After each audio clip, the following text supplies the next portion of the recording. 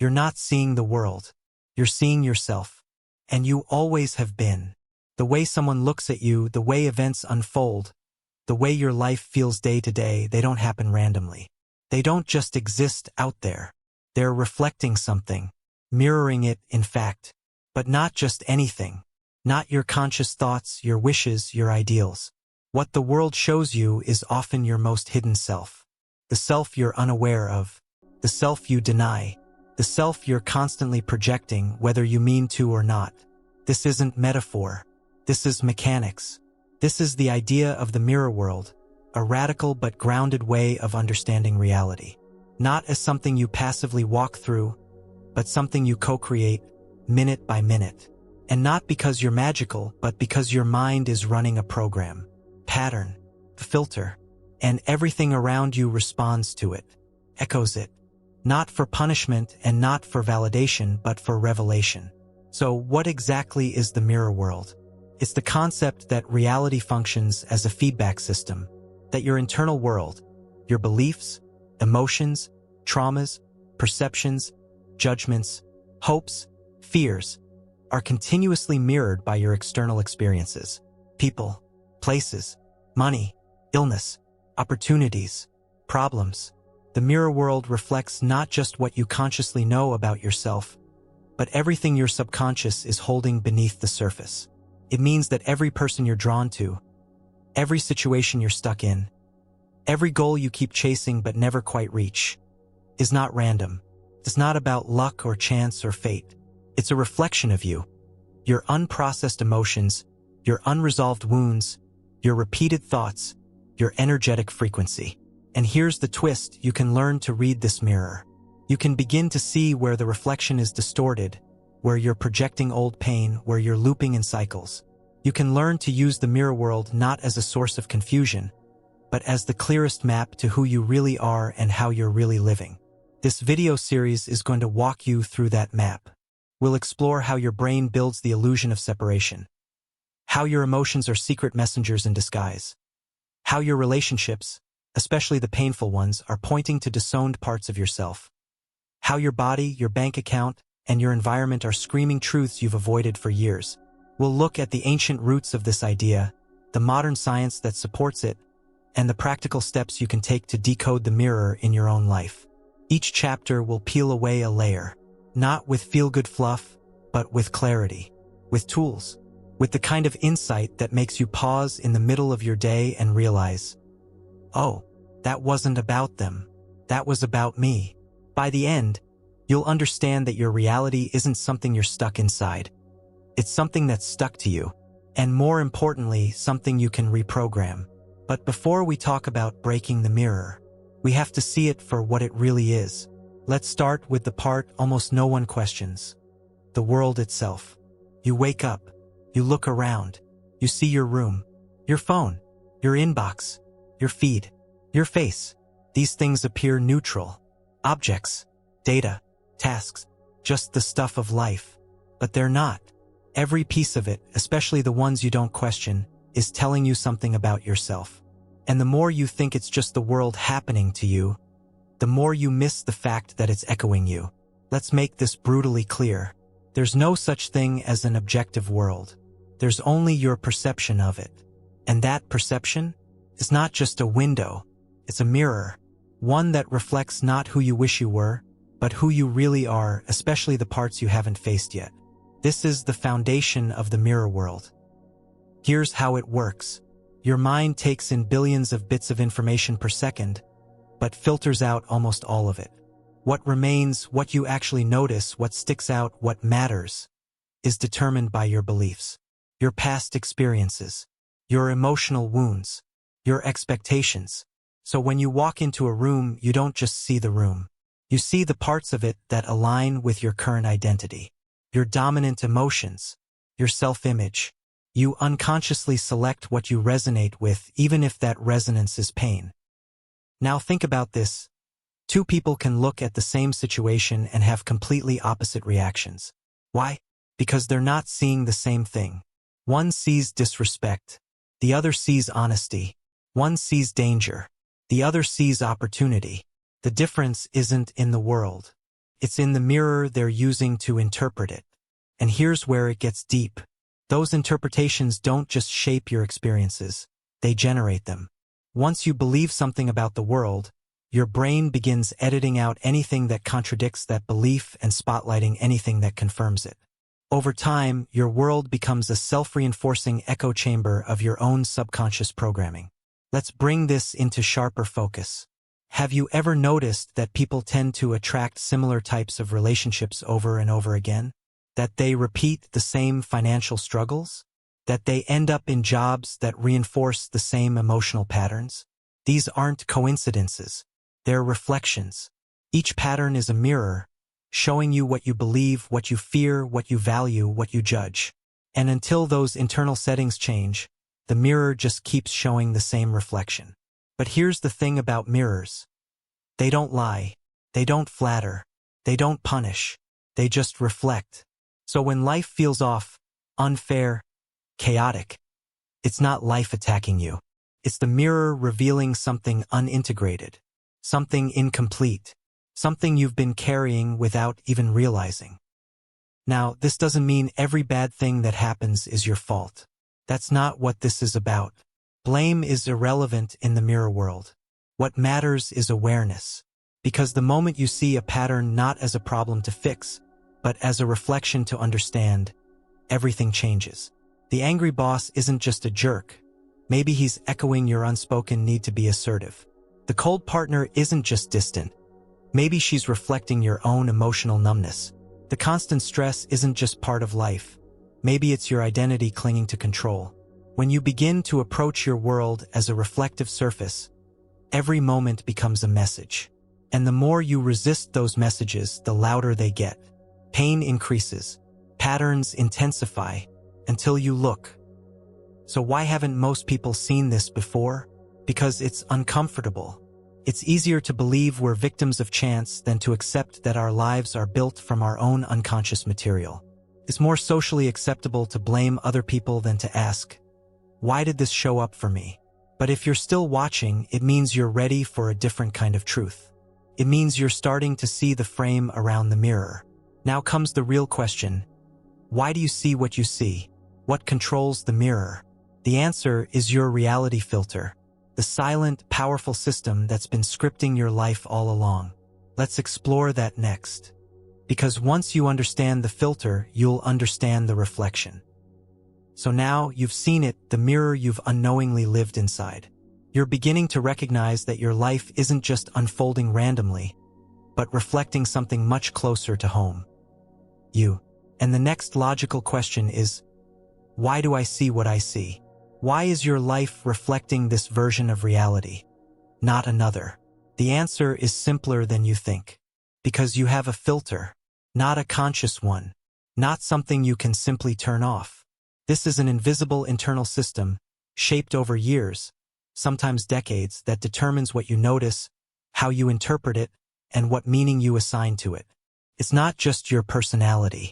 It's your beliefs, your memories, your trauma history, your core emotional habits. This filter is not a passive feature.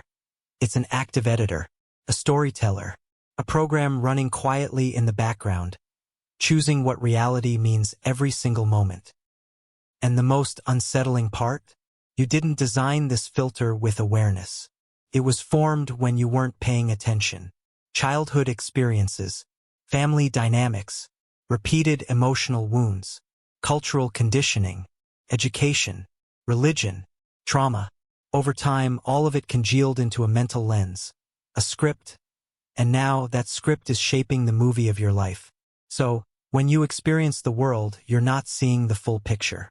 You're seeing only the data that makes it through your filter, and only in the way your filter allows.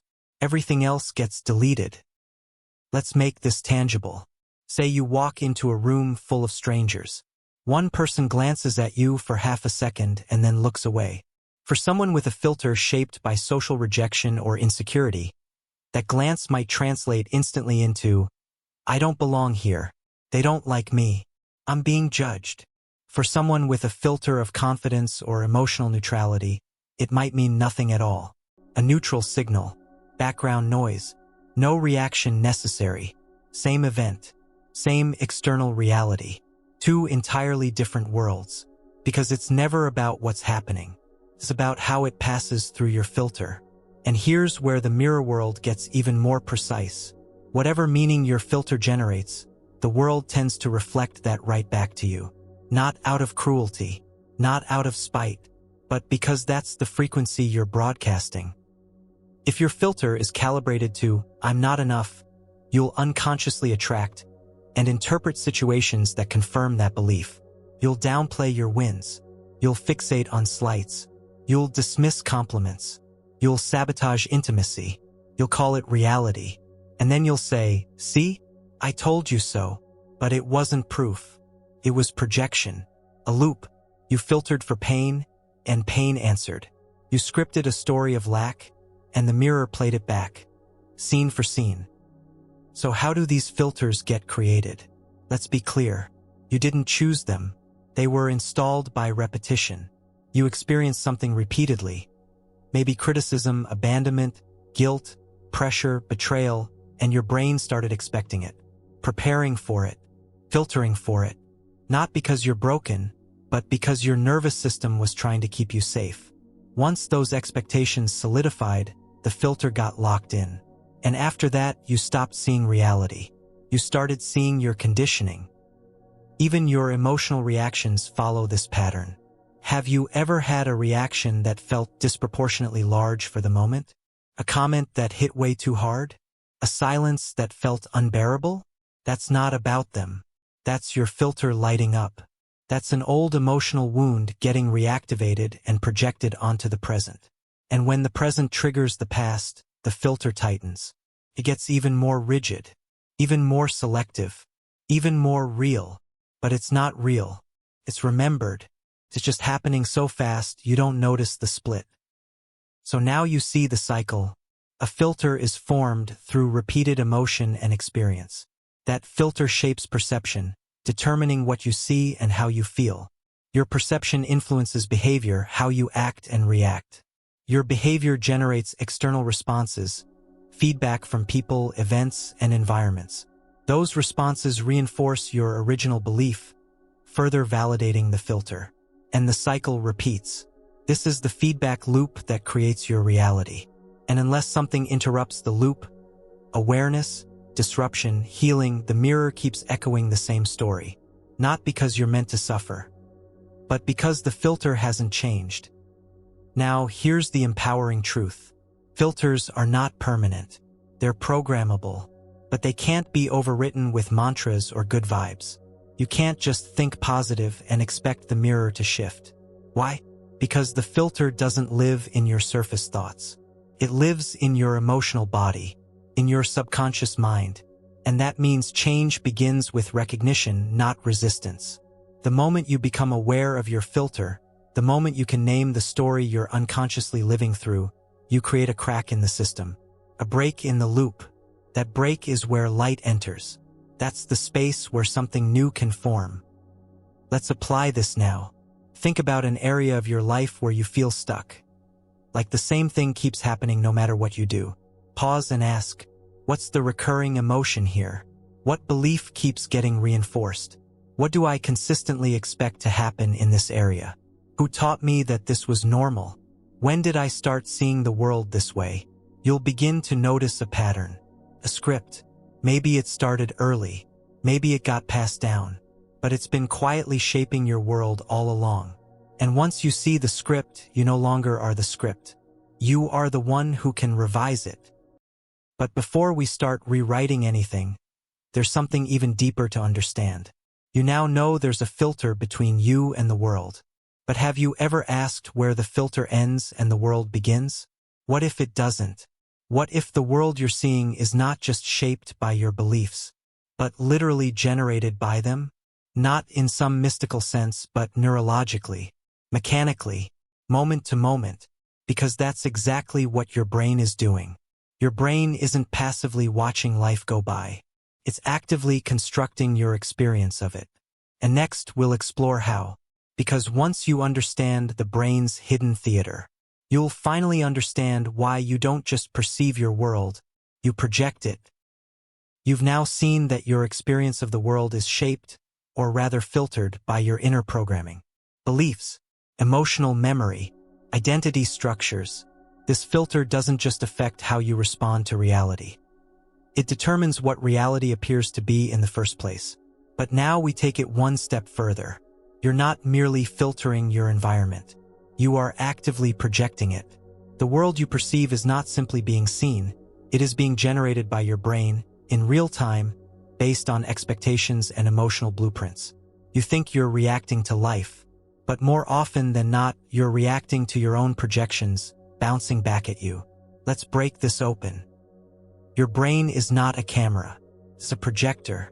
From a sensory standpoint, we'd like to think that our eyes take in the world, deliver it to the brain, and the brain passively interprets what's really there. But neuroscience shows something very different. Over 90% of the information your brain uses to construct your visual field doesn't come from your eyes. It comes from inside your brain. Prior memories, context, assumptions, beliefs, internal models. These internal predictions flood your experience before the raw data from your senses even arrives. Your perception is not built bottom-up from reality. It's built top-down from expectations. That means you're not simply observing the world, you're constructing it, and then seeing what you already believe to be true. Let's go deeper. The visual cortex, the part of your brain that interprets sight, is only partially activated by what your eyes are actually looking at. In fact, your brain fills in most of the gaps before you're even aware of them. It's like watching a movie where most of the scenes are made from memory and guesswork, not observation. This isn't a glitch. It's a survival function.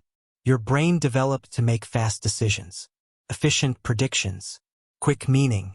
So instead of building every moment from scratch, it pulls from internal templates. Emotional memory, pattern recognition, implicit bias. Then it projects those templates outward and only uses incoming data to update the story, not rewrite it. Which means you're not perceiving the truth. You're perceiving a guess, a hallucination shaped by history. Now apply this to your life. That uncomfortable look someone gave you. Your brain doesn't wait to gather neutral information. It searches your memory, finds a similar look from childhood that meant shame or rejection, and instantly projects that meaning onto the new person. That silence in the conversation. Your brain overlays an emotional memory of being ignored, abandoned, or punished for speaking up, and you interpret the silence as judgment or threat. That delay in a text message. Your mind summons old fears of being dismissed, excluded, forgotten. And without realizing it, you project that fear onto the situation and feel it as real. The person didn't judge you. The silence wasn't rejection. The delay wasn't personal. You projected your emotional blueprint onto a blank canvas, and then reacted as if your projection were the truth. And that's the real theater. You're playing all the roles. The script, the director, the audience, then pretending the stage is the world. This is where the mirror world stops being metaphor and starts being mechanics. Because when your brain is projecting your beliefs, fears, and identity structures into your environment, and then interpreting the results as reality, you're caught in a feedback loop that never ends. You experience your projections. You react to those experiences. Your reactions reinforce the original projection, and the mirror tightens. Here's a sharper way to look at it. What you expect, you see. What you see, you feel. What you feel, you reinforce. What you reinforce becomes your dominant vibration. And that vibration becomes the resonance you send into the world.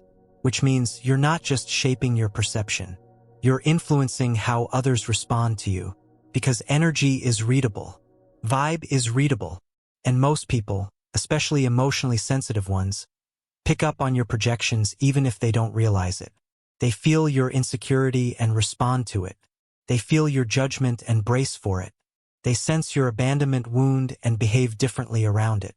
In this way, your internal projector doesn't just affect your view of the world.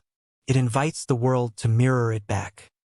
Now this might sound overwhelming at first, like you're stuck in a maze you can't get out of. But the opposite is true. Projection is not a trap, it's a diagnostic tool.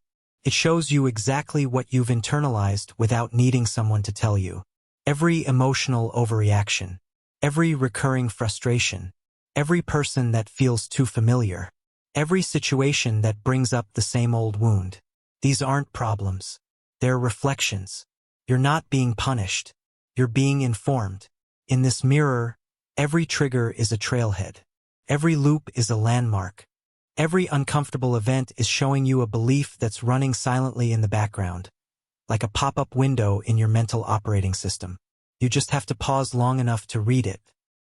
So how do you interrupt projection? It starts with one simple shift. You stop taking your perceptions at face value. When something hits you emotionally, you ask, is this about now? Or is this familiar? What is this reminding me of? What part of me is creating this meaning? Am I reacting to what's happening, or to what I believe is happening? That moment of inquiry breaks the projector's trance. It creates space between you and the story. It gives you a chance to respond differently, not just automatically. And when you change the response, the mirror shifts. You might be wondering, if I'm projecting so much of my experience, does that mean no one else is real? Are other people just figments of my imagination? Not quite. People are real. Events are real. But your interpretation of them, the story, the charge, the reaction, that's projection. And your interpretation isn't coming from what's outside you. It's coming from what's stored inside you. That's why the same event can either liberate someone or traumatize someone, depending on what it hits inside their emotional archive. And the real freedom comes when you start noticing. You're not reacting to life. You're reacting to your version of life. So now the mirror world is getting clearer. You've gone from thinking reality is something you see, to realizing it's something you filter, and now you understand it's something you project. But this brings us to the next layer. If your brain is projecting a world, what are you actually interacting with day to day? Because if perception is projection, then every person you speak to, argue with, admire, or avoid, might not be just them. They might be you, reflected, echoed, played back. In the next chapter, we'll explore how every single encounter is a self-encounter, and how your relationships are not just interactions. They're revelations. So far, you've seen the mirror, you've seen the filter, and now you understand the projector. You no longer believe you're passively seeing reality. You know you're interacting with a world shaped, filtered, and generated by your inner programming. But now something more personal comes into focus. This projection isn't just painting landscapes or triggering vague moods. It's walking around, talking back, living beside you. Every person you meet isn't just a person. They are a reflective surface, an emotional echo, a living feedback system for your inner architecture. This is the mirror at its most precise. Every encounter is a self-encounter. Let's unpack that. When you meet someone, you think you're meeting them, their personality, their energy, their behavior. But what you're really experiencing is your relationship with yourself, reflected through their presence. How you feel around them, what they make you think of, what you assume about their motives, what they trigger in you emotionally. All of that is shaped far more by your own subconscious than by the person standing in front of you. They are a mirror, not a mirror of your surface identity, but of your unconscious patterns, emotional residues, and split-off inner aspects. And the clearer you get, the more you'll see that the world is full of people playing you back to yourself. Let's go even deeper. The concept of the holographic self suggests that the full structure of who you are, your beliefs, fears, judgments, desires, memories, is contained in every interaction you have. Like a hologram, where every small fragment contains the pattern of the whole. So when someone speaks to you with kindness, your capacity to receive it reflects your inner worth. When someone criticizes you, your reaction to it reflects your inner stability. When someone dismisses you, the emotional charge that arises reflects your unresolved wounds. When you feel superior to someone, it reflects your disowned insecurities. When you feel intimidated by someone, it reflects your rejected power. You're not just meeting people. You're meeting versions of yourself. Unrecognized aspects, disowned traits, unexplored archetypes, all mirrored through your interactions.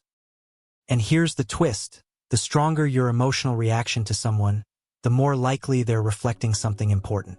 That instant aversion, that obsessive admiration, that unexplainable tension, these aren't random emotions. They're reflections, and they're surgically precise.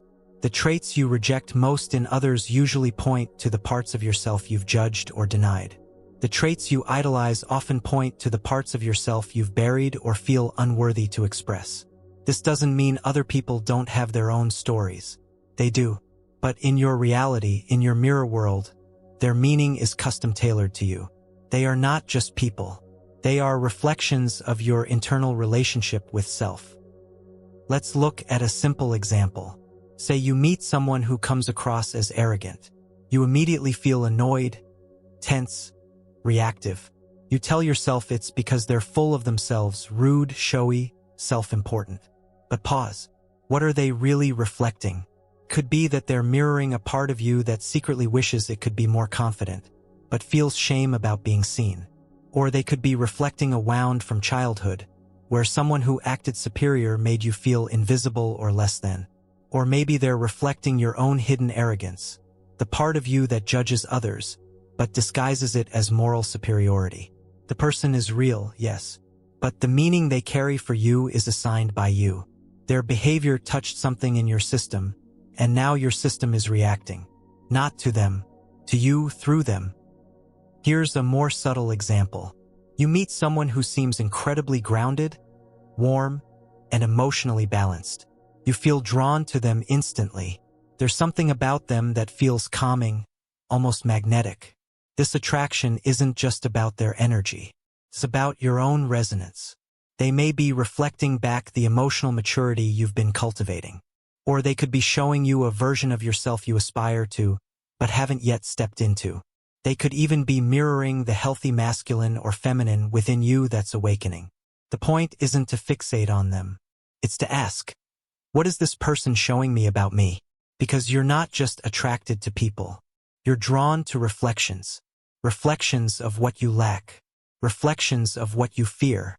Reflections of what you are becoming. Reflections of what you're avoiding. Now apply this across your life. Think about the people you keep encountering, especially the ones who repeat. The kinds of friends you attract. The kind of boss you always seem to have. The types of romantic partners that keep cycling through. You're not cursed. You're not unlucky. You're being mirrored. Repeatedly. Precisely. Until you recognize the pattern. And change your relationship with the reflection. Even people you barely know are reflecting you. That stranger who bumps into you rudely. Are they reflecting your own rushing, your own lack of presence? That customer service rep who's passive-aggressive, are they echoing a pattern where you suppress your voice and attract indirect conflict? That overly nice person who makes you suspicious, are they showing you your own discomfort with vulnerability and receiving? The world is a relational mirror, and every human interaction is a chance to see yourself in high resolution. This is not a theory to debate. This is a practice to observe. And when you begin observing this consciously, life stops being confusing. It becomes clarifying. There's a powerful shift that happens here. You stop asking, why is this happening to me? You start asking, what part of me is being shown here? That question changes everything. It turns drama into dialogue. It turns conflict into curriculum. It turns attraction into insight. It turns every human being you meet into a mirror. Not a perfect one, not a literal one, but a symbolic one, shaped by your own resonance, magnetism, and unconscious story. And the more self-aware you become, the more neutral the mirrors become. Instead of reacting automatically to reflections, you start reading them. You gain space, perspective, power. You stop getting pulled into roles and patterns. You start recognizing projections, owning your part, and adjusting your vibration. That's where real change begins, not in fixing others, but in recognizing that they are not separate from your system. They are playing roles in your inner theater, and every role is a clue. So now that you understand this, now that you see people not just as others but as mirrors, the next step is to look at what happens when these mirrors get closer. Because the closer someone is to you, the clearer the reflection becomes. And no mirror reflects with more accuracy, intensity, and emotion than the one we call relationship. In the next chapter, we'll zoom into the most emotionally loaded mirror you'll ever encounter, the people closest to you. Because when someone becomes an echo of your soul's blueprint, the illusion of separation begins to break. You've now seen the holographic principle in action, the truth that every person you meet reflects a part of you. Whether subtle or blatant, every interaction is a reflection. But there's something unique about the people who stay, the people who get close, the ones who push buttons, pull strings, light you up, or tear you down. These aren't just chance encounters. They are echoes, echoes of your inner blueprint, echoes of your emotional frequency, echoes of what's unresolved, unlived, or unclaimed in you. And the closer the relationship, the louder the echo. Let's get clear on one thing first. People are not puppets in your reality. They have free will, agency, lives of their own.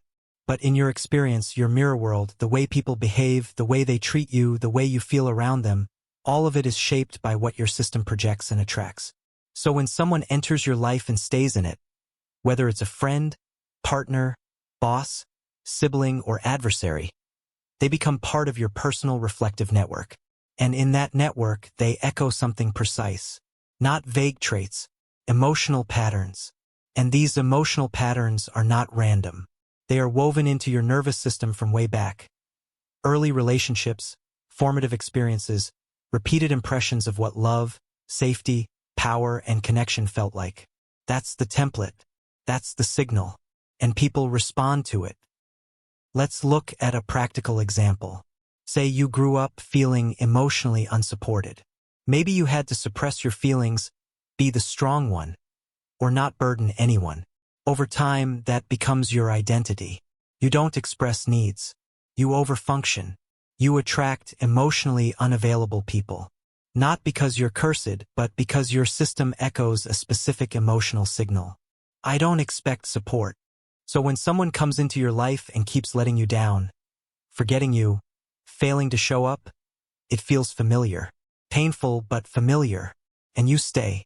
You rationalize. You try harder. Because unconsciously, you're repeating an old loop, hoping this time it will resolve. But it doesn't. Because the echo can't complete itself externally. It must be resolved internally. Now flip it. Let's say you grew up with chaos, loud emotions, disrespect, mood swings. As an adult, you may say, I want peace. I want stability. But what your system echoes is hypervigilance, intensity, emotional roller coasters. So guess who feels chemically familiar? The one who brings drama. Not because you want pain, because your nervous system recognizes the echo and mistakenly labels it home. That's how powerful these echoes are. They shape not just who you attract, but who feels normal.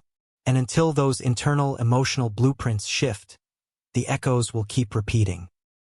Now here's where things get interesting. You're not just attracting people who echo your wounds. You're also attracting people who reflect your potential, your power, your disowned traits, both light and shadow. You may meet someone who's bold, unfiltered, creative. Instead of admiring them, you might feel envy, discomfort, or even judgment. Not because they're wrong, but because they echo a part of you that's buried. A part of you you've labeled as too much, selfish, or dangerous. And rather than claim that trait, you project it onto them. You make them the carrier of what you don't want to own. This is emotional outsourcing. And it happens all the time. You fear your own anger, so you attract angry people and call them toxic. You suppress your own needs, so you attract needy people and call them draining. You hide your power, so you idolize others and call them inspiring, never realizing that you're just seeing you undeveloped. Echoes everywhere. Let's go even deeper. The people who trigger you the most, especially in close relationships, are often reflecting the parts of you you're most disconnected from. You feel irritated by their emotional intensity? Check in. Have you become emotionally numb? You feel exhausted by their neediness? Check in. Have you neglected your own needs for too long? You feel judged by their silence?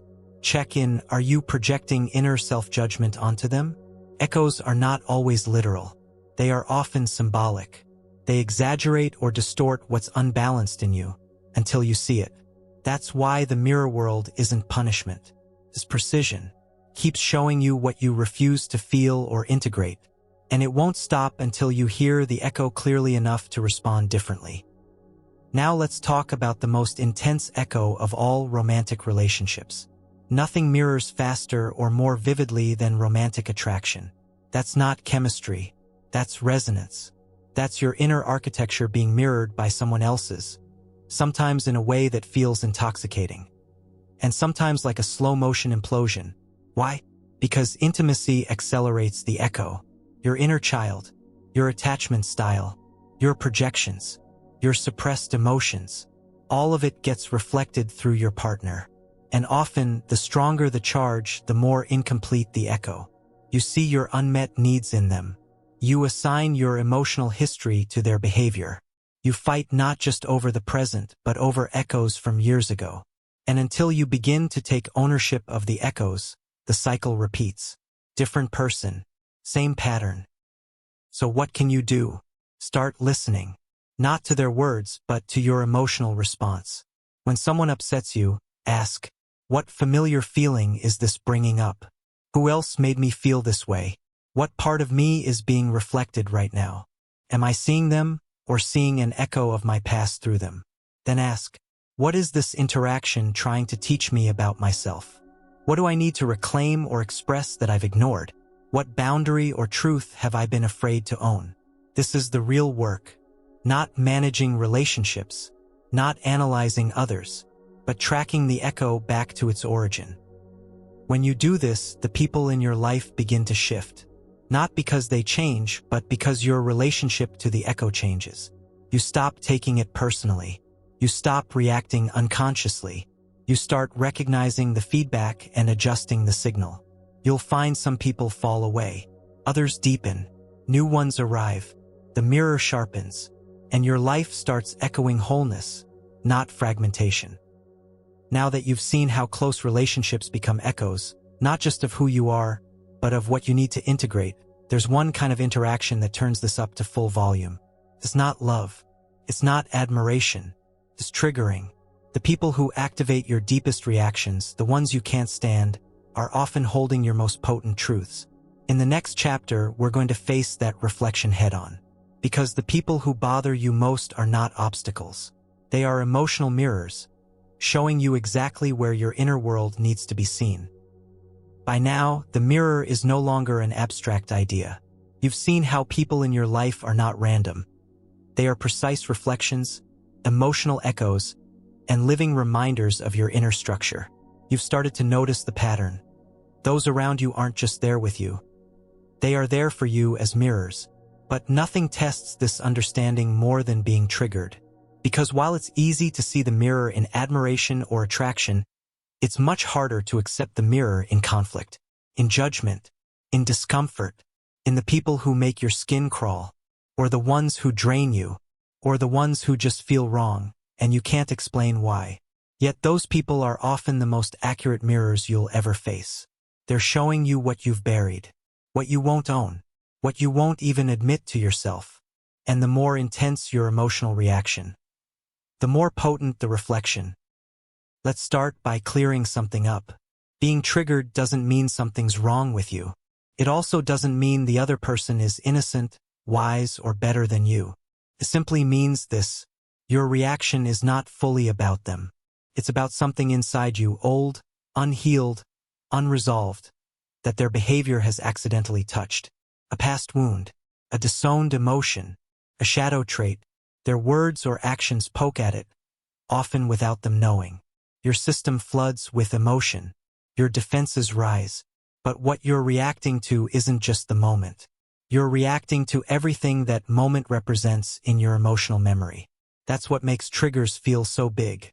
Because they are big, but not because of the person. Because of the echo they've activated. Now here's the Mirrorworld twist.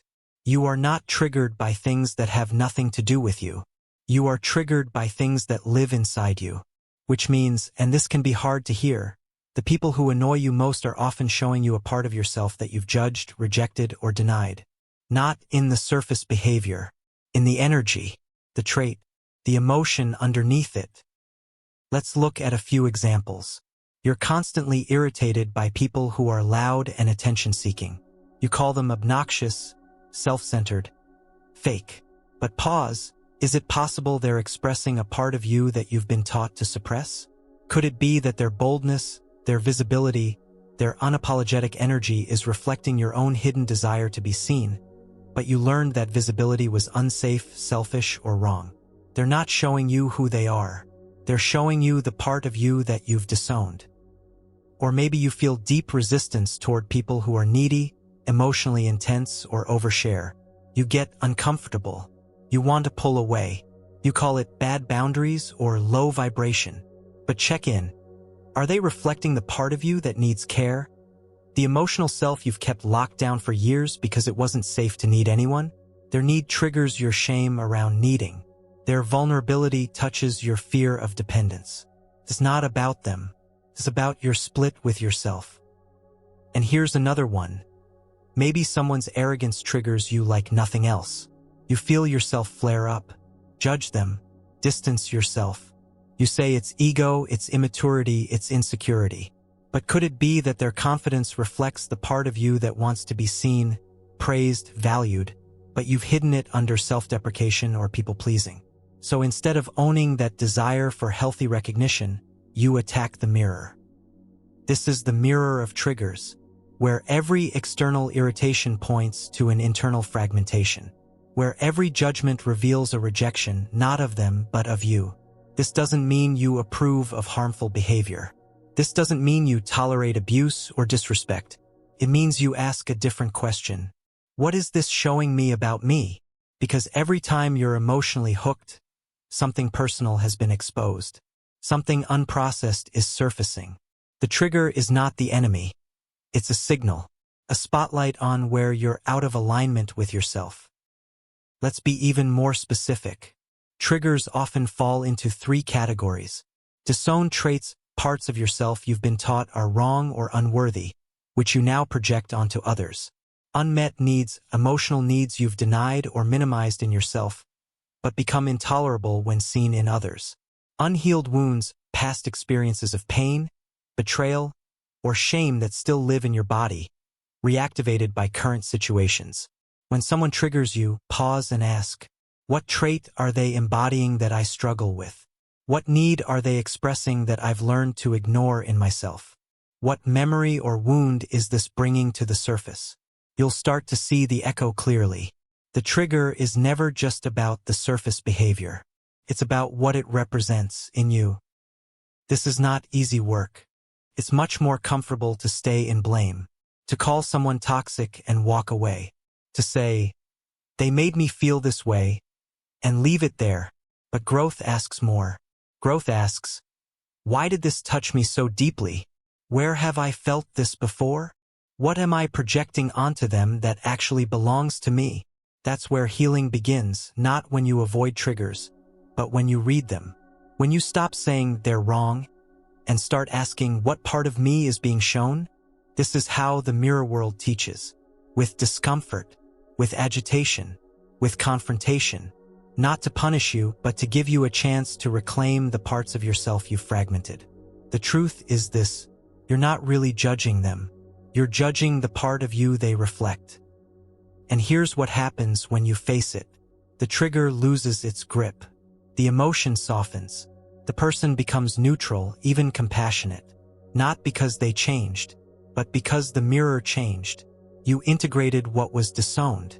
You acknowledged what was ignored. You stopped outsourcing your emotional history onto others. And now the trigger becomes a tool, a signal, a moment of self-recognition. That's the power of owning the mirror, even when it's sharp. Next, we move into the deeper terrain of emotion.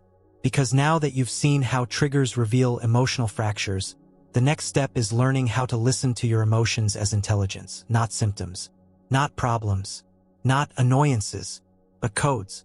Emotional GPS. Every strong feeling you experience isn't just a reaction. It's a message. And if you learn to decode that message, the mirror sharpens into a map. You've seen how triggers are more than reactions. They're reflections, emotional mirrors that reveal what you haven't yet faced, owned, or integrated. Now we go even deeper into the internal system that not only processes those triggers, but constantly broadcasts meaning through your experience. That system is your emotions. And no, they're not just moods, not just feelings that come and go. Emotions are messages. They are coded signals, designed not to overwhelm you, but to inform you. They're not random, they're precise. And if you learn how to interpret them, they become a kind of GPS, guiding you through the mirror world with radical clarity. This isn't poetic. This is structure. Every emotion you feel contains a directional pull. It's not telling you what's wrong with the world. It's telling you what's unresolved inside you. And once you start reading the signal instead of resisting the feeling, the mirror stops being confusing and starts making sense. Let's clarify something critical. Your emotions are not the problem. Your relationship to your emotions is. Most people try to suppress, avoid, or overanalyze their feelings. But the emotion itself, it's doing exactly what it's meant to do, highlight a point of internal misalignment. You feel anger? That's a boundary violation, power imbalance, a voice not being heard. You feel sadness? That's loss, something being released, a space needing tenderness. You feel anxiety? That's a split between your present and your imagined future.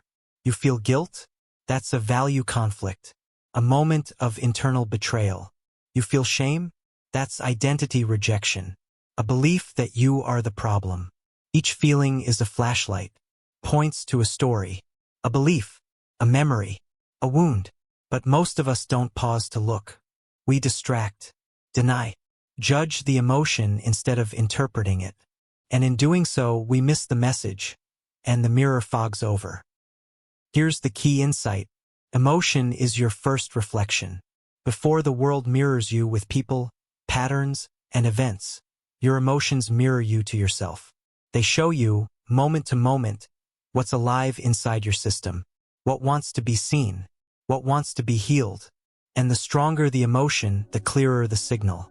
Intensity does not mean dysfunction. It means importance. Something within you is trying to break through the noise. And the emotion is the delivery system. Let's put this into real-time experience. You're in a conversation. Someone interrupts you repeatedly. You feel heat rise in your chest, irritation, maybe even anger. Most people would stop there. That was rude. That made me mad. But that's the surface. The mirror world asks, why did that specific moment cause such a surge? Have you been taught that speaking up is dangerous? Is there a pattern of being unheard or overlooked? Are you ignoring your own inner voice in some other part of life? The external moment is just the trigger. The emotion is the map. And if you follow it back to its root, you find the internal imbalance. The part of you that learned to tolerate invisibility, the part of you that's ready to reclaim your voice. This is what emotional GPS looks like. A feeling, a flash, a question, a thread. And suddenly, the mirror shows you something you didn't know was still in you. Here's a practical breakdown to start using this. Name the emotion, not vaguely, clearly. Instead of, I feel bad, say, I feel unimportant, or I feel judged, or I feel helpless. Ask what it points to. What story does this emotion assume is true? What belief must be in place for this emotion to exist? Track the origin. Where have you felt this before? When did this emotion become familiar? Whose voice does it echo? Locate the need. What is this emotion asking for? Expression? A boundary? A truth spoken? A memory felt? This practice turns your emotions into a dialogue with self. Not enemies to conquer, not noise to mute, but signals to follow. And here's where the mirror world becomes brilliantly functional. The world around you will constantly trigger the emotions you're most disconnected from. If you suppress sadness, life will show you grief. If you hide anger, life will show you injustice. If you fear rejection, life will show you silence. Not to punish you, but to push the emotion into consciousness where it can finally complete. Because emotion only becomes a problem when it's trapped. A feeling that's ignored becomes a reaction. A feeling that's judged becomes a pattern. A feeling that's unexpressed becomes a symptom. But a feeling that's met fully, clearly, compassionately becomes a guide, a bridge, a mirror turned into a compass. Let's talk about looping emotions, the ones that don't go away. These aren't signs that something is wrong with you. They're signs that the message hasn't been received. The loop continues because the story that birthed the emotion remains unacknowledged. You're not stuck in the feeling. You're stuck in the meaning behind it. Change the meaning and the emotion shifts. Or more accurately, hear the emotion and the meaning reveals itself. This is especially true in emotionally charged relationships. You think your partner is making you feel neglected, but the feeling predates them, and they're just mirroring the part of you that learned to expect emotional distance. You think your friend is making you feel inadequate, but the feeling predates them, and they're just echoing your internalized comparisons and shame. You think your boss is making you feel powerless, but the feeling predates them, and they're mirroring your unresolved relationship to authority and worth. The feeling didn't start now, but the now is showing you where it lives. And that's the entire function of emotional GPS, to point you home to yourself. Once you start using this, something wild happens. You stop fearing your feelings. You stop trying to fix them or flee from them. You start welcoming them as teachers. And as that happens, your life starts reflecting that inner shift. You don't need people to behave differently to feel safe, because you're meeting the emotion in real time. You don't need outcomes to go your way to feel stable, because you're no longer outsourcing emotional balance. You don't need the mirror to be flattering, because you know how to read it. Your emotions become your allies, and the more you trust them, the less chaos you need to mirror what you're missing.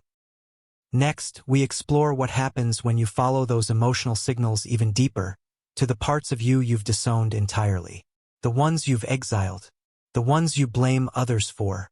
The ones you deny, but can't stop attracting. Because the mirror world isn't just reflecting your feelings, it's reflecting your shadow. And when you meet the shadow, the mirror becomes a portal to power. By now, you've seen emotions as signals. You've learned to follow their thread, listen to their message, and allow them to reveal the beliefs that shape your world. But now we go somewhere more hidden, more personal, more protected, more avoided. This is the domain of your shadow. The part of you that you've rejected, buried, or labeled not me. The traits you judge fiercely in others. The impulses you can't admit to. The feelings you were punished for having. The thoughts you fear will expose you. The shadow isn't evil. It's not dangerous. It's simply the part of you that you were told either through trauma, culture, family, or survival was unacceptable. So you pushed it down. You locked it out of awareness. You said, "That's not who I am." But it didn't disappear. It just moved to the mirror. Because what you suppress inside, life reflects outside. That's the rule of the mirror world. And the shadow obeys it perfectly. You don't get rid of your shadow by denying it. You end up seeing it everywhere. In the people you condemn. In the behaviors that offend you. In the patterns you can't escape. You become surrounded by what you refuse to face within. This is the phenomenon Carl Jung described when he said, "Until you make the unconscious conscious, it will direct your life, and you will call it fate." And the shadow is unconscious. Not because it's hidden from the world, but because it's hidden from you. Let's talk about how the shadow is formed. As a child, you were wired to survive through attachment, staying close to caregivers. So when certain traits in you were shamed, punished, or ignored, you learned quickly, that part of me isn't safe. If I show it, I'll lose love. I'll be unsafe. So you split. You disowned that part. Maybe it was your anger, your curiosity, your sexuality, your sadness. Maybe it was your voice, your need, your boldness, your pride. Whatever it was, it got exiled into the shadow. From that point forward, you no longer saw it as mine. You saw it as them. And you began projecting it outward. This is how shadowboxing begins. You walk through life constantly meeting versions of your disowned self, and thinking they're other people. You get agitated, disgusted, or obsessed. But you're not just reacting to them. You're reacting to you in disguise. You judge someone for being arrogant, but you've rejected your own confidence. You mock someone's emotionality, but you've buried your own grief. You resent someone's entitlement, but you've abandoned your own sense of deserving. You envy someone's success, but you've suppressed your own hunger to be seen. These aren't just judgments. They're fragments, pieces of your psyche externalized so you can see them. That's what the mirror world does when the shadow is active. It turns your projections into people, your fears into patterns, and your buried parts into mirrors. And until you recognize them, you'll keep shadowboxing your way through life, fighting what you can't admit is yours. Now, this isn't about agreeing with toxic behavior. You don't have to admire or excuse anything. This is about ownership, recognizing that the emotional charge is your responsibility. You're not responsible for other people's actions. You are responsible for your reactions and what they reveal. Because once you start asking, what part of me is in this? Instead of what's wrong with them, the mirror stops being cruel and starts being surgical. You begin reclaiming the exiled parts. You stop outsourcing them to the world. And in doing so, the projection dissolves. Here's a powerful way to recognize shadow material. Identify recurring judgments. What kind of people irritate or offend you consistently? What traits make your skin crawl? Name the charge. Is it disgust, envy, shame, rage? Whatever it is, feel it and then flip it inward. Ask the mirror question. Where in my life have I suppressed or disowned this exact quality? When did I decide this was bad?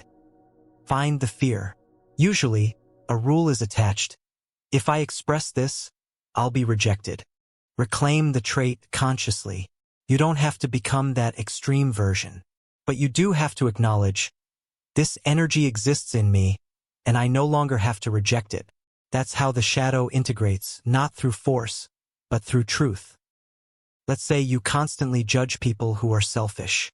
You pride yourself on being selfless, always giving, always available. And people who take up space without guilt, you hate them. You call them narcissistic, entitled, exhausting. But look closer. Is it really about them? Or is it about the part of you that wants permission to say no, to put yourself first, to take up space, but was shamed for it?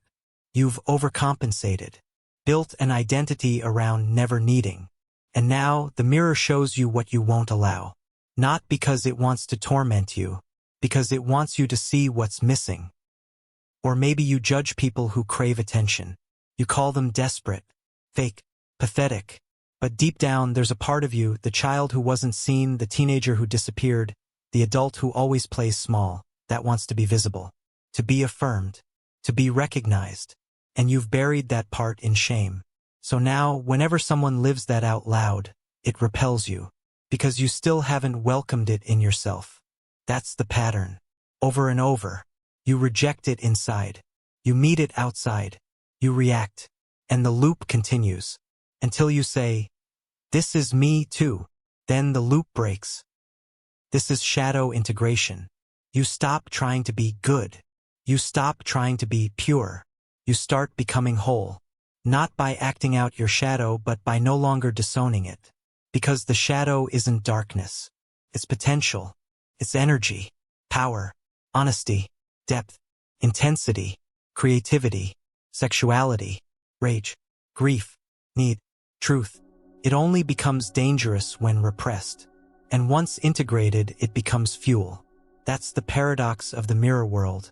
The parts of you you're most ashamed of are often the ones that hold your greatest personal truth. Next, we take this internal work and bring it into the world of timing, patterns, and uncanny moments. When reality itself starts reflecting you in symbols, strange coincidences, and seemingly orchestrated messages. Because once you've met your shadow, you'll begin to notice that life doesn't just echo your thoughts. It speaks in synchronicity. You've now seen how the shadow plays a role in what and who appears in your life. You've begun to recognize that what you reject inside often shows up outside. But there's a level of the mirror that moves beyond people, beyond conflict, beyond even emotion. It's the level where the world starts talking to you, not in words, but in timing, symbols, patterns, coincidences that defy logic. This is synchronicity, when the mirror world stops whispering and starts answering, not with explanations, but with echoes so precise they can stop you in your tracks. A song playing with the exact lyrics you needed, a stranger repeating a phrase you just journaled, a number that won't stop appearing, a door closing right when you needed clarity, a message coming through just after the thought you were afraid to admit. These aren't random, they are feedback, and they become more frequent when you start looking inward. Let's define this clearly. Synchronicity is not superstition. It's not wishful thinking. It's not magical realism. It's a psychological mirror, a reflection of your inner world through external patterns. Carl Jung, who coined the term, saw it as a meaningful coincidence, an outer event that aligns perfectly with your internal state, despite having no logical connection. It's not cause and effect. It's resonance. The internal frequency you hold, the emotional truth, the subconscious belief, the unspoken desire, begins to create subtle alignments in your outer experience. Not because you're controlling reality, because reality is reflecting you. You've seen the basics: perception, projection, emotional charge, shadow. Now we take all of that and apply it to how events unfold around you. Synchronicity is the mirror world playing your inner material back to you through non-human channels, through symbols, patterns, timing, and seemingly random encounters. And the more aligned or intense your internal state, the sharper the reflection becomes. You don't just meet people who reflect you. You meet moments that do. Let's walk through this. Say you've just had a breakthrough. You've released an old belief, claimed a new boundary, allowed a deep truth to surface. And then suddenly, something in the outer world shifts. A phone call comes from someone you were just thinking about.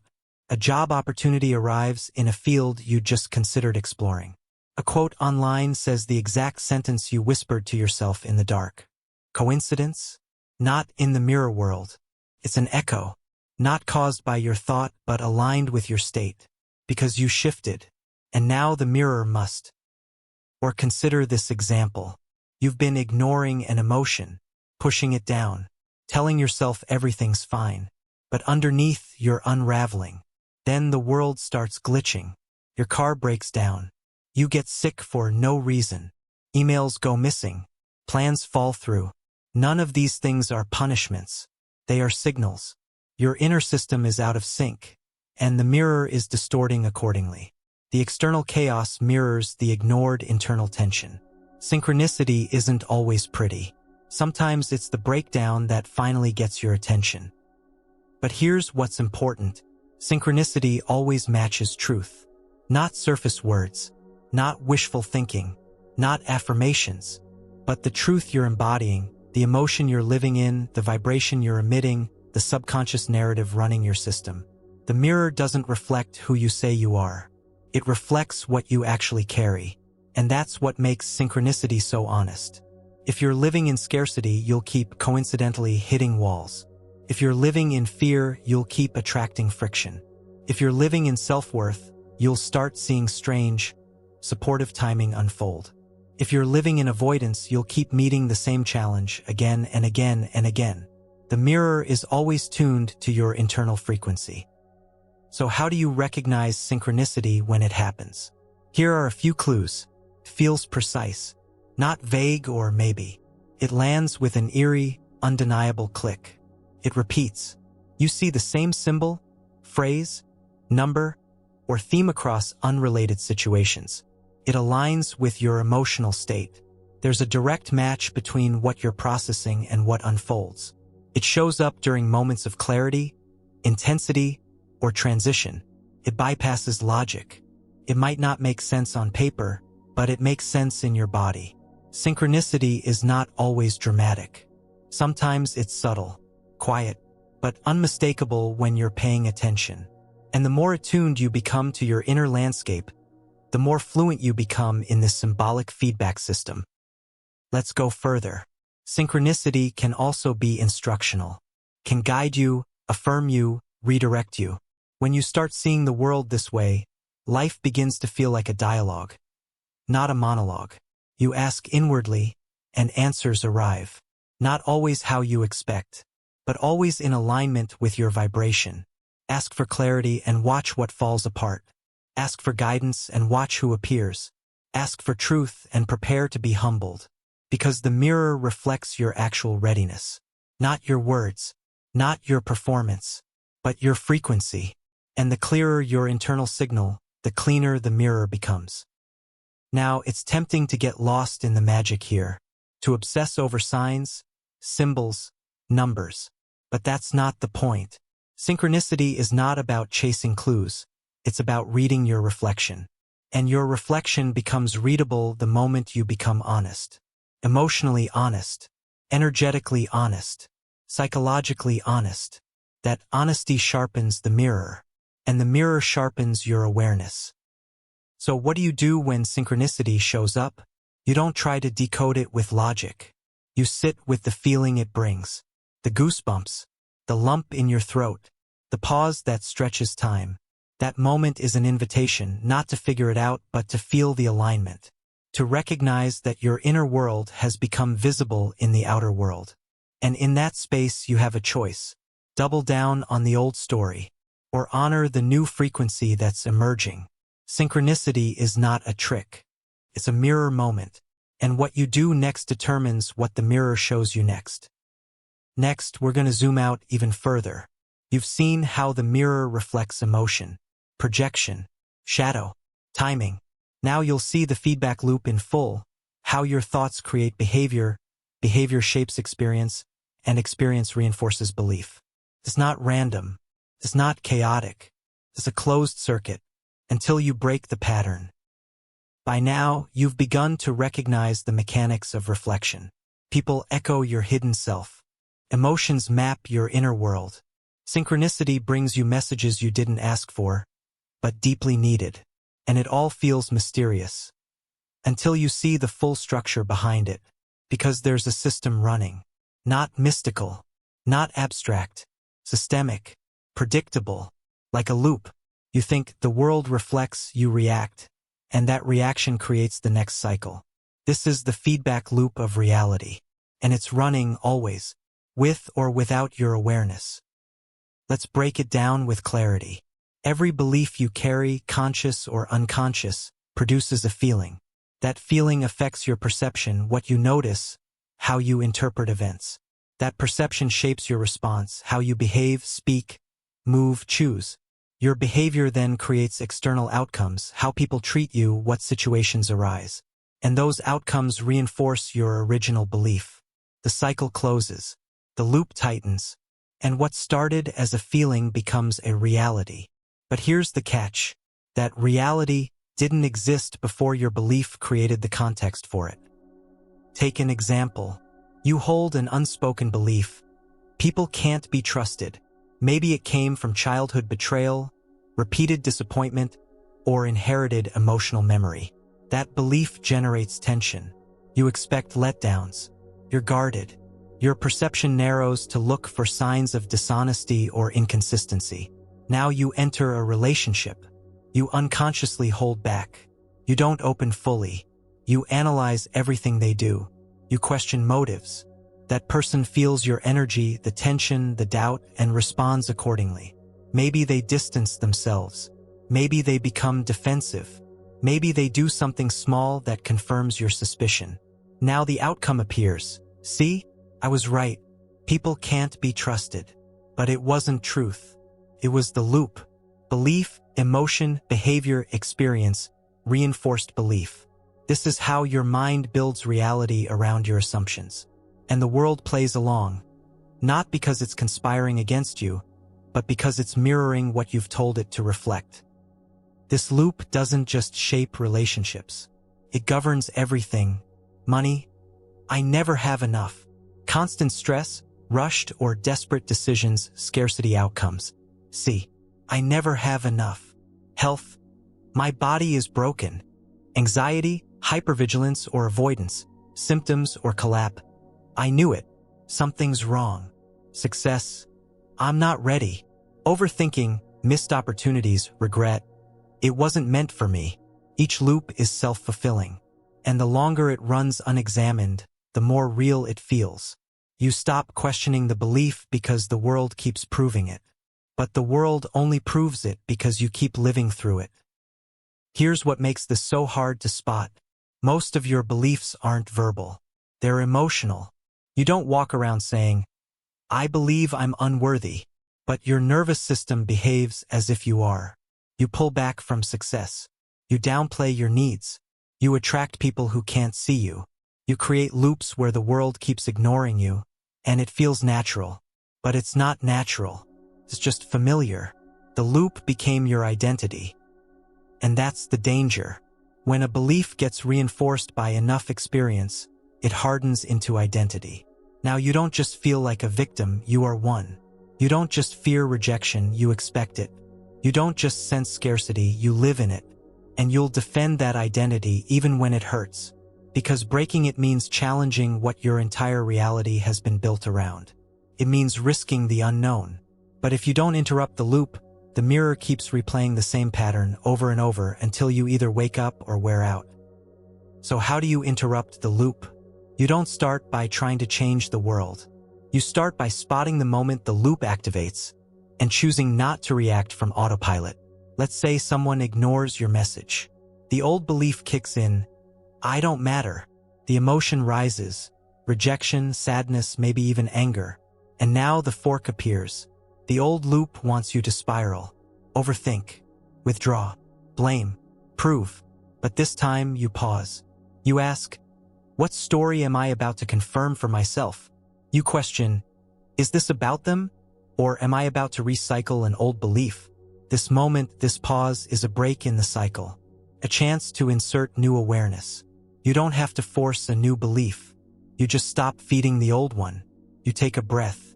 You don't chase, you don't collapse, you don't create drama. You simply observe, there's the loop, and I see it.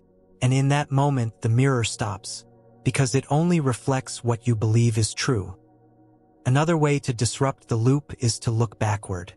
Find a repeated outcome in your life, something that shows up again and again, and ask, what emotional belief does this pattern keep confirming? What role do I play in making that belief feel true? How have I unconsciously kept this loop alive? Don't moralize. Don't blame yourself. Just observe. Once the loop is visible, it becomes editable. Because the loop isn't you. It's just a program. And every program can be rewritten. This is why awareness is everything in the mirror world. Without it, you live in a reflection of old pain. With it, you start reflecting possibility. You stop reacting to life like it's a threat. You start responding like it's a signal. You stop chasing external change. You start shifting the internal setting that creates your external outcomes. And gradually, the loop softens. The mirror clears. And a new feedback cycle begins. Awareness, conscious response, aligned outcome, reinforced clarity. You start proving new beliefs, not just with affirmations, but with evidence. You begin living in a loop that reflects who you're becoming, not who you've been. That's not manifestation. That's mirror mechanics. Next, we look at one of the most mysterious pieces of this feedback system, the people you keep attracting. Because once you see the loop, a question arises. Why do the same types of people keep showing up? Not just random personalities, but emotional archetypes, patterns, the same roles played by different faces. And the answer is not about them. It's about your signal. You've now seen how beliefs create emotional states which shape perception, behavior, and ultimately outcomes. The feedback loop is constant, and it applies not just to your results or circumstances, but to your relationships, especially the recurring ones, the ones that feel eerily familiar, even if the people are different. You've probably wondered, why do I keep attracting the same type of person? Why does it always end up like this? Why does it feel like I'm dating, arguing with, or trying to please the same personality in different bodies? It's not a coincidence. It's a reflection. You're not attracting random individuals. You're attracting archetypes that match your unresolved internal dynamics. People who mirror your unconscious beliefs, especially the ones you formed early in life and never fully examined. Let's be specific. You don't attract what you want. You attract what you expect. And expectations aren't conscious. They're programmed by emotional memory. Say you had a caregiver who was emotionally unavailable. You didn't get consistent affection, or they were distant, distracted, unpredictable. That experience formed an emotional template, one that says, love is inconsistent. I have to earn it. I must overfunction to receive attention. You grow up. You seek connection. But what you unconsciously resonate with, what feels familiar, is emotional distance. So who are you drawn to? Someone who's emotionally unavailable. Not because you enjoy the pain, but because your nervous system is repeating the original pattern, hoping to resolve it. That's the emotional echo, repeating itself until you integrate the belief it's built around. This doesn't just apply to romance, friendships, work dynamics, authority figures. You keep finding people who play roles in your emotional loop. Let's look at some of the most common recurring types. The withholder, you give everything. They give little. You end up exhausted and unseen. The critic, no matter what you do, it's not enough. You're chasing approval that never comes. The victim, you always end up being the caretaker, the fixer, the emotional support system. The controller, you feel small, overpowered, anxious. You lose your sense of self. The mirror of chaos, drama follows. Boundaries are blurred. You feel unsafe but can't pull away. You might think you're unlucky, that people are just broken, that you have bad judgment. But these people are not accidents. They're mirrors. Each one reflects an inner belief you haven't seen clearly. Each one validates an old identity. Each one fits the shape of your emotional body, even when that shape hurts. Let's go deeper. There's a difference between what attracts you instinctively and what nourishes you consciously. You might say you want peace, but you're drawn to volatility. You might say you want depth, but you chase charm and surface confidence. You might say you want honesty, but keep ending up in dynamics where communication breaks down. It's not about your words. It's about your wiring. The people you attract instinctively fit the energetic mold of your unresolved material. And until that material shifts, the pattern keeps repeating. This is why even when you end a painful relationship, the next one often looks the same. Different face, same traits, same wounds, same dance. Not because the world is cruel, but because the mirror world is precise. Keeps showing you what you still believe about love, self-worth, trust, boundaries, and belonging. Every person you attract is a living reflection of your dominant emotional belief about relationships. If you believe, I'm too much, you attract partners who silence you or pull away when you express emotion. I'm not enough. You attract people you have to chase, impress, or overperform for. I don't matter. You attract people who ignore your needs, talk over you, or center themselves. Love hurts. You attract instability and confusion, and normalize emotional whiplash. These aren't judgments. They're clues. And once you see the pattern, you can stop blaming others and start tracing the frequency that summoned them. But here's where transformation begins. You don't have to stay locked in the pattern. You can change the reflection by shifting your internal template. Start here. Identify the repeated dynamic. Think of 2 to 3 people who played a similar emotional role. What do they have in common? Trace the emotional blueprint. Ask, where did I first feel this dynamic? Often, it traces back to childhood or a pivotal early relationship. Name the belief behind it. What did that experience teach you about love, value, or connection?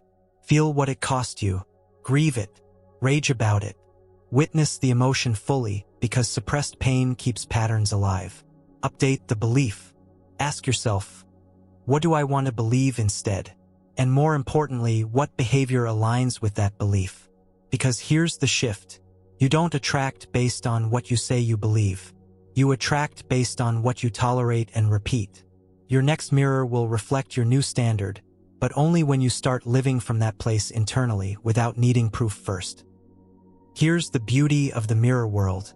When you shift your internal signal, new kinds of people start appearing. The partner who can meet you emotionally. The friend who respects your boundaries. The The colleague who honors your voice, not because you got lucky, but because you stopped outsourcing your healing to people who only echoed your old pain. You made a different choice, and the mirror adjusted accordingly. But be warned, there's often a moment of discomfort. When you change your signal, the familiar types may still show up, but now they feel off. The chemistry is gone. The pull is weaker. The old pattern is losing its charge. This space is fragile. It's where many people fall back into old habits, chasing that familiar echo because peace feels boring, or because they haven't yet embodied the new belief fully. Don't go back. Sit with the discomfort.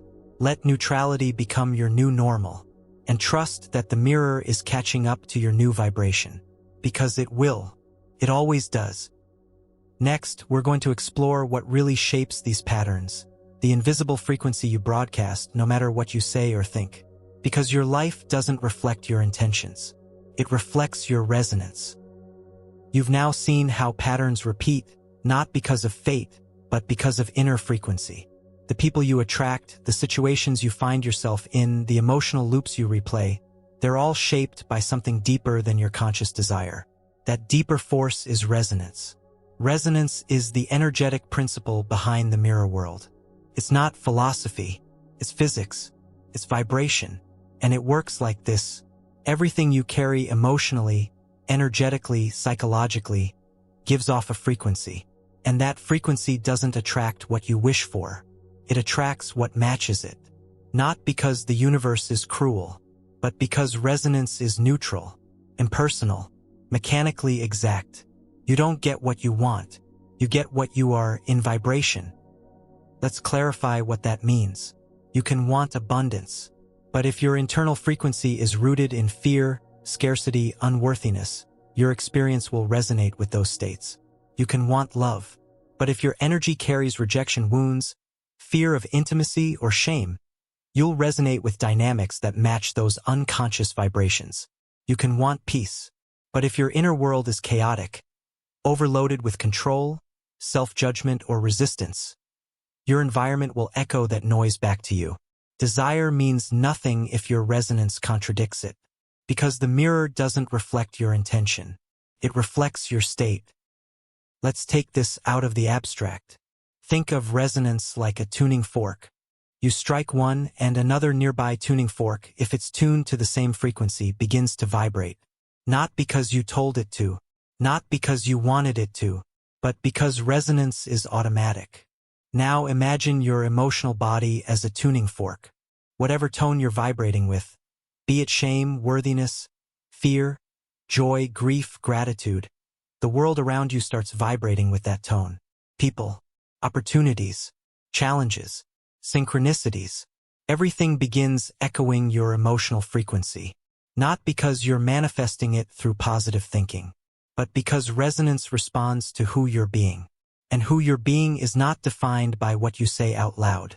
It's defined by what your energy field is carrying, consistently. Here's where it gets even more precise. You have a core vibration. It's made up of your dominant thoughts, your emotional patterns, your self-image, and the beliefs that operate beneath your awareness. This core frequency is not set in stone, but it is the magnet that pulls in your reflections. It's why two people can enter the same environment and have radically different experiences. One person walks into a room and is met with warmth, interest, connection. Another walks in and feels ignored, judged, or out of place. It's not the room, it's the resonance. One person's frequency says, "I belong here." The other says, "I am separate." And the mirror answers each with precision. This is why affirmations often fail. You can repeat, "I am abundant" 1,000 times, but if your nervous system is broadcasting fear, guilt, or constriction, your actual resonance contradicts the words, and the mirror responds to the resonance, not the repetition. You can tell yourself, "I am lovable," but if you're vibrating with unworthiness, you will continue attracting people and situations that confirm that unworthiness. Not because the world is against you, because it's tuned to reflect what you are, not what you want. This truth isn't meant to shame you. It's meant to empower you, because resonance is not fixed. It shifts with awareness, emotional processing, and conscious choice. You change your frequency when you heal old emotional wounds, process trapped emotion instead of suppressing it, speak your truth instead of faking alignment, feel what you actually feel instead of what's socially acceptable. Stop chasing love and start embodying it from the inside out. These aren't positive vibes. They're resonance shifts. They don't happen in your head. They happen in your energy. So how do you become aware of your resonance? Here's a simple test. Look at your life. Who are you attracting? What themes keep repeating? What's present in your body more often? Peace or anxiety? Do your experiences feel aligned or disconnected from your stated desires? Your current life reflects your current vibration, not your potential, not your goals, your state. That's not defeat. That's data. And that data points directly to what needs to shift internally if you want a different reflection externally. Let's go further. Resonance doesn't just create repetition. It creates entanglement. You become energetically entangled with people and environments that match your state, even if you don't like them. That's why certain toxic relationships are so hard to let go of. That's why certain low-vibe environments feel hard to leave. That's why certain patterns feel magnetic, even when they're painful. Because part of you is still vibrating with the frequency of that dynamic. And that resonance binds you until it shifts. Once it shifts, the bond dissolves, often suddenly. You feel repelled by what used to feel familiar. You see clearly what used to confuse you. You walk away from what you used to chase. That's not willpower. That's resonance alignment. You no longer match it, so it no longer stays. Now the question becomes, how do you shift your resonance in a lasting way? Start here. Get honest about your emotional baseline. Don't sugarcoat. What do you feel most often beneath the surface? Track it to the belief. What must you believe about yourself, others, or the world to feel this way consistently? Disrupt the narrative. Is that belief absolutely true? Who taught it to you? Do you want to keep carrying it? Embodiment. What would it feel like to vibrate from the opposite? Not just think it. Feel it in your body. Practice the frequency. Through breath, movement, self-talk, action, energy hygiene. Not to perform, but to become. You don't raise your vibration by pretending. You do it by shedding what you're not and letting what's true come forward, even if that truth is messy. Because real resonance is honest. And honest energy attracts matching mirrors. Next, we'll go into the emotional weight behind all of this. Because even when you shift your resonance, something keeps pulling the mirror back to old stories. That something is trauma, unprocessed, frozen in your system, echoing into your present. You're not broken. You're reflecting your history until you stop carrying it. So far, you've seen how resonance shapes your reality. Not what you hope for, not what you say you want, but what your system is. The emotional frequency you hold determines the reflections life sends back. But what happens when no matter how much you become aware, no matter how often you set intentions or raise your vibration, the same patterns still return. You try to shift your energy. But life doesn't follow. You speak your truth and feel punished for it. You walk away from chaos. And it appears again in new form. This is where resonance meets its anchor. And that anchor is trauma. Not the dramatic kind that gets headlines. The quiet kind. The emotional kind. The long-forgotten, deeply embedded kind. Trauma that doesn't live in your memory. It lives in your mirror. Let's get clear on what trauma is. It's not what happened to you. It's what got frozen inside you when you couldn't process what happened. It's not about the event. It's about the incompletion. A nervous system that never returned to safety. A story you had to tell yourself to survive. An identity that formed around a moment of powerlessness. That's trauma. And if it's unprocessed, it doesn't just live inside your body. It broadcasts a frequency, one that shapes your perception, your choices, and yes, your reflection. The mirror world doesn't just show you who you are. It shows you what your body still believes is true, based on your trauma. This is why people can spend years in self-development, affirmation, or spiritual practice, yet still find themselves in the same relationship dynamics, emotional ruts, or self-sabotaging loops. Because if the trauma hasn't been met, felt, or integrated, it runs the frequency. You can think your way to new beliefs. You cannot think your way out of stored pain.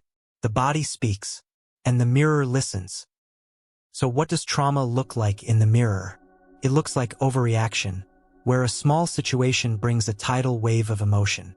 It looks like numbing, where you can't connect to feelings, even when you want to. It looks like repetition, where different faces play the same hurtful role.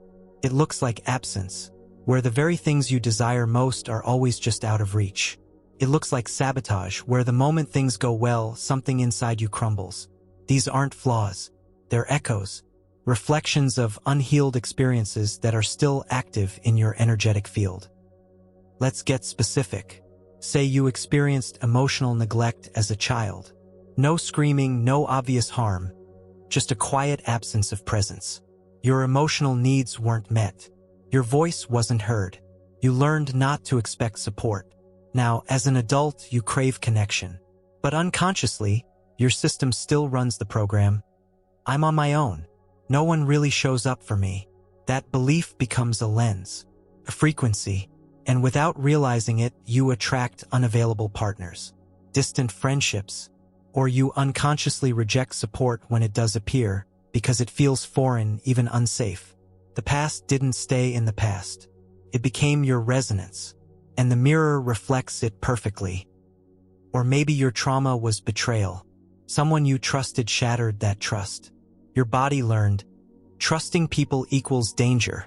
So now you expect it. You test people. You pull away before they get close.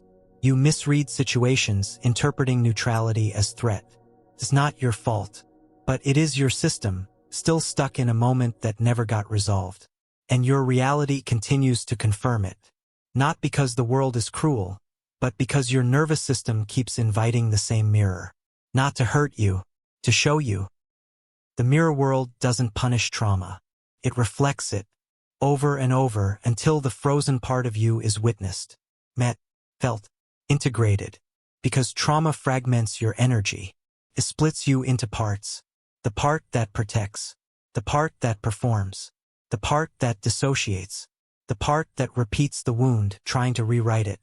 And these parts show up in your relationships, in your reactions, in your silence. They broadcast, and the mirror responds. So when you say, "Why does this keep happening to me?" look deeper. Ask, what part of me is trying to be seen through this? This is not about blame. This is about repair. The only way to break the trauma loop is not to suppress the pattern, but to complete it. That means giving your system what it never got when the wound was formed. Safety, validation, expression, reconnection. When you do this, your resonance shifts not from concept, but from embodiment. You stop performing healed. You start being integrated, and the mirror shifts accordingly. Here's how to start meeting trauma in the mirror world. Identify the reflection. What pattern keeps repeating, no matter how self-aware you become? Find the frozen emotion. Beneath the frustration or exhaustion, is there a younger emotion? Abandonment? Terror? Helplessness? Listen to the body. What does your nervous system do in these moments? Fight? Freeze? Collapse? Offer completion? What didn't get to happen back then? Can you allow space now for the tears, the truth, the anger, the voice? Anchor the new safety. Once the emotion moves, ground yourself. Remind your system, we're safe now. We're not there anymore. This is slow, non-linear, sometimes messy, but it's real, and the results are unmistakable. The moment you complete what's been looping, the mirror no longer has to reflect it. You're free not because you pushed harder, but because the echo stopped. You can't heal trauma with strategy. You heal it with presence. And once that happens, the world no longer feels threatening, not because it changed, but because you did. You stop seeing life through the lens of old pain. You stop attracting patterns that punish the same wound. You start meeting people and situations that match your present, not your past. The mirror updates instantly. Next, we move into the pivotal question. Once you've seen the pattern, once you've met the pain, Can the mirror actually change? Can you break the cycle? Not just understand it, but recode it? Yes, but not the way you might think. It doesn't begin with a new plan. It begins with a new relationship to your own reflection. At this point, you've traced the mirror all the way to its root. From emotional projections to subconscious loops, from shadow work to trauma's silent imprint, you now understand why your life keeps showing you the same messages, in new disguises. So the question becomes real. Can you change the reflection? Not temporarily, not superficially, but completely from the inside out. The answer is yes, but not in the way most people try. You don't break the cycle by managing it. You don't break it by analyzing it endlessly. You don't break it by affirming the opposite until your throat is dry. You break it by changing the signal, the internal frequency you carry, and letting go of the version of you that depended on the old reflection. The mirror shifts only when the source shifts. Let's get clear about what breaking the cycle actually means. It doesn't mean the world suddenly becomes easy, everyone loves you, and no discomfort ever shows up again. It means you no longer feel magnetized by the same emotional patterns. It means the old echoes stop feeling like home. It means you stop needing external chaos to mirror your unresolved pain. Breaking the cycle isn't about controlling outcomes. It's about becoming someone new, so new, the old pattern can't find you anymore. The cycle only survives when you remain in emotional contract with it. That contract might sound like, if I keep trying, they'll finally love me. If I stay small, I'll stay safe. If I keep helping everyone, I'll prove I'm good enough. If I never show anger, I won't be rejected. These are not conscious contracts. They're buried deep in the nervous system. They feel like identity, but they're not you, they're survival strategies pretending to be personality. And to break the cycle, you have to break the contract. That means letting go of the emotional logic behind the old self. The part of you who thought the mirror had to stay the same for you to survive. It doesn't.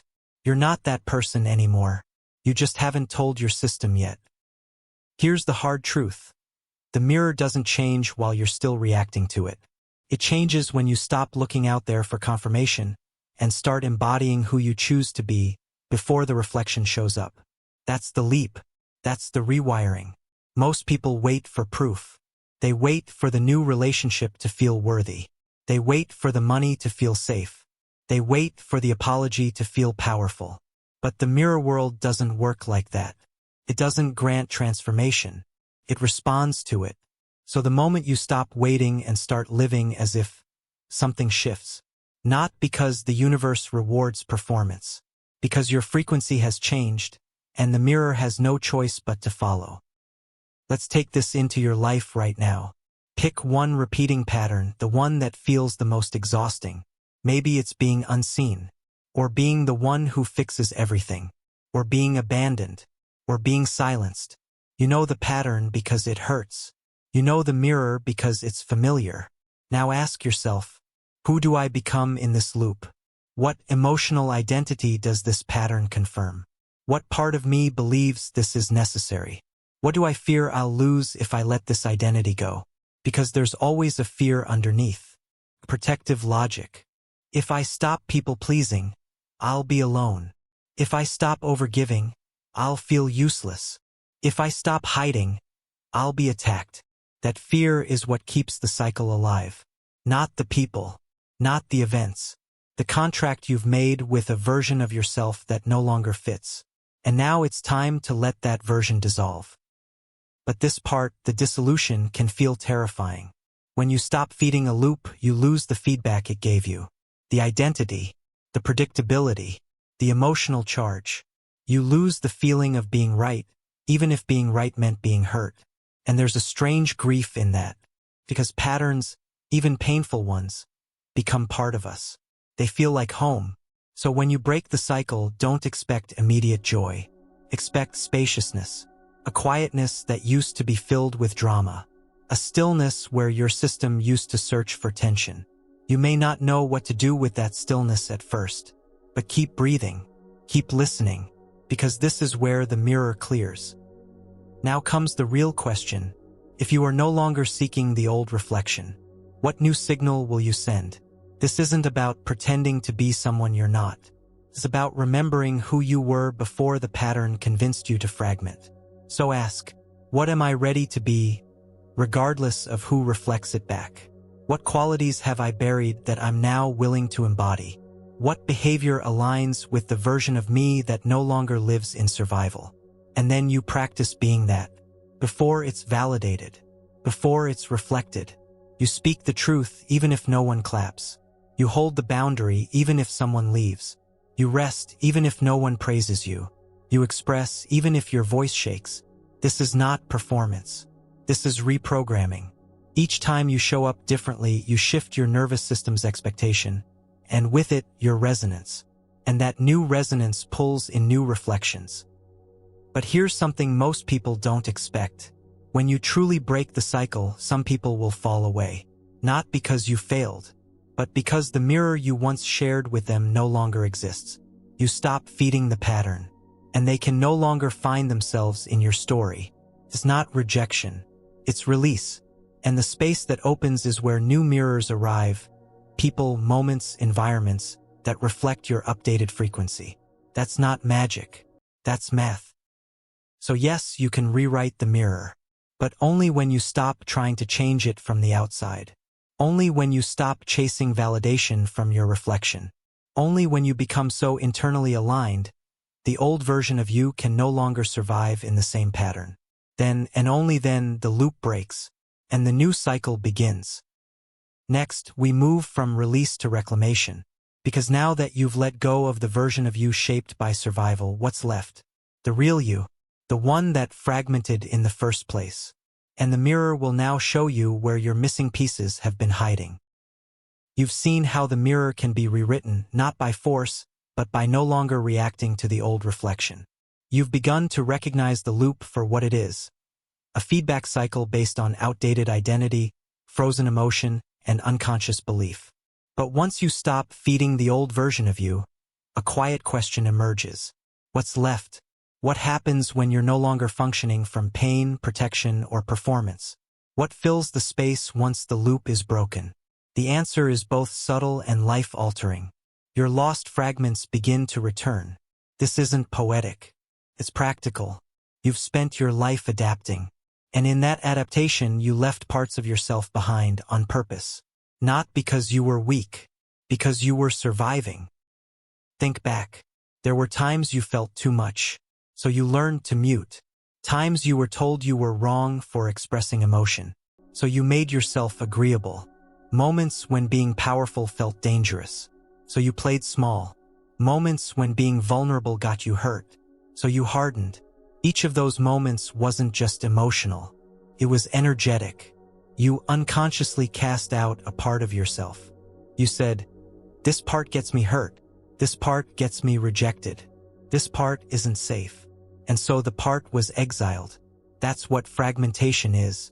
Not some mystical wounding, but a natural adaptation to an unsafe emotional environment. And if that environment lasted long enough, the adaptation became your identity. You forgot you were split. You forgot something went missing. You just knew that something about your life felt hollow, strained, disconnected, or endlessly repetitive.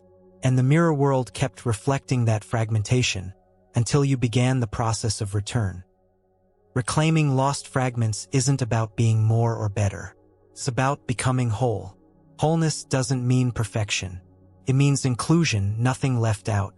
All of you welcome. All of you allowed. All of you back at the table. That's the work now. Calling back the parts of you that were sent away. Not because they were wrong, but because they were too true for the conditions you grew up in. Let's talk about what these fragments look like. The creative self you buried to be practical. The angry self you rejected to be likable. The confident self you silenced to keep others comfortable. The sensitive self you mocked to survive a harsh environment. The sexual self you suppressed to feel safe or accepted. The curious, chaotic, wild, bold, playful, honest parts of you that didn't fit the script you were handed. Each one is a fragment, and each one has been showing up in the mirror, just not as you. They've been projected outward, reflected in others you admire, resent, envy, judge, or fear. That's the strange brilliance of the mirror world. It keeps trying to return your fragments through people who carry the energy you've lost touch with. Not to tease you, to remind you. You see someone confident and feel small. You see someone vulnerable and feel envy. You see someone wild and feel judgment. That emotional reaction isn't about them. It's your signal that a lost piece of you is trying to come home. But here's the paradox. Reclaiming these parts feels dangerous, even though they're yours, because your system is still wired to believe those parts threaten your belonging. To be whole means risking rejection. To be full means showing what was once punished. So the path of reclamation begins with safety, not just externally but internally. You have to become the environment those parts were missing. You have to say, you're allowed to speak, even if your voice shakes. You're allowed to take up space, even if no one claps. You're allowed to feel anger, even if it makes others uncomfortable. You're allowed to be soft, even if you were taught to be hard.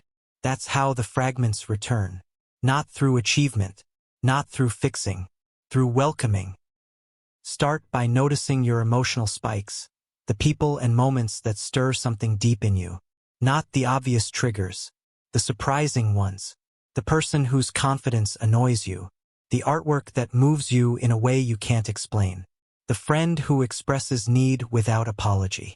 The stranger who seems unapologetically themselves. These aren't random. They are reflections, not of what you lack, but of what you've forgotten. They're carrying your fragments. And your reaction is the invitation to ask, what part of me is this showing me? When did I stop being that? What made me decide it wasn't okay? Then breathe. Then listen. Then speak to that part as if you were speaking to a child who still lives in you, because you are. One of the most direct ways to bring a fragment home is through embodied expression. You don't have to fully become the part. You just have to stop suppressing it. Speak one sentence you've never dared say. Move your body in a way that feels unfiltered, where the thing you were told was too much. Admit the desire you've been swallowing for years. Write the poem. Say the no. Ask for the help. Each expression sends a signal to your system. This part is allowed here now. And the mirror, it notices. It reflects you differently because you are no longer rejecting yourself.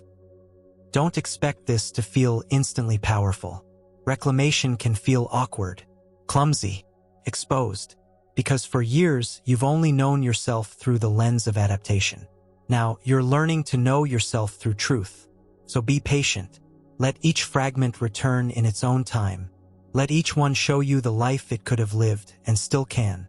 And most importantly, don't rush to perform the new self.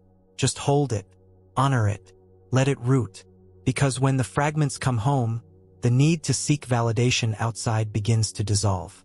The mirror no longer holds your identity hostage. You no longer need people to reflect back what you've already reclaimed. That is freedom, not becoming someone else, becoming fully yourself and watching the mirror catch up. Next, the reflection shifts again, because once the emotional, relational, and energetic patterns are reclaimed, the physical mirror begins to speak. Not just in people or symbols, but in the one place you might never have thought to look. Your body. Now that you've started reclaiming the emotional fragments of yourself, something begins to happen that may surprise you. The world feels lighter. Your relationships shift. Your decisions become cleaner. And then, something else enters the mirror. Your body starts speaking louder. Maybe through chronic tension. Maybe through fatigue you can't explain. Maybe through illness, pain, or strange patterns of discomfort. And suddenly you realize the reflection isn't just in people or patterns. It's in your physical form. Your body is not separate from the mirror world. It is the most intimate, persistent, and revealing mirror you have. It reflects not just your biology, but your unspoken emotions, suppressed truths, and ignored signals. The body speaks in sensation, and its message is always the same. Here is what you haven't been able to say with words. We're taught to treat the body like a malfunctioning machine. Pain? Medicate. Tension? Stretch it out. Fatigue? Push harder. Illness? Kill the symptom. But what if your body isn't broken? What if it's translating your inner world into physical form because you weren't listening any other way? That pain in your chest, that recurring migraine, that tight jaw, that burning gut, these are messages, reflections, literal manifestations of what you've been holding, hiding, or bypassing. Not to punish you, to get your attention. Let's make this clear. This is not about blame. You did not cause your illness by having negative thoughts. You are not responsible for every ache in your body. But, and this is crucial, your body does respond to your unprocessed emotional landscape. It responds to stored fear. It responds to chronic suppression. It responds to identities that don't fit, truths that stay silent, and roles you've outgrown but still perform. And when the pressure builds, the body reflects it. Because the mirror world doesn't just surround you, it includes you. Start by thinking of the body not as a separate vessel, but as your final mirror, the one that speaks when everything else has failed to reach you. When the relationship reflects your abandonment wound and you ignore it. When the job reflects your self-betrayal and you justify it. When your environment reflects your overwhelm and you numb it. The body steps in and says, "You can't keep avoiding this." And it doesn't whisper. It speaks in symptoms. Pain is the body's alarm. Fatigue is the body's refusal. Illness is the body's signal flare saying, "Something is misaligned, and I won't carry it anymore." Let's look at some examples of how the body mirrors the emotional self. Neck and shoulder tension often reflect burdens. The weight of responsibility, the pressure to carry what isn't yours. Stomach issues can reveal suppressed anxiety or difficulty digesting life experiences. Throat problems often reflect swallowed truths, the words you never said, the voice you don't use. Chronic fatigue may mirror emotional depletion, overgiving, or pretending to be fine when you're not. Autoimmune issues might point to the body attacking itself, echoing internalized self-rejection, shame, or unhealed grief. These aren't metaphors. They're messages in tissue, nerve, and cell. And each one is saying, look at what you're carrying and ask if it's still yours to hold. It's easy to say, that's just stress. But what is stress? It's the gap between what you feel and what you express. It's the space between your truth and your behavior. It's the constant background hum of inauthenticity. And the body feels it, even when your mind rationalizes, even when your personality performs, even when your beliefs say, I'm fine. Your body knows when you're not, and it holds the proof quietly until it can't. So how do you work with the body as a mirror without bypassing, blaming, or overanalyzing? You start by doing what almost no one does. You ask it what it's trying to say. The next time your body speaks, through pain, exhaustion, inflammation, or dis-ease, pause. Don't immediately ask, how do I fix this? Ask, where am I out of alignment with my truth? What emotion have I been suppressing? What role am I performing that's no longer true? What have I not been willing to feel? Then listen, not just for words, but for sensation, for memory, for intuition. You'll be surprised how clear the body becomes once you treat it like a partner, not a problem. This is not a call to replace medicine with metaphysics. This is a call to bring awareness into the healing equation. Sometimes pain is just pain. Sometimes illness is random. But often, when we slow down and get honest, we find that the body is echoing back something we've buried. A truth we swallowed. A boundary we never set. A grief we never cried. A scream we silenced because we were told to be nice. Your body doesn't care about your politeness. It cares about your integrity. And it will reflect your lack of alignment until you choose wholeness over performance. Reconnecting with your body begins with small acts of radical honesty. Lying down when you feel exhausted, even if you think you should keep going. Saying no without apology. Moving your body in ways that feel expressive, not just productive. Letting yourself cry when your throat tightens, not just when it's acceptable. Feeding your body food it can feel loved by, not just food that meets some external rule. These aren't health hacks. These are mirror alignments. Each one tells your system, you matter. I hear you. You don't have to scream anymore. Eventually, you'll notice something strange and beautiful. Your symptoms soften. Your breath deepens. Your body begins to trust you again, because it no longer has to reflect your self-betrayal. Can now reflect your self-honoring. This is the body's greatest gift. Not performance, not aesthetics, not control, but truth-telling. It is your most intimate reflection. It knows when you're aligned and when you're not, and it will keep showing you until you return to yourself. Next, the reflection moves beyond flesh and feeling, into the world of numbers, bills, and currency. Because now that you've seen how your body tells the truth, it's time to look at your money and what it's saying about your inner value system. You've seen how the body reflects your inner truth, sometimes more honestly than your words ever could. You've heard the messages written in tension, illness, and fatigue. And now, the mirror turns once again. This time, it's not emotional, not relational, not even physical. It's financial. Yes, your money is a mirror, too. Not just how much you have, but how you earn it, how you spend it, how you fear it, how you avoid it, how you treat it when it's there. And when it's not. Every dollar, every transaction, every unpaid bill or sudden windfall is a reflection. And what it reflects most clearly is your sense of self-worth. Let's remove the fog. Money is not evil. It's not spiritual. It's not emotional. It's neutral. It doesn't care who you are. But how you relate to it says everything about how you relate to yourself. It's never about the number in your account. It's about the relationship you have with that number, and what it says about your value, your boundaries, your sense of enough, and your deepest expectations about support, freedom, and safety. So here's the hard truth. Your financial reality is not random. It's a mirror reflecting what you believe you're allowed to receive. Not what you say you want, not what you work for, but what you believe you're worthy of. And most people's beliefs are not abundant. They're inherited. They're unconscious. They're soaked in shame, fear, scarcity, and silence. Because money is the mirror no one wants to look into. It's too triggering, too honest. But that's exactly why we need to. Let's ask some mirror questions.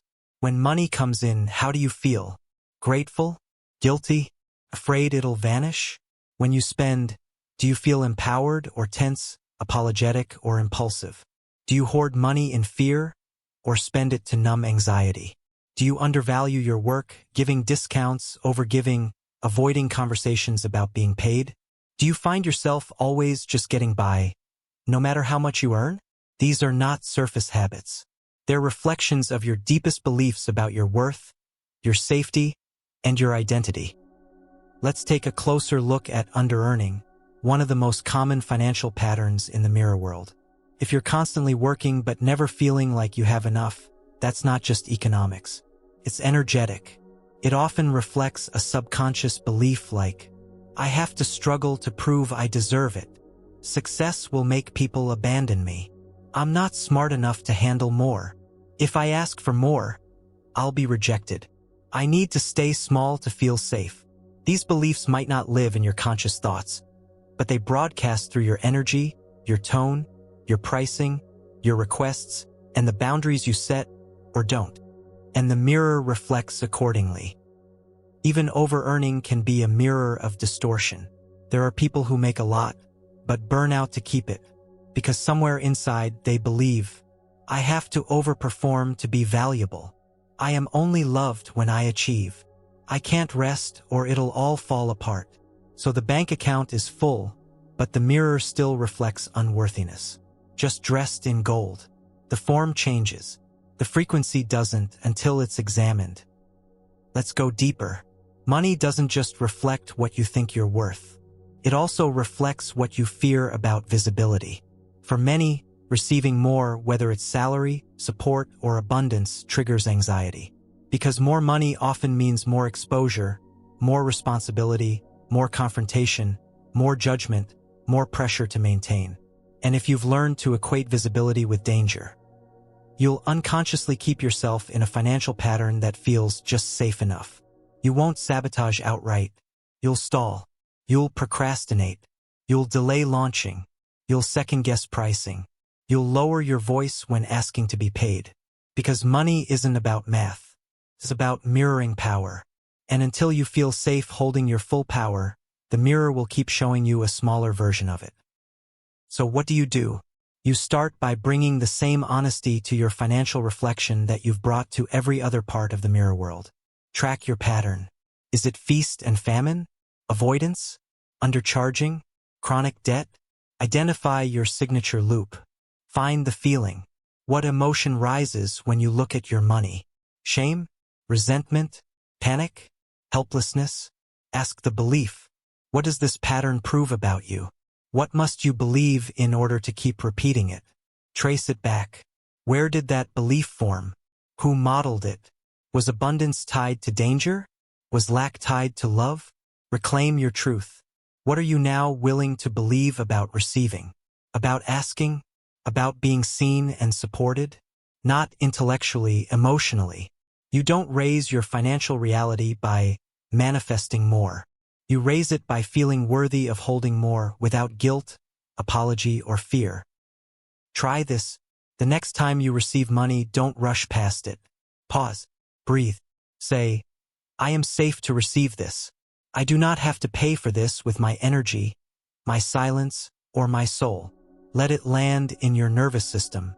Let it register as normal, not as a fluke or a debt or a threat. Do the same when you spend. Don't spend to self-soothe. Don't spend to prove. Don't spend in shame. Spend in integrity with your values.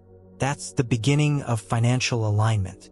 That's when the mirror starts reflecting a new equation. Self-worth equals net worth, not in dollars, but in energy. Eventually, you'll see that money was never the issue. The issue was always this: can I hold the power that money mirrors without collapsing, without apologizing, without hiding who I am? Once the answer becomes yes, the flow changes. The mirror changes. And abundance stops being something you chase. It becomes something that reflects you. Next, we zoom out even further. You've seen the mirror in your finances, but now it's time to look at the world you live in. Because your room, your city, your home screen, they're not just spaces. They're echo chambers of your internal architecture. So far, you've seen how the mirror shows up in the people around you, in your emotions, in your body, and even in your bank account. You've uncovered the patterns, the triggers, the wounds, and the truth behind your own internal frequency. Now, the mirror reveals something many people never even question. Your physical environment is not neutral. It's not random. It's not just a backdrop. The room you sit in, the clutter you ignore, the music you play, the neighborhood you chose, the tabs open on your browser, the apps on your phone, even the way your furniture is arranged, is all a mirror, a loud one, because your environment echoes your inner state, constantly. And until you recognize it, you'll keep walking through a world that's reflecting your identity back to you without your permission. Let's start small. Look around the space you're in right now. Ask yourself, is it calm or chaotic? Is it curated with intention or covered in neglect? Does it feel expansive or constricted? Does it reflect where you are or where you used to be? Because here's the truth most people avoid. Your outer world is a living mood board of your subconscious. It's not just stuff. It's a signal. It reveals what you value, what you avoid, what you think you deserve, and how much space you believe you're allowed to take up, emotionally and physically. Let's talk about clutter. Most people think clutter is about laziness or lack of organization. It's not. Clutter is deferred emotion, unfinished decisions, unprocessed attachments, identities you haven't let go of, memories you haven't faced, tasks you don't feel worthy of completing. The pile of papers you don't have time to sort? That's often avoidance. The closet full of clothes you never wear? That might be nostalgia for a version of you that no longer exists. The junk drawer? That's where you keep the parts of yourself you don't know what to do with yet. Clutter isn't a mess. It's a message. Your environment is saying, here's everything you've postponed emotionally, made visible.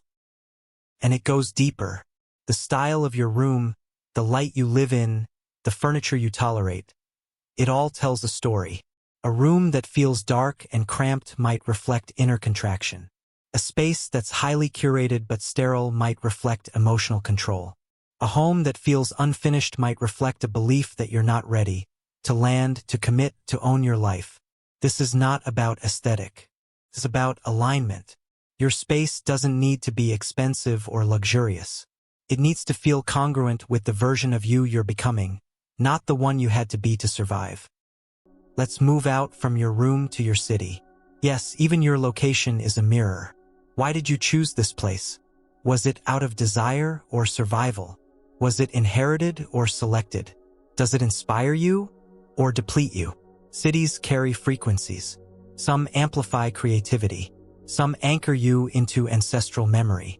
Some reflect scarcity, trauma, or density, and you stay there because the familiar pain feels safer than the unknown possibility. You're not stuck in a city. You might just be resonating with its reflection and afraid of what a different mirror would show you. Then there's your digital environment, the most overlooked mirror of all. Your phone is not neutral. It's a direct line into your nervous system. What kind of accounts do you follow? What kind of content dominates your feed? Do you scroll out of curiosity or compulsion? Do your apps reflect creativity or escapism? Your screen time is a form of self-reflection. Every tap, click, and scroll is a mirror, echoing back what your subconscious is most fixated on, afraid of, or hungry for. If your feed is filled with people who make you feel not good enough, if your notifications are filled with urgency, noise, and comparison, if your homepage is chaotic, cluttered, or numbing, that's not about tech addiction. That's your inner world projected onto pixels. Clean the feed.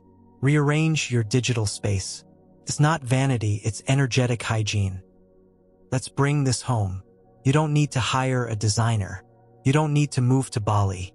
But you do need to ask, is my environment supporting my expansion or reflecting my suppression? Because your environment is always listening, and it always echoes. When you start treating your space like a conversation instead of a container, things shift. You begin to curate reality from intention instead of inertia. You create on purpose instead of living inside your past choices. And slowly, you start waking up in a mirror that reflects the you that's emerging, not the version that needed to hide. Try this today. Pick one corner of your space that you've been ignoring. Ask, what part of me does this represent? Then clear it, clean it, or rearrange it, while affirming, this part of me deserves presence. Light a candle, open a window, shift the energy. Notice how your internal state changes when your environment is treated as sacred, not separate. You don't have to change everything at once. One shift at a time rewrites the signal, and your world, your mirror, begins to respond. Eventually, this awareness bleeds into everything. You start walking through your city like it's a mirror. You start using your phone like it's an altar. You start choosing clothes, sounds, spaces, and people that resonate with who you truly are, not who you learn to be. And the reflection you meet each day becomes less about survival and more about self-recognition. Next, we move from rooms and cities to a space even more immersive, the digital world. Because social media isn't just entertainment. It's the most addictive and revealing mirror yet. You've seen how your environment echoes who you are, your space, your city, your tech setup. Now the mirror moves into something even more immersive, intimate, and unconsciously revealing. Social media, not the platform, not the algorithms, not the trends or filters, but you and what you see reflected in the feed you've built. Because every scroll, every like, every follow, every post is a reflection of your inner architecture. Not always what you consciously think, but what you unconsciously believe. Social media isn't just a distraction, it's a digital mirror. And the reflection is disturbingly accurate. Let's strip away the surface. Most people think social media is entertainment or connection. And yes, it can be both. But more often than not, it becomes a space where your subconscious plays itself out, publicly and compulsively. Your feed isn't just made by algorithms. It's shaped by what you linger on, what you avoid, what you react to with secret envy or silent judgment. The apps don't just show you content. They show you your content, meaning your stories, your biases, your comparisons, your unintegrated parts. It's all there, on display. And every time you pick up your phone, you're looking into a digital mirror, built from your clicks and emotional signatures. Let's ask some sharp questions. Who do you follow, and why? What kinds of posts trigger you, and what do they represent to you? What do you keep posting in hopes of being validated, and what need is that trying to fill? Who do you compare yourself to, and what do they mirror about your own disowned potential? Because comparison isn't about them. It's about you, projecting value onto someone who mirrors a trait you've buried, abandoned, or secretly crave. It's not that their success makes you small. It's that their reflection reveals your own restriction. And rather than reclaim the trait, you criticize the person or criticize yourself. Either way, it becomes a loop, a digital version of the mirror world, but this time, curated by your unresolved identity. There's also the illusion of performance. Social media becomes a space where people don't show up as they are. They show up as the version of themselves they believe will be accepted. The polished version, the witty version, the perfectly aligned, never too much version. And the more you perform a self online, the more the algorithm rewards it, creating a trap. Because now the mirror no longer reflects who you are. It reflects who you pretend to be. And then, in a strange twist, you begin to believe that's who you are. But behind the scenes, something starts to ache. You feel dissonance, exhaustion, a low-grade anxiety that no one ever really sees you, because they don't. They see the avatar you built to avoid the risk of being truly known. Even the act of posting becomes a kind of mirror therapy. If you're constantly seeking engagement, likes, or validation, ask what unmet need is being projected into the feed. Is it the desire to be seen because you weren't noticed as a child? Is it the need to prove you're doing well because your inner critic is relentless? Is it the fear of being forgotten so you stay visible at all costs? This isn't about judgment. This is about honesty. Social media is not good or bad, but it's never neutral. It is shaped by your emotional and energetic state, and it returns reflections that reinforce whatever signal you're sending. And then there's the silence, the fear of posting, the deleting before sending, the agonizing over how something will be received. This too is a mirror. It shows the fear of being misunderstood, of being too much, of being exposed. It shows the contract you've made with safety. If I stay quiet, I won't be rejected. So you scroll instead, watching others reflect the traits you suppress, calling it entertainment but feeling hollow afterward. This is the loop, and the only way to break it is to stop being entertained by your own suppression. So how do you reclaim the digital mirror? You don't quit the apps. You reclaim your agency within them. Start here. Audit your feed. Go through every account. Ask, does this reflect who I am becoming, or who I'm afraid I'll never be? Notice your emotional spikes. What makes you feel inferior, angry, fake, or inspired? What does that reveal about your internal mirror? Clean your digital space. Unfollow noise. Mute the avatars you're addicted to comparing yourself with. Curate a feed that reflects alignment, not shame. Post with integrity. Don't post to prove. Post to express. Post from wholeness, not from performance. Use silence as power. If you feel the need to post for attention, pause. Ask, what do I want someone to give me through this? Can I give that to myself first?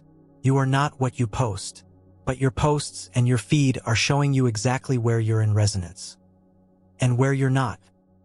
Eventually, you'll begin to feel the mirror shift. You'll notice you're no longer addicted to the scroll. You'll feel less reactive to what others are doing. You'll stop chasing engagement and start recognizing when your attention is being hijacked. The mirror gets cleaner, and what it shows you begins to reflect your actual self, not your curated persona. This is digital sovereignty. It's not about escaping tech. It's about mastering your reflection within it. The deeper truth?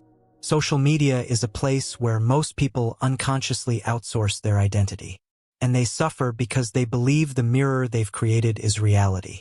But once you reclaim your mirror from the inside out, the digital world becomes what it was meant to be, a tool, not a trap. Next, we scale the mirror even further beyond rooms, tech, or individual people. Because if strangers online reflect something, then what about celebrities? What happens when the mirror becomes mythic? Why do we worship the famous?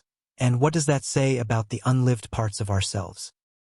You've just seen how the digital world reflects your internal state, how every scroll and post becomes a subconscious echo. But now, let's take the mirror to a scale even more collective, more symbolic, more mythic. Because if the people on your screen reflect you, what about the ones you place on pedestals? Why do we worship celebrities? Why do we obsess, envy, idolize, tear down, and endlessly discuss people we've never met? This isn't about gossip. This is about projection on a mass scale. Celebrities are more than entertainers. They're mirrors of your unlived potential.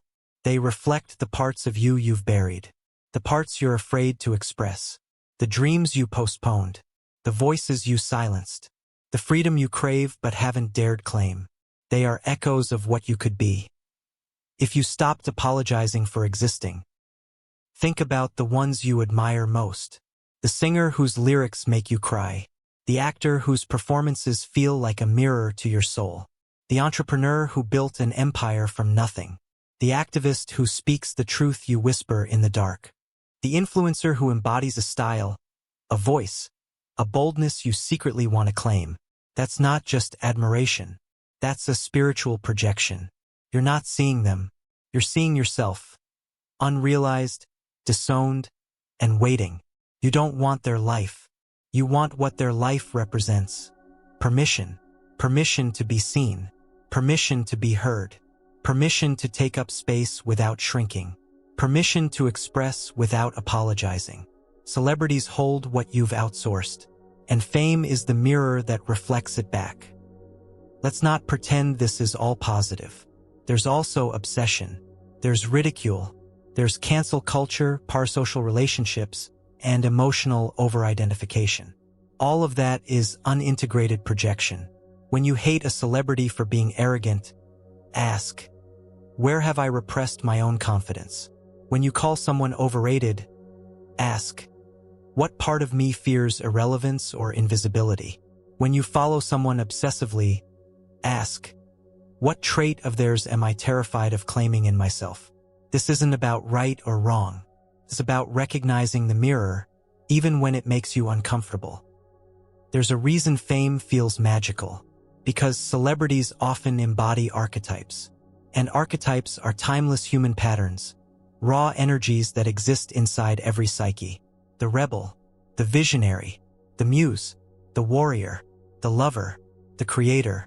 You're drawn to certain public figures because they activate these archetypes inside you, the ones that may have been silenced by conditioning. You weren't allowed to be sexy, so you follow someone who is unapologetically radiant. You were told you were too loud, so you idolize someone whose voice shakes the room. You were taught to stay in line, so you obsess over someone who broke every rule and built their own path. It's not about them. It's about the energy they carry, energy you've been told is dangerous, wrong, or impossible for someone like you. Fame doesn't just reflect desire. It reflects disowned identity.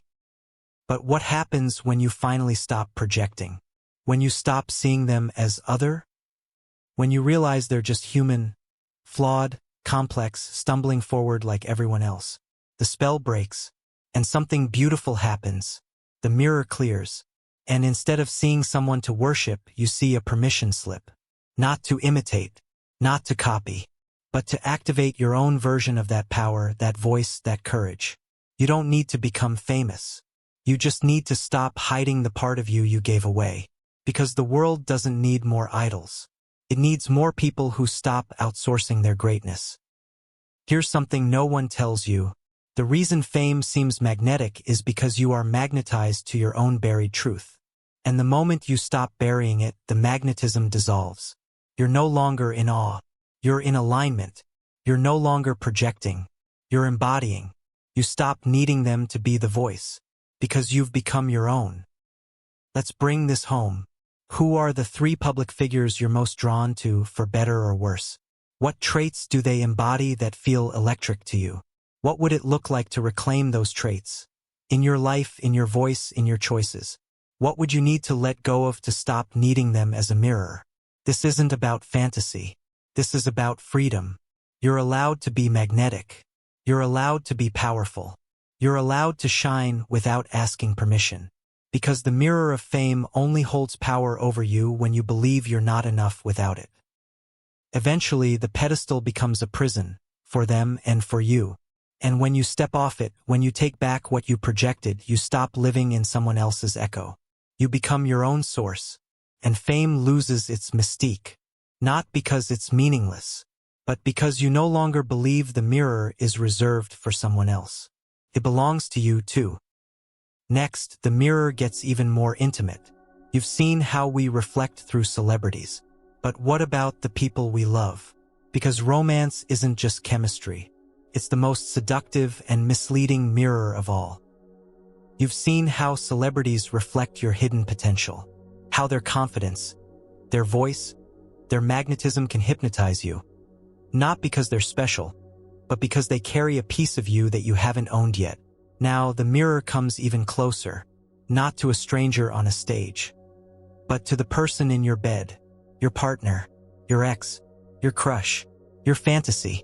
Romance is the most seductive mirror of all, because it's the one we confuse for truth. We say, I love them. I need them. I can't live without them. I just feel so connected. But the real question hiding beneath all of that is, am I actually loving them? Or am I seeing a reflection of myself that I don't know how to love any other way?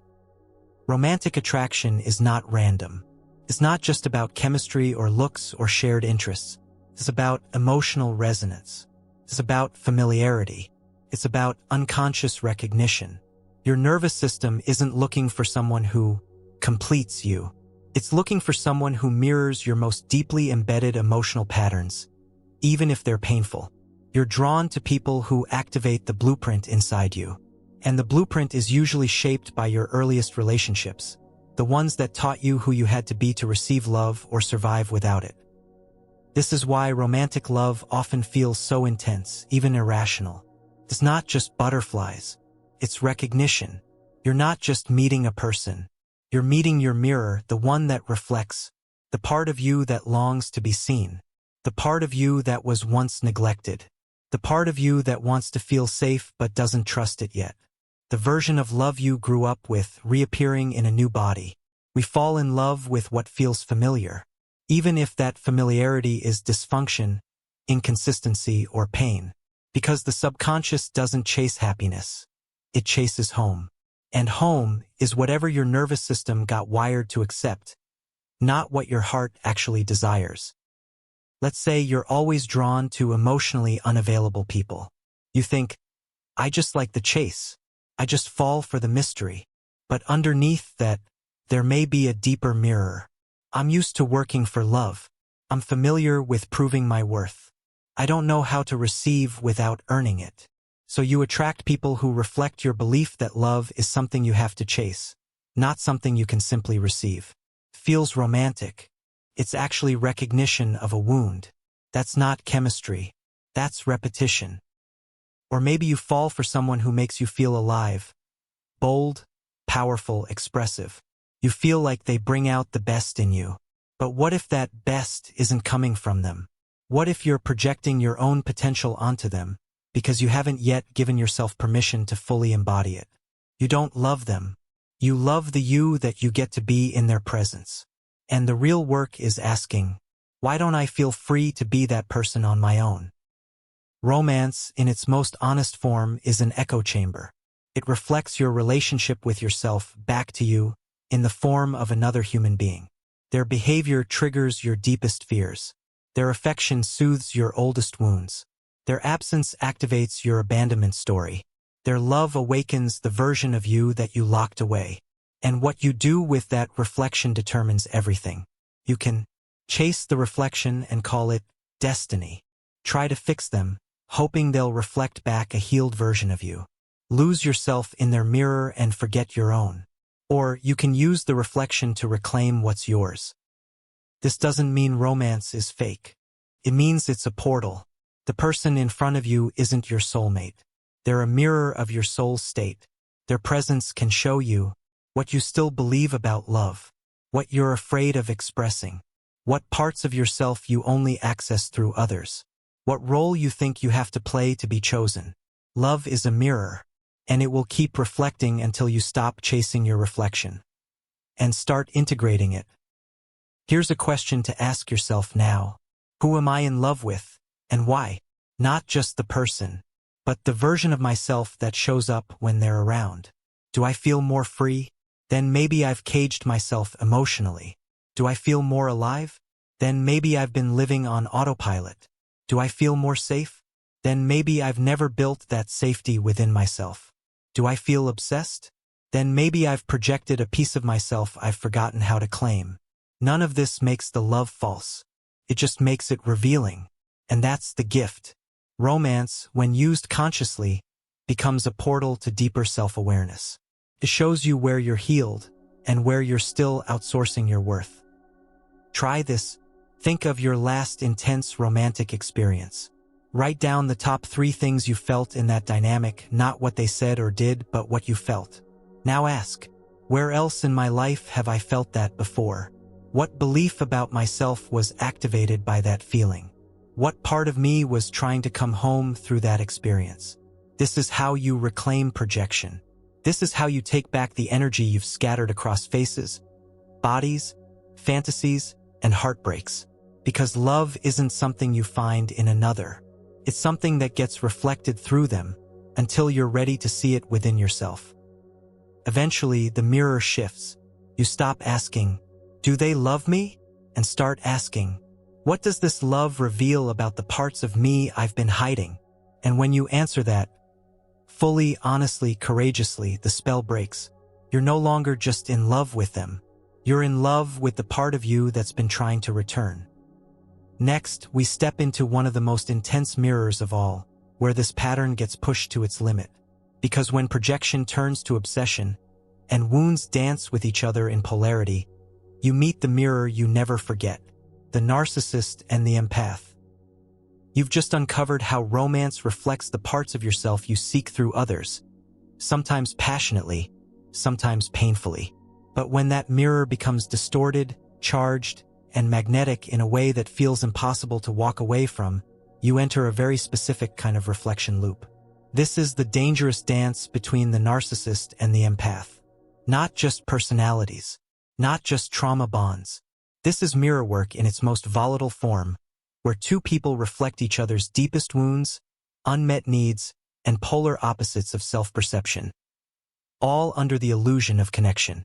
On the surface, it may look like opposites attracting, one dominant, one nurturing, one loud, one sensitive, one demanding, one endlessly forgiving. But underneath, you're watching a mirror split in half, each person seeing in the other what they refuse to face in themselves. Let's decode the magnetism. The empath is often highly attuned, emotionally available, nurturing, and wired to absorb the energy of others. The narcissist appears confident, assertive, magnetic, and entirely self-focused, with little empathy but strong charisma. And yet, they lock into each other like puzzle pieces. Why? Because they are each reflecting the other's unconscious extreme. The narcissist mirrors the empath's disowned power, the confidence they wish they could claim. The empath mirrors the narcissist's buried vulnerability, the softness they had to hide to survive. So the empath is drawn to the strength, charm, and boldness of the narcissist. They see someone who has what they lack, and the narcissist is drawn to the empathy, adoration, and emotional depth of the empath. They sense someone who will fill the void they deny even exists. Feels like love, but it's echoes chasing their opposite. Let's be clear, this isn't about blame. It's about resonance. Both roles are shaped by emotional survival strategies. The empath often became hyper-attuned to others because their own emotional needs were neglected. They learned to earn love through overgiving, caretaking, and staying invisible. The narcissist often became hyper-focused on self because they were never truly seen. They built a false self to protect their vulnerability, and now demand reflection instead of relationship. So when they meet, the mirror lights up. You reflect exactly what I'm missing. You make me feel whole. But here's the problem. Neither person is truly seeing the other. They're seeing the missing part of themselves, dressed in another body. This creates a cycle. The narcissist idealizes the empath as a source of admiration, energy, validation. The empath feels needed, chosen, special, and gives even more. As the narcissist's demands increase, the empath begins to lose themselves but keeps trying to fix it. The narcissist withdraws, criticizes, or manipulates, punishing the empath for the very overgiving they once praised. The empath collapses, trying harder. The narcissist re-engages, and the cycle repeats. Each person thinks they're responding to the other, but in truth, they're responding to the reflections of their own wounds. The empath's mirror says, "If I'm just good enough, I'll finally be loved." The narcissist's mirror says, "If I stay in control, I'll never be abandoned." Neither is truly relating. They're reacting to inner echoes. Why is it so hard to break? Because both people are addicted to the reflection. The empath becomes addicted to the hope of healing the wound, of finally being enough to earn love. The narcissist becomes addicted to the supply, the steady flow of attention that keeps the false self intact. And because they reflect each other's opposites, the dynamic feels magnetic, even fated. But it's not fate. It's an emotional mirror desperate to be seen clearly and healed. The only way out is awareness. If you identify more with the empath, ask, why do I confuse being needed with being loved? What am I afraid will happen if I stop giving and start receiving? Who taught me that love is earned through sacrifice?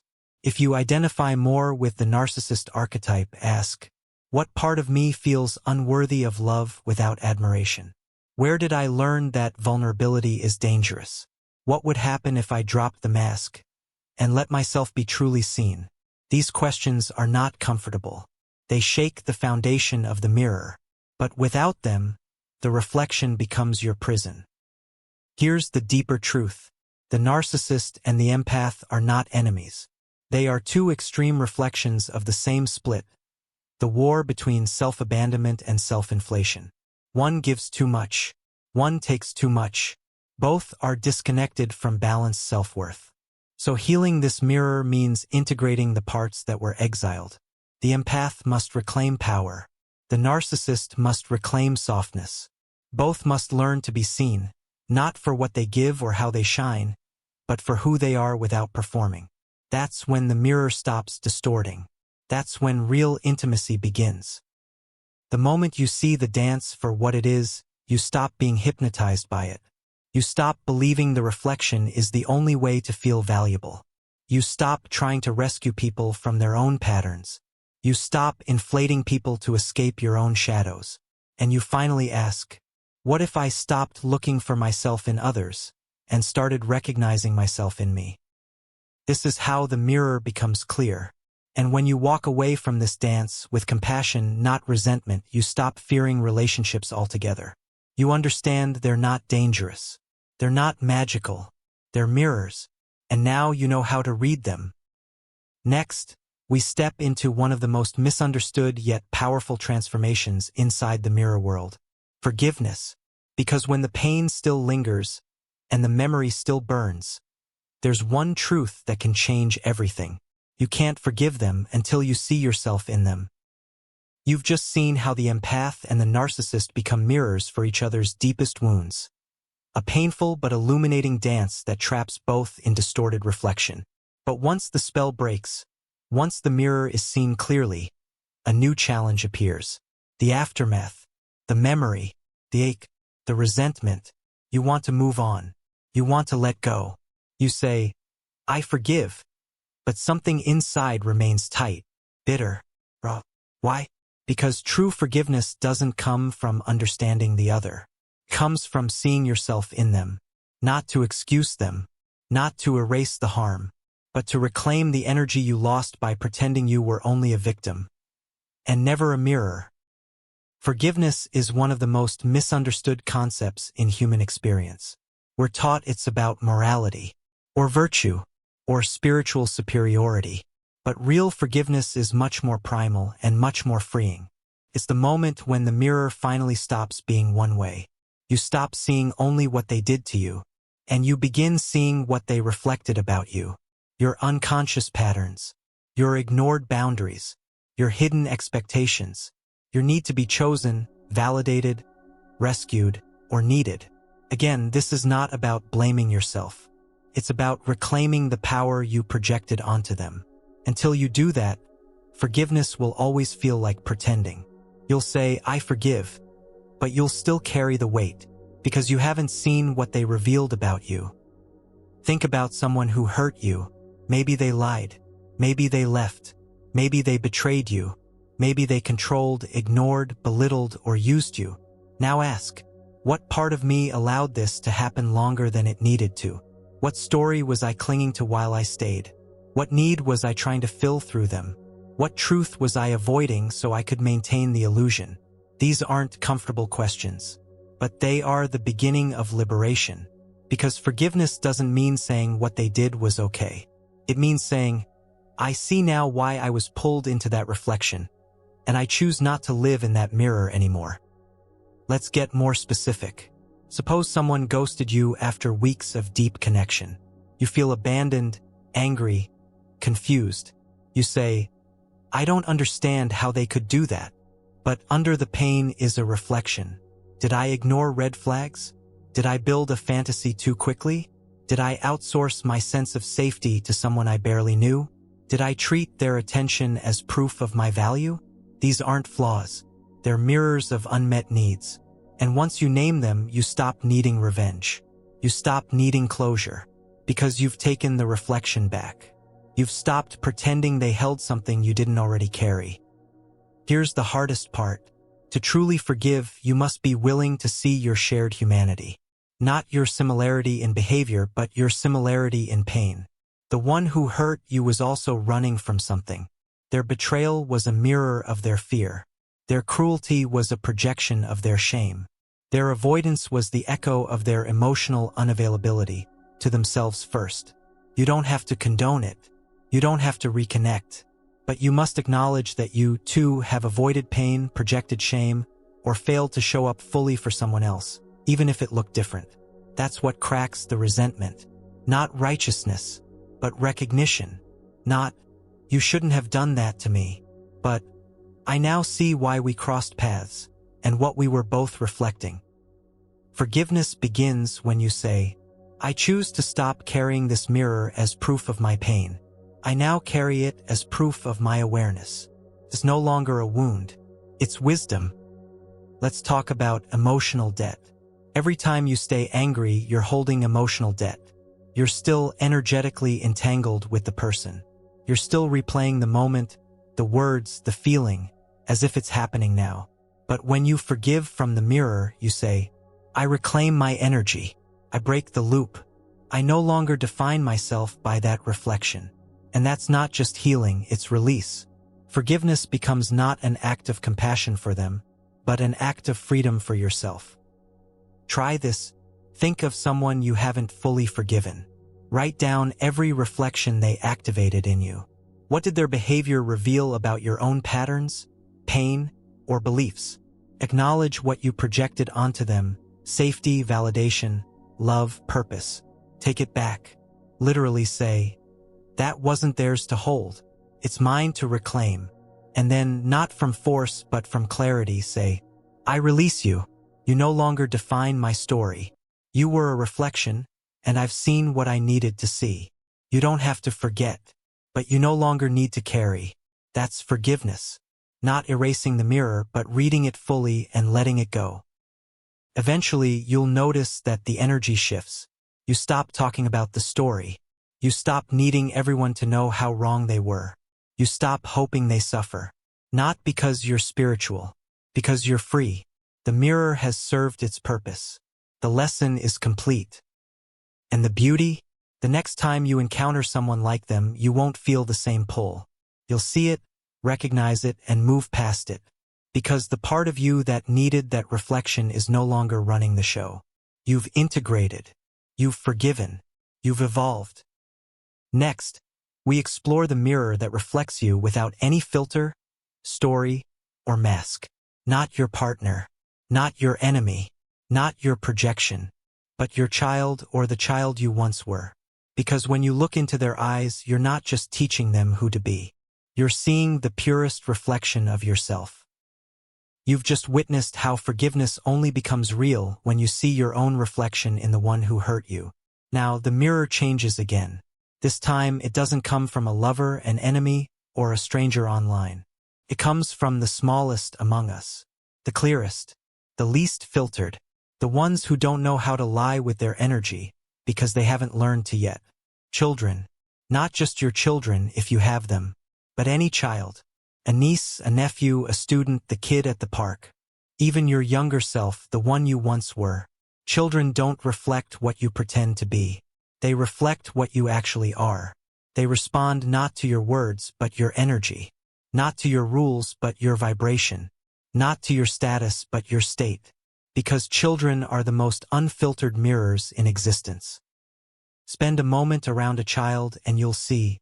If you're anxious, they become restless. If you're scattered, they won't listen. If you're grounded, they soften. If you're angry but pretending to be calm, they'll react to the anger, not the mask. Why? Because children pick up on what adults suppress. They reflect what you won't acknowledge. They reveal the gap between your appearance and your essence. And that makes them powerful and often uncomfortable mirrors. If you've ever tried to teach a child something while being emotionally off-center, you've seen this in action. They don't misbehave to challenge you.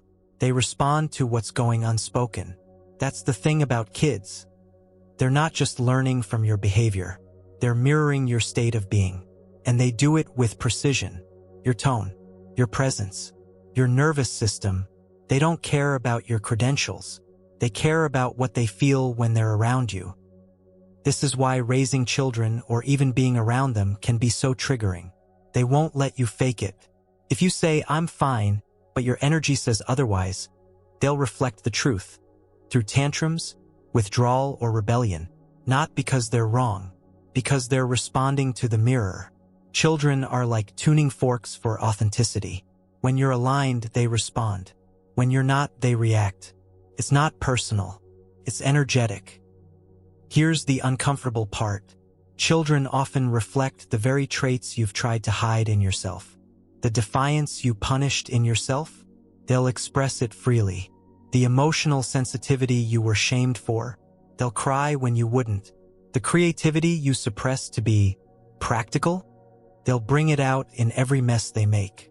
And it can be maddening, because they're not just acting out, they're showing you your own exiled parts.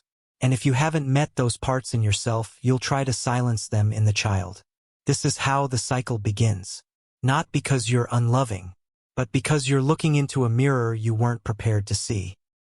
But this reflection is also the most beautiful, because it gives you the chance to do what no one did for you, to validate the part of you that was once dismissed, to soothe the fear you were once forced to swallow, to honor the messiness, the loudness, the wildness you were told was wrong, to protect the innocence that once lived in you, and still does.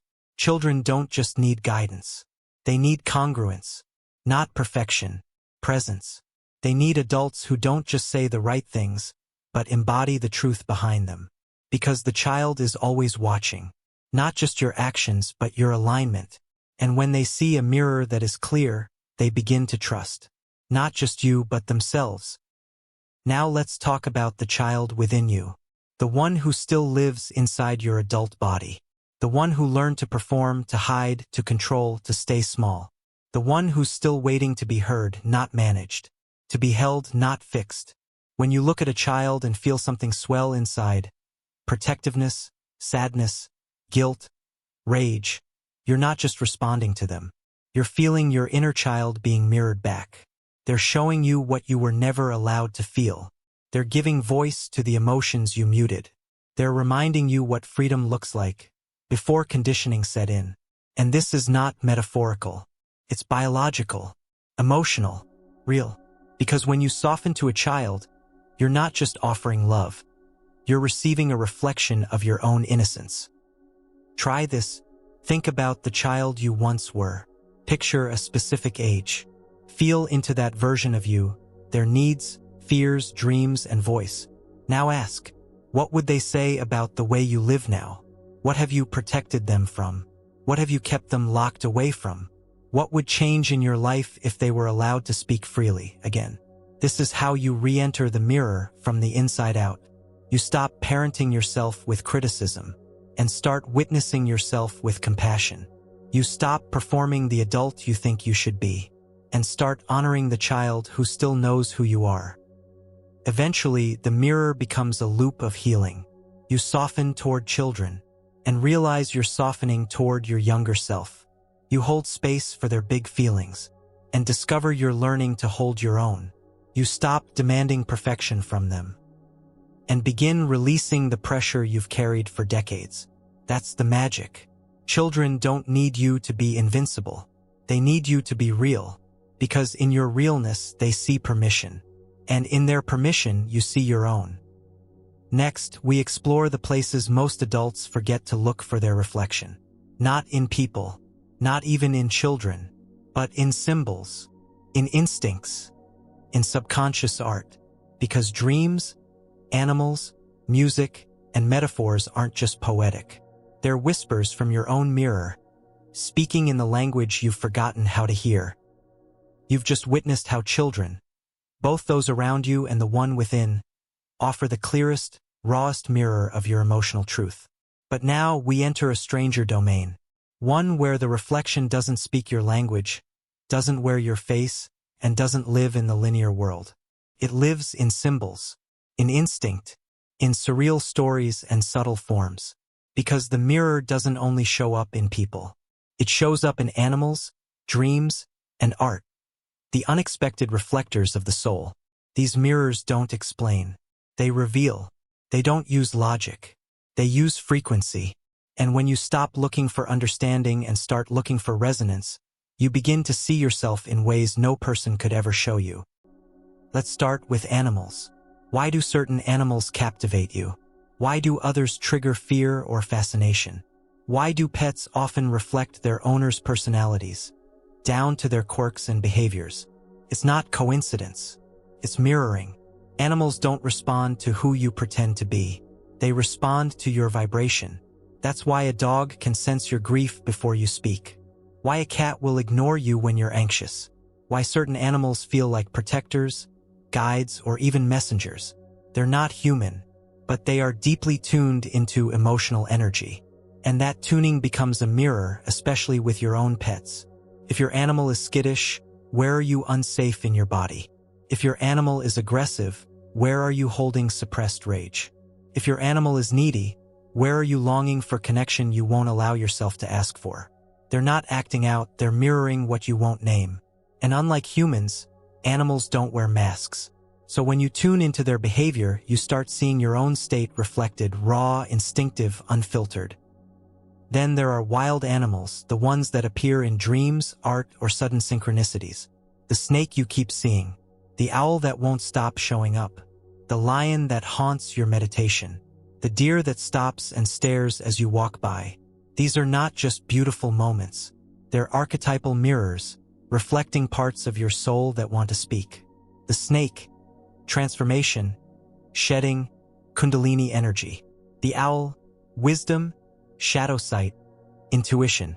The lion, courage, sovereignty, voice. The deer, softness, vigilance, innocence. These aren't random symbols. They're you trying to find form. And when you listen without needing words, the message becomes clear. Then there are dreams. Your dreams are not chaos. They are your subconscious showing you a mirror through metaphor, movement, distortion, and story. You're not dreaming about others. You're dreaming about yourself, split into characters, scenarios, landscapes.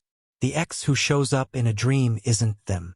It's the part of you still holding that emotional thread. The house you walk through, that's you. Each room a part of your psyche.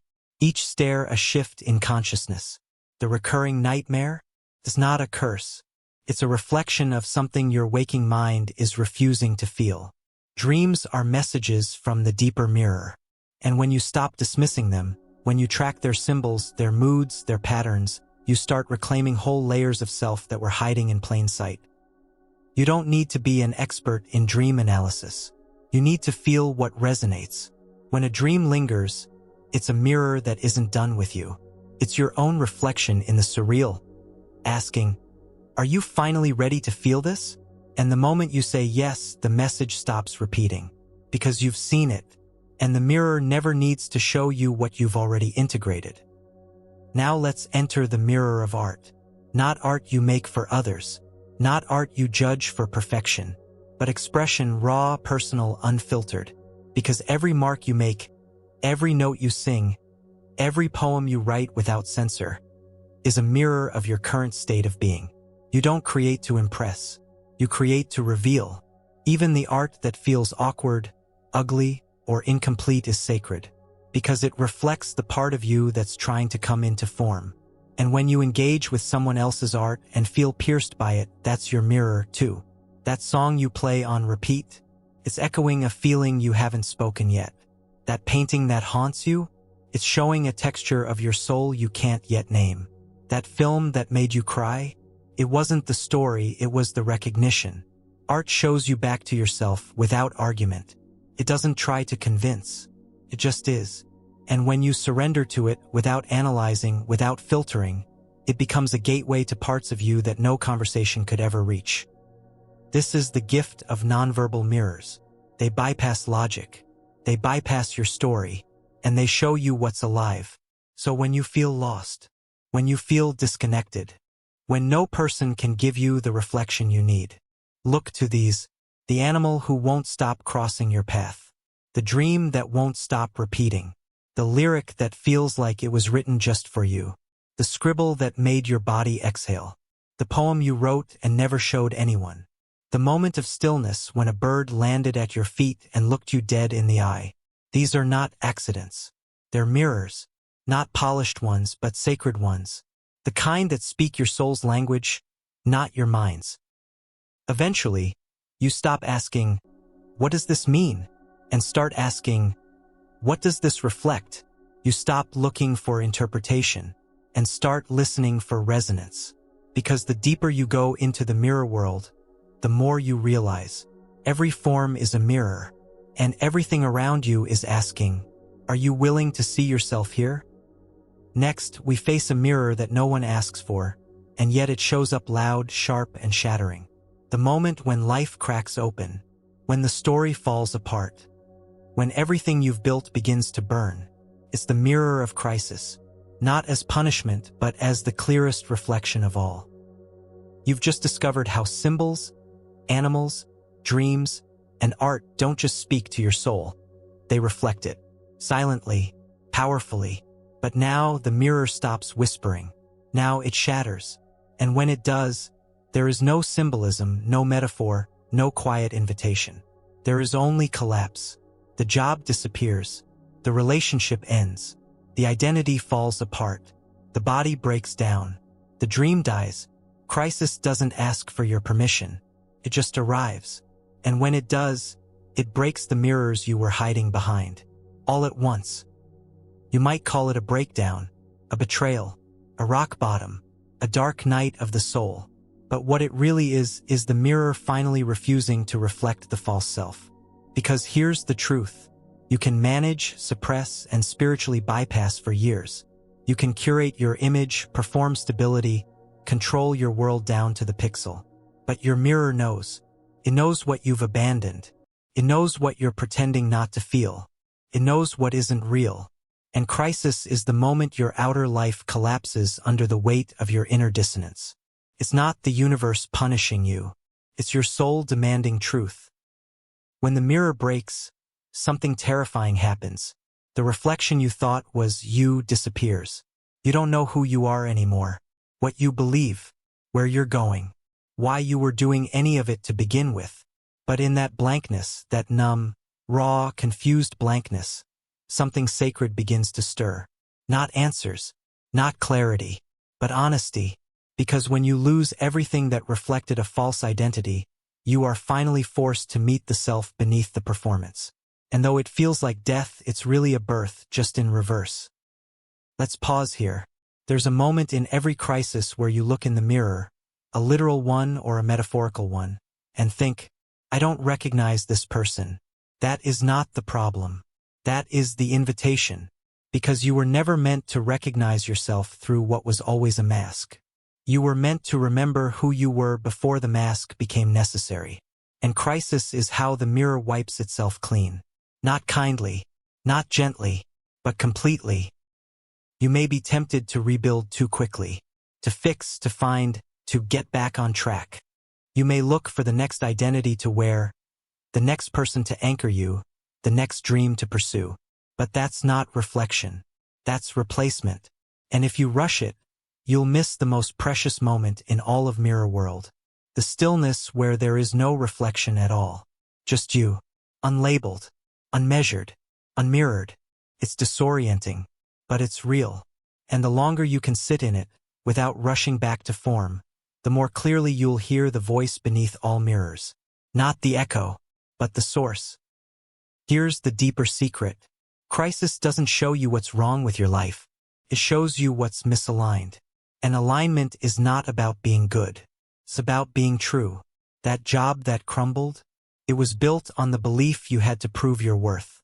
That relationship that imploded, it was reflecting a version of you that no longer exists. That health breakdown, it was your body mirroring what your mind refused to process. That identity crisis, it was your soul rejecting the costume it was never meant to wear. The mirror didn't break to destroy you. It broke because you were never meant to live in a reflection that small. So what do you do when everything shatters? You don't rebuild right away. You don't reach for what feels safe. You don't pretend it didn't happen. You stand in the shards. You stare at what they were reflecting.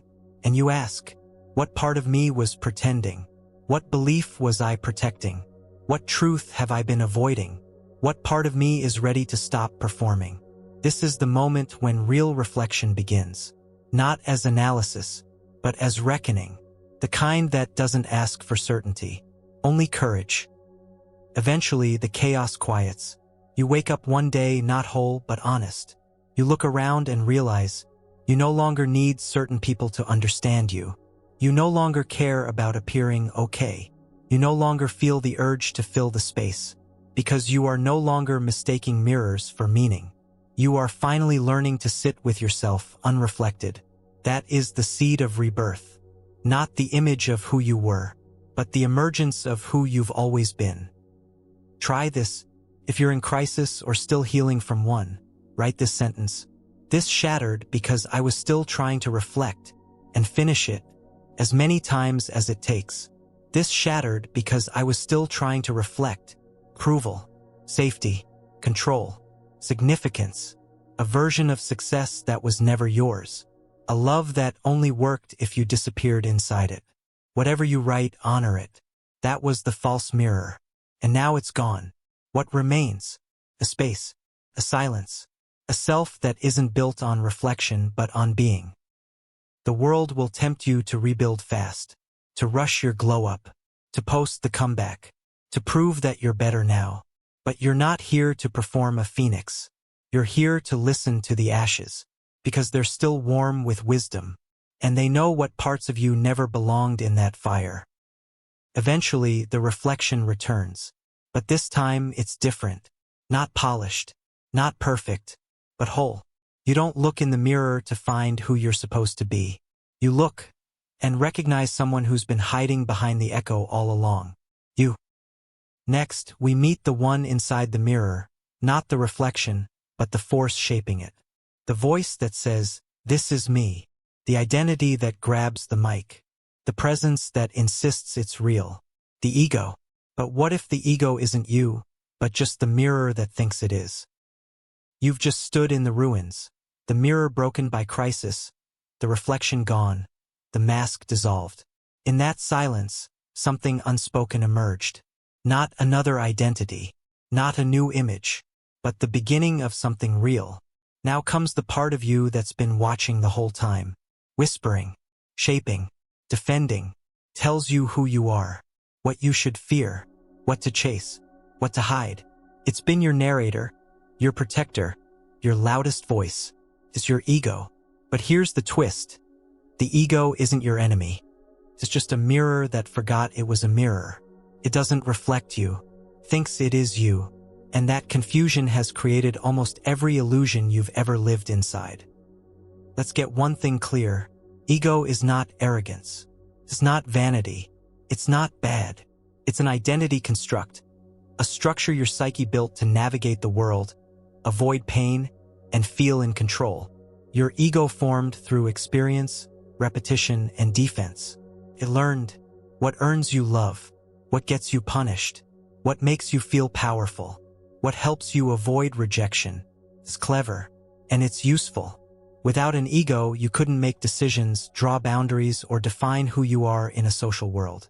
But problems begin when the ego stops being a tool and becomes the only lens through which you see. That's when the mirror forgets its glass and starts pretending it's the real thing. Here's how you'll know when the ego is running the show. You're obsessed with being right.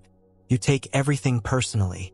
You define your value by what others reflect back. You cling to roles, titles, and labels as proof of identity. You reject feedback as an attack. You mistake emotional reactions for truth. You're constantly trying to win, impress, or protect. In all these moments, you're not being yourself. You're being your reflection, the egoic image you constructed to feel safe and significant. And that image isn't you. It's a costume worn by the mirror. The ego is terrified of one thing, being nothing, because if it's not the achiever, not the victim, not the fixer, not the rebel, the healer, the expert, the broken one, then who is it? That's the question the ego avoids at all costs. So it clings, performs, projects, it argues, it builds an identity out of comparison, history, and illusion, anything to avoid disappearing. That's why ego isn't bad. It's just afraid. And the more afraid it is, the more distorted the mirror becomes. Think about how many versions of you your ego has worn. The good one, so you wouldn't be abandoned. The smart one, so you'd be respected. The broken one, so people wouldn't expect too much. The savior one, so you'd feel needed. The cool one, so you wouldn't feel exposed. Every role your ego played was a mirror, reflecting back a strategy for survival. But none of them were your truth. Your ego didn't lie. It over-identified.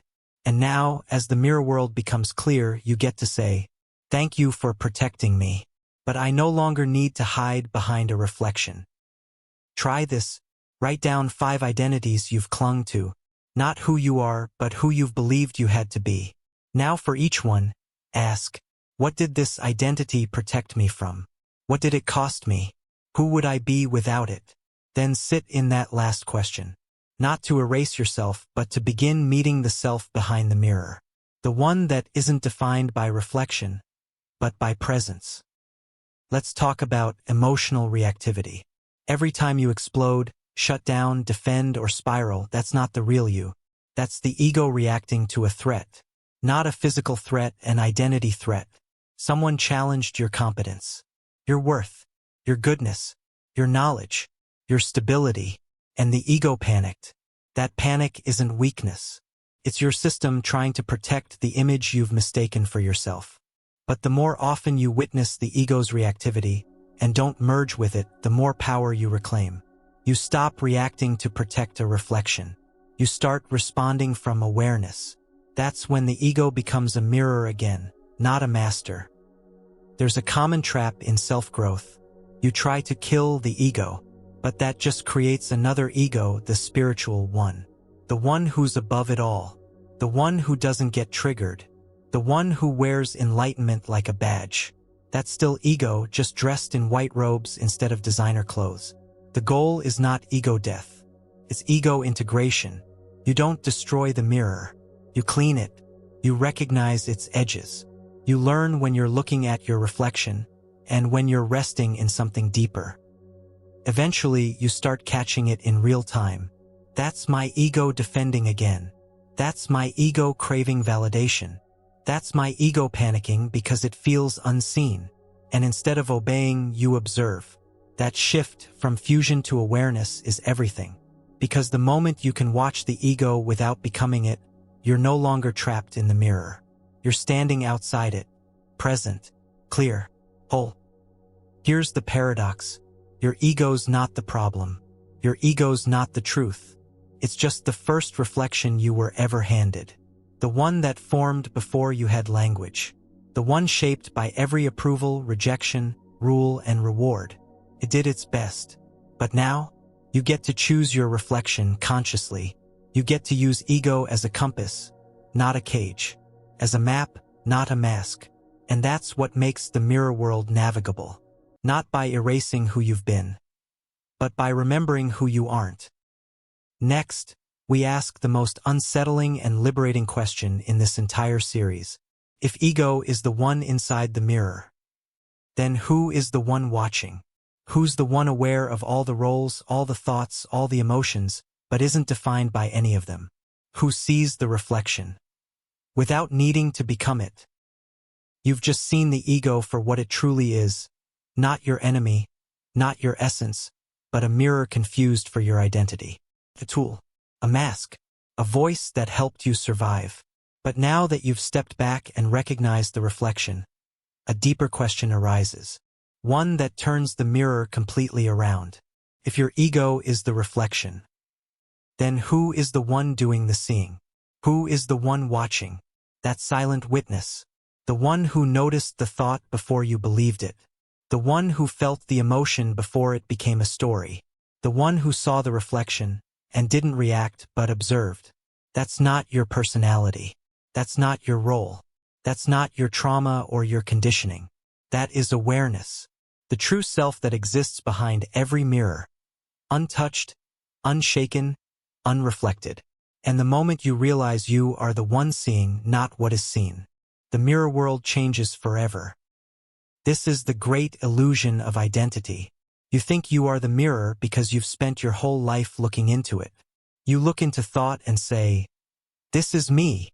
You look into emotion and say, "This is mine." You look into the body and say, "This is who I am." But none of these things are you. They are objects appearing in the field of awareness that you are. You are not your mind, you are the one noticing the mind. You are not your feelings, you are the one feeling them arise and pass. You are not your past, you are the one witnessing its echoes. This isn't philosophy, it's direct experience. And if you pause for even a moment and watch the watcher, you'll feel it. Stillness, spaciousness, presence without effort. That's not something you achieve. That's who's been here all along. But let's not make this mystical. Let's make it plain. Close your eyes for a second. Notice a thought. Any thought. Now ask, who noticed that thought? Was it another thought? Was it a reaction? Or was it a silent, spacious presence that simply saw it rise and fall? That's you. The one before the thought. The one after the emotion.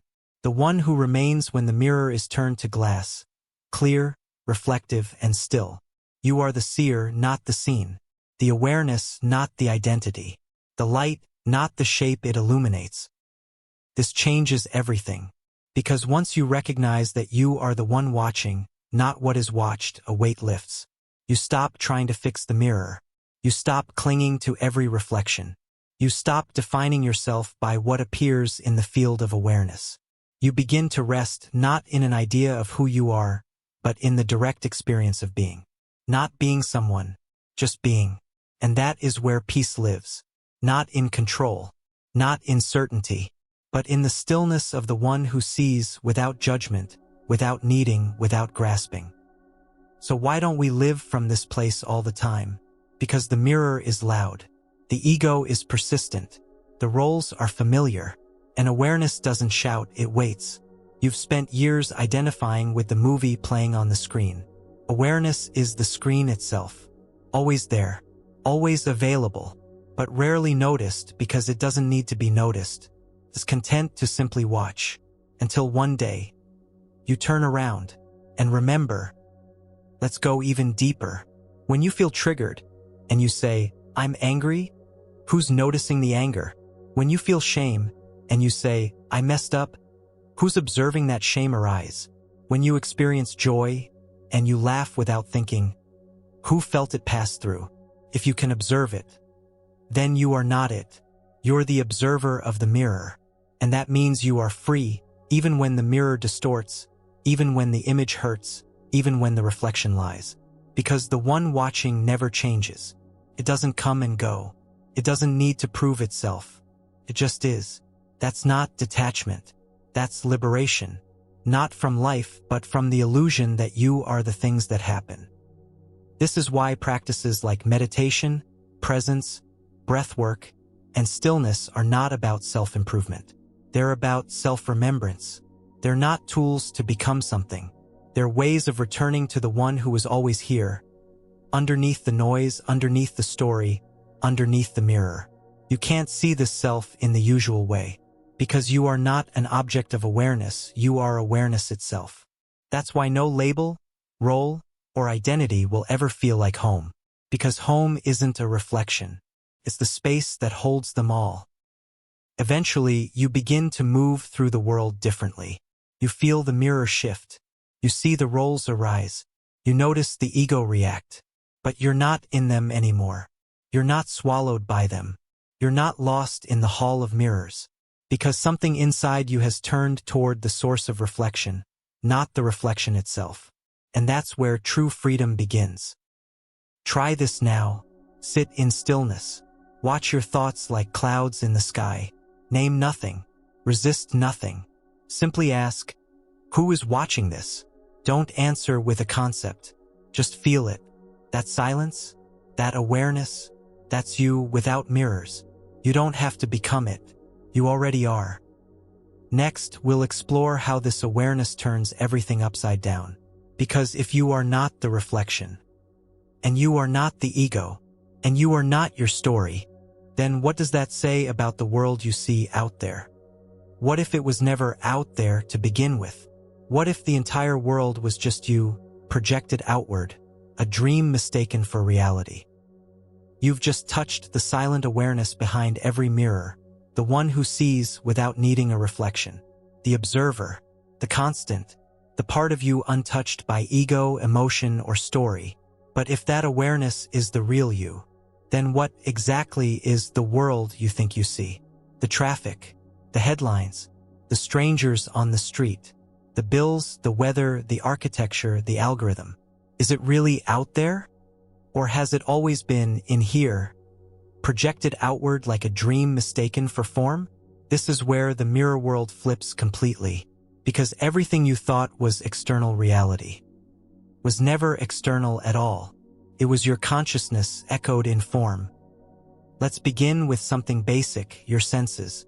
Sight, sound, touch, taste, smell. These don't show you the world as it is. They show you the world as your nervous system interprets it. You're not seeing reality. You're seeing a version of reality filtered through memory, belief, biology, and bias. That sunset isn't a fixed thing. It's light waves filtered through your retina, interpreted by your brain, and overlaid with meaning based on mood, memory, and metaphor. It's not out there. It's created inside you, and then perceived as if it exists outside. And that's just the beginning. Science already knows that what we call reality is an illusion of perception. There's no solid matter, just vibrating energy fields. There's no objective color, just your brain assigning frequency to light. There's no absolute time, just relative movement between observers. In other words, the world out there is not a fixed objective thing. It's a hallucination you agree to call real. And every person you meet is living in their own version of it. You're not sharing one world. You're sharing overlapping projections. And yet, we cling to the idea that there's one concrete world and we're all inside it. But what if it's the opposite? What if the world is inside you? You don't walk through the world. You walk through a projection of your own consciousness. Your mind doesn't just interpret reality. It creates it moment by moment. Think about it. When you're calm, the same street feels open and vibrant. When you're anxious, it feels hostile and chaotic. When you're grieving, Every song reminds you of loss. When you're in love, every stranger seems to smile back. What changed? Not the world. Your inner state mirrored outward. This isn't metaphor. It's mechanics. Your brain is not a camera. It's a projector. So why does the illusion of out there feel so convincing? Because your mind is addicted to duality, subject and object, self and other, me and the world. It needs something out there to define who I am in here. But once you see the trick, once you notice the projection, the veil starts to thin. You stop reacting to reality as if it's fixed. You start watching it bend with your awareness. And then it hits you. There never was a world out there. Only a field of reflection, responding to the frequency of your state. Try this. Think of someone you admire deeply. Now ask, what quality do they mirror that's already inside you, but maybe repressed? Now think of someone you judge or resent. What part of you are they reflecting? Something disowned, feared, or projected? Now think of a place you love, a city, a room, a nature trail. How does it reflect your inner values, needs, or sense of belonging? Nothing you're seeing is neutral. It's all personalized reflection. Even strangers on a train are showing you something about your attention, your beliefs, your projections. You don't encounter reality. You encounter resonance. And resonance comes from you. This is the Mirrorworld's final illusion. You believe the world happens to you, but it's actually happening through you. You attract the conversation you're ready for. You notice the symbols that match your inner state. You interpret events through the lens of who you believe you are. Everywhere you go, you bring your mirror with you. And then you swear what you're seeing is just how things are. But things are only ever how you are in that moment. And the more aware you become, the clearer this becomes. Eventually, the whole structure of perception shifts. You stop chasing things out there. You start tuning the instrument in here. You stop blaming the world for how it shows up. You start asking, what does this reflection want me to see? This is not about guilt or blame. It's about ownership. Owning that your consciousness doesn't just shape your choices, it shapes your reality. Not because of positive thinking, but because perception is participation. You don't see the world. You co-create it, moment by moment, belief by belief, frequency by frequency. Let's go one step further. When you change your state even slightly, the entire mirror world shifts. Suddenly, conversations flow. People treat you differently. Ideas arrive from nowhere. Doors open that were locked a day ago. Coincidence? No. Reflection. You tuned the mirror and the mirror responded. Because it was never the world to begin with. It was always you multiplied outward. And when you really get this, something inside softens. You stop trying to control everything. You stop waiting for the world to change. You stop living like a victim of randomness. Instead, you live like a participant in your own projection, not to escape it, but to learn from it. Every moment becomes feedback. Every interaction becomes a message. Every event becomes a mirror, not a punishment. And the more conscious you become, the more this mirror becomes a tool, not a trap. Next, we explore what happens when you start to wake up inside this projection. Not to escape it, but to become lucid within it. Because if this is all a dream, the question is no longer, is this real? The question is, am I awake? You've just confronted the most radical truth of the mirror world, that the world is not out there, and never was. It's a projection, shaped by your consciousness, reflected through sensation, experience, and story. But now comes the real shift. If reality is a dream, what happens when you become aware within it? Not when you sleep, not in a lucid dream at 3 a.m., but here, now, in waking life. This is not fantasy. This is lucid living. It's when you stop reacting automatically, stop merging with the mirror, stop believing that what you see is fixed, final, or personal, and you start living as the awareness behind the dream, not to escape reality, but to remember that it has always been responsive, fluid, and alive with meaning. Let's make something clear. Lucid dreaming is when you become aware that you're dreaming while you're still inside the dream. Suddenly, you're not just a character anymore. You're aware you're the dreamer, and everything around you is malleable. Walls bend, rules dissolve, you fly. Lucid living is the same, but with one crucial difference. You're awake, and yet, you begin to notice how everything functions like a dream. Patterns repeat until you learn. People behave like symbols of inner traits. Objects, events, and timing seem strangely orchestrated. Reality bends slightly when you shift your energy. What you fear, you summon. What you embody, you attract. It all becomes feedback. Not fixed reality, but a kind of immersive teaching environment. A Mirrorworld simulator, designed not to imprison you, but to wake you up. Lucid living begins the moment you say, "This is not happening to me. This is happening for me to see something." That shift from reaction to reflection is the first moment of awakening. The car that cuts you off is no longer just rude. It becomes a mirror of your current internal rush, frustration, or suppressed aggression. The compliment that surprises you becomes a mirror of a quality you've disowned, one the world is now asking you to reclaim. The delay in your plans isn't just inconvenience. It's an invitation to slow down and witness how deeply your worth is tied to momentum. Everything starts talking back. Not in words, but in symbols, patterns, and emotional frequency. And when you tune in, life stops being random. It becomes interactive, responsive, intelligent, just like a lucid dream. But here's what makes lucid living different from spiritual detachment. You don't stop feeling. You don't bypass pain. You don't ignore the physical. You stay fully human, but you know you're dreaming. Which means when someone yells at you, you don't just react. You ask, what part of me is this activating? When something breaks, you don't only fix it. You ask, what belief is this reflecting?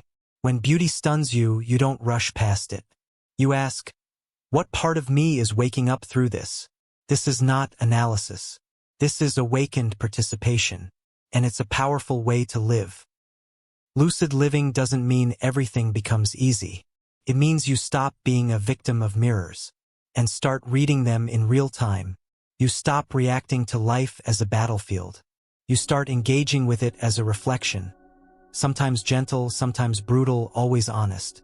And you begin to notice how your state changes your experience, how your assumptions shape interactions, how your internal shifts ripple into the external world. You stop asking, why is this happening to me? And start asking, what is this showing me about me? And that single question changes everything. Try this. For one full day, live as if you are lucid in a dream. Everything you see is a mirror. Every person is a symbol. Every interruption is a message. Every joy is an invitation. Every trigger is an echo. When something irritates you, pause and ask, what is this reflecting that I'm ready to see? When something aligns, ask, what part of me is finally resonating with truth? Do this not as a technique, but as a lens. And by the end of the day, you'll feel it. The world responds differently when you are awake inside it. This doesn't make you special. It makes you responsible. Because once you realize the dream responds to your frequency, you can no longer pretend you're powerless. You create mood, not just react to it. You influence the mirror by how you walk toward it.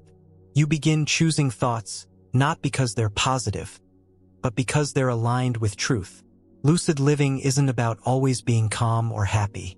It's about being conscious, seeing what's happening and seeing the mirror behind it, and choosing how you show up with awareness. Eventually, you'll start having moments that feel surreal. A thought becomes reality almost instantly.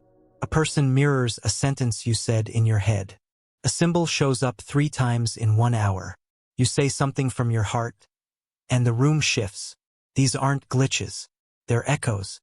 Echoes of your own awakening. Evidence that the mirror is not just reflecting. It's alive, responding, listening, moving with you, not against you. Because the moment you became lucid, the dream shifted. And that shift is permanent. Not because life becomes perfect, but because you're no longer asleep inside it. Next, we test the edge of this awareness. Because as the mirror bends with you, as reality starts to reflect your inner work, something strange happens. It doesn't always celebrate. Sometimes it pushes back. And the question becomes, why does the mirror seem to fight back the moment you begin to change? You've just begun to live lucidly, aware inside the mirror. No longer reacting blindly, no longer sleepwalking through projections, no longer mistaking the dream for the dreamer. But now something strange happens. As you shift your energy, your thoughts, your actions, reality starts to bend. A conversation softens. An opportunity appears. Pattern finally breaks. Subtle at first, like life is listening. Then it becomes undeniable. And this is when the mirror world begins to feel alive, because it is. This is the turning point where you no longer live inside a fixed reality. You live inside a responsive field. And the more aligned you become, the more it reflects your alignment, not as reward, but as resonance. Let's go back to something basic. Everything in reality is vibration. Your thoughts, emotions, choices, all carry frequency. And frequency doesn't lie. It doesn't reflect what you want. It reflects what you are.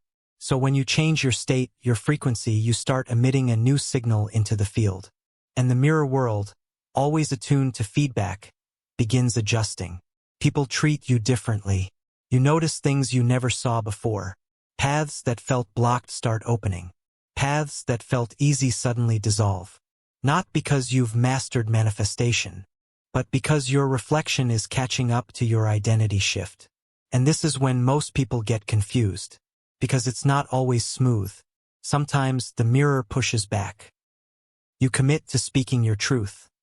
And suddenly everyone questions you. You start healing. And old wounds come up harder than ever. You shift out of people-pleasing. And people start pulling away. You open your heart. And feel waves of grief. This feels like punishment. But it's not. It's the mirror readjusting.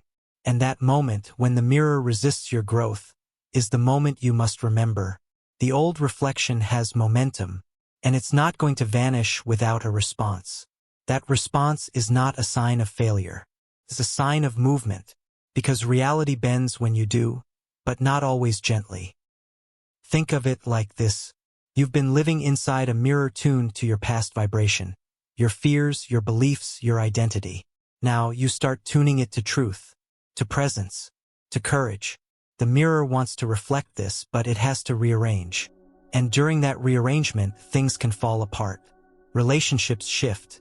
Jobs lose resonance. Your body detoxes. Emotions surge. This is not regression. This is recalibration. And if you don't panic, if you stay steady, the new reflection stabilizes. And suddenly, you're not just bending reality. You're reprogramming your mirror. Try this. Name a current struggle. A situation where life feels stuck, blocked, or unfair. Now ask, what version of me is this reflecting? What frequency have I been emitting here? Fear, control, shame, passivity. What would this situation look like if I believed I was safe, worthy, and aligned? Then shift, even slightly. Change how you walk into the room. Change how you speak to yourself. Change how you respond to what arises. Watch what happens. You're not faking. You're retuning the mirror.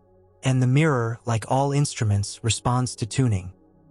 Here's what makes this process feel magical. As you align your inner world with truth, the outer world gets weird. You meet people who speak your thoughts aloud. You see repeating numbers, patterns, symbols. You sense timing orchestrated too precisely to be random. You speak a desire and it shows up within hours. These are not coincidences. They're reflections of inner clarity. Because when your signal is clean, reality becomes sharp. And when you shift enough, it bends. It bends toward what resonates. It bends away from what no longer matches. It bends because you've stopped forcing and started listening. And then, life gets unmistakably interactive. But let's be honest, not everyone will like your shift. Because your mirror isn't just private. It reflects into the systems, people, and patterns around you. So when you stop participating in distortion, distortion fights back. When you stop feeding guilt, guilt tries to hook you. When you stop leaking energy, takers escalate. When you stop identifying with pain, people who knew you as pain feel threatened.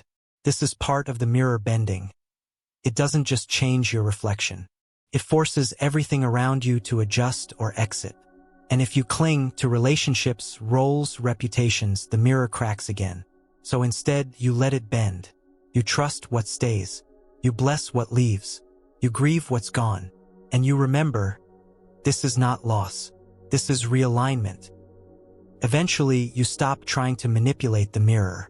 You stop using tools to control what appears. You stop needing signs to prove you're on track.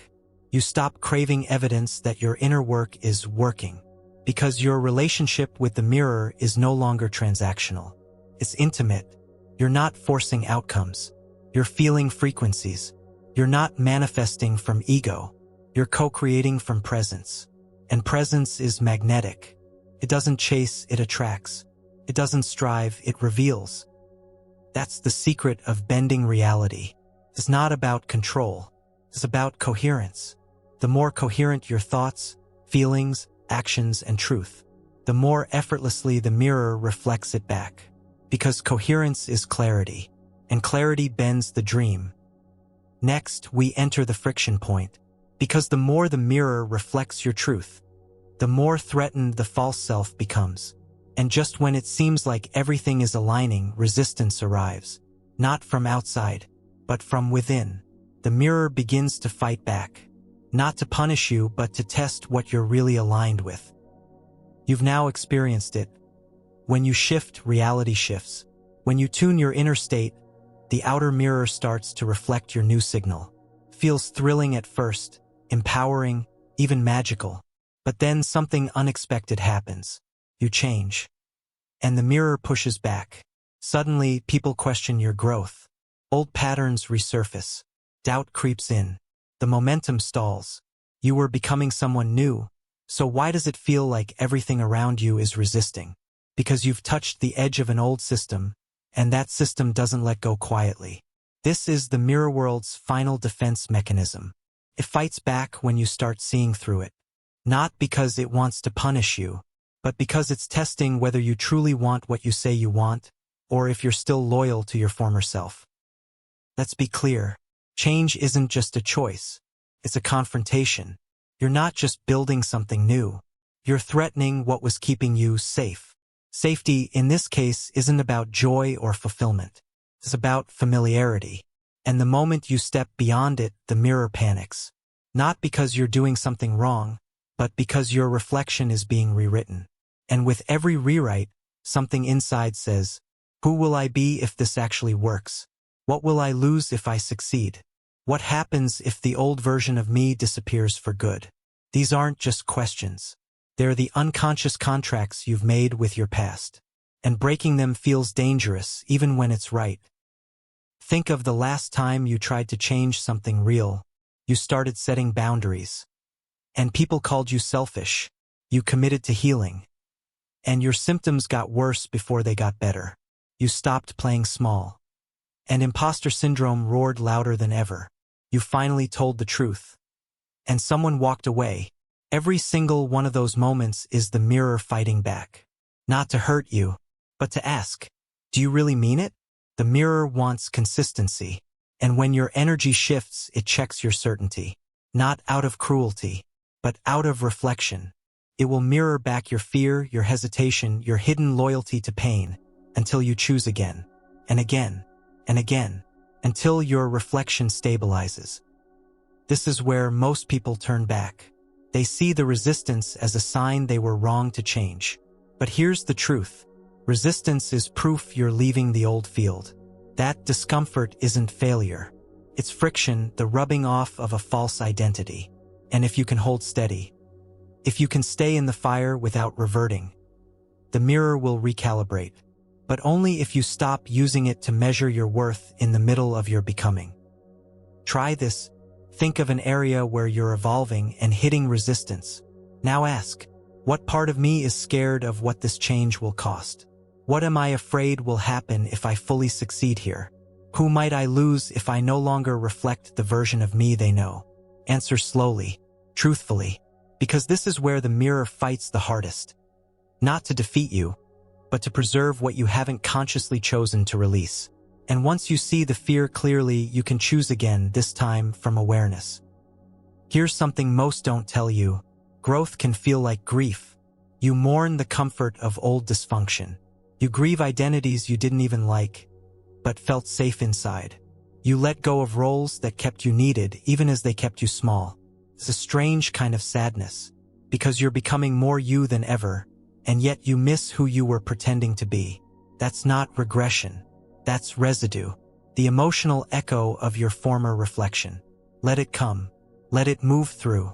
It doesn't mean go back. It means you're finally moving forward. You may also notice strange behavior from others during this time. Some will criticize your growth. Some will try to pull you back. Some will pretend not to notice. Some will lash out without knowing why. Don't take it personally. They're not reacting to you, they're reacting to their own reflection shifting.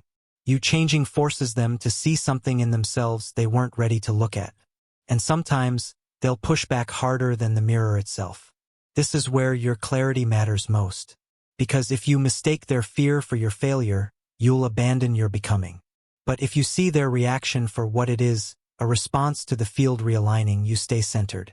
You let the mirror shake. And you hold your frequency anyway. Eventually, the resistance peaks and breaks. You wake up, and the pain isn't as loud. The fear doesn't run the script. The old roles feel like costumes you can set down, and people respond differently, not because they changed, but because your reflection finally stabilized, and now so does theirs. This is the power of enduring the pushback. The mirror only fights as long as you fight yourself. And when you stop fearing your own light, the reflection surrenders. So if you're in the tension, the heat, the fog, the pullback, remember, this is the price of presence. This is the testing of truth. This is the mirror's last attempt to see if you'll flinch. And if you don't, the reflection becomes clear. Not perfect, not painless, but unmistakably aligned with who you really are, with what you really want, with the life that was waiting behind the distortion all along. Next, we confront the final misunderstanding. You've tried to attract what you want. You've tried to bend the mirror. But nothing sticks until you uncover the real engine. You don't attract what you want, you attract what you believe. And the beliefs you've buried are the ones writing your reality. You've felt the mirror bend.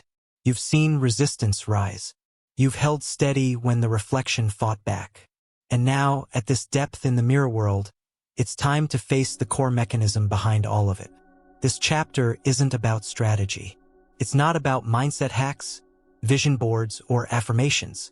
It's about the engine behind your reflection, your beliefs. Because no matter how badly you want something, if your unconscious belief contradicts that desire, the mirror will never show it. Not because you're unworthy, but because the mirror isn't reflecting what you say you want. It's reflecting what you expect to see. And that expectation is determined by belief. Here's the misunderstanding that keeps most people stuck. They think wanting is enough. They want love. They want abundance. They want peace. They want freedom. They want purpose. But they believe in abandonment. They believe in scarcity. They believe in chaos. They believe in shame. They believe they're broken. And belief trumps want. Every time. Because belief is what the mirror reads. Belief is what your frequency broadcasts. Belief is the true instruction set you're handing to reality. The mirror isn't listening to your words. It's responding to your state. Let's look at a simple example. You want deep, lasting love. You say it. You write about it. You think about it. But your unconscious belief says, people always leave. I'm too much. If I let someone in, I'll get hurt. Love means I have to sacrifice myself. What happens? The mirror obliges. You attract unavailable people. You self-sabotage. You stay invisible. You keep proving the belief is true, without realizing that you're the one holding the lens that makes it inevitable. The pattern isn't punishment. It's reflection. not of what you want, but of what you still believe. The same applies to every domain.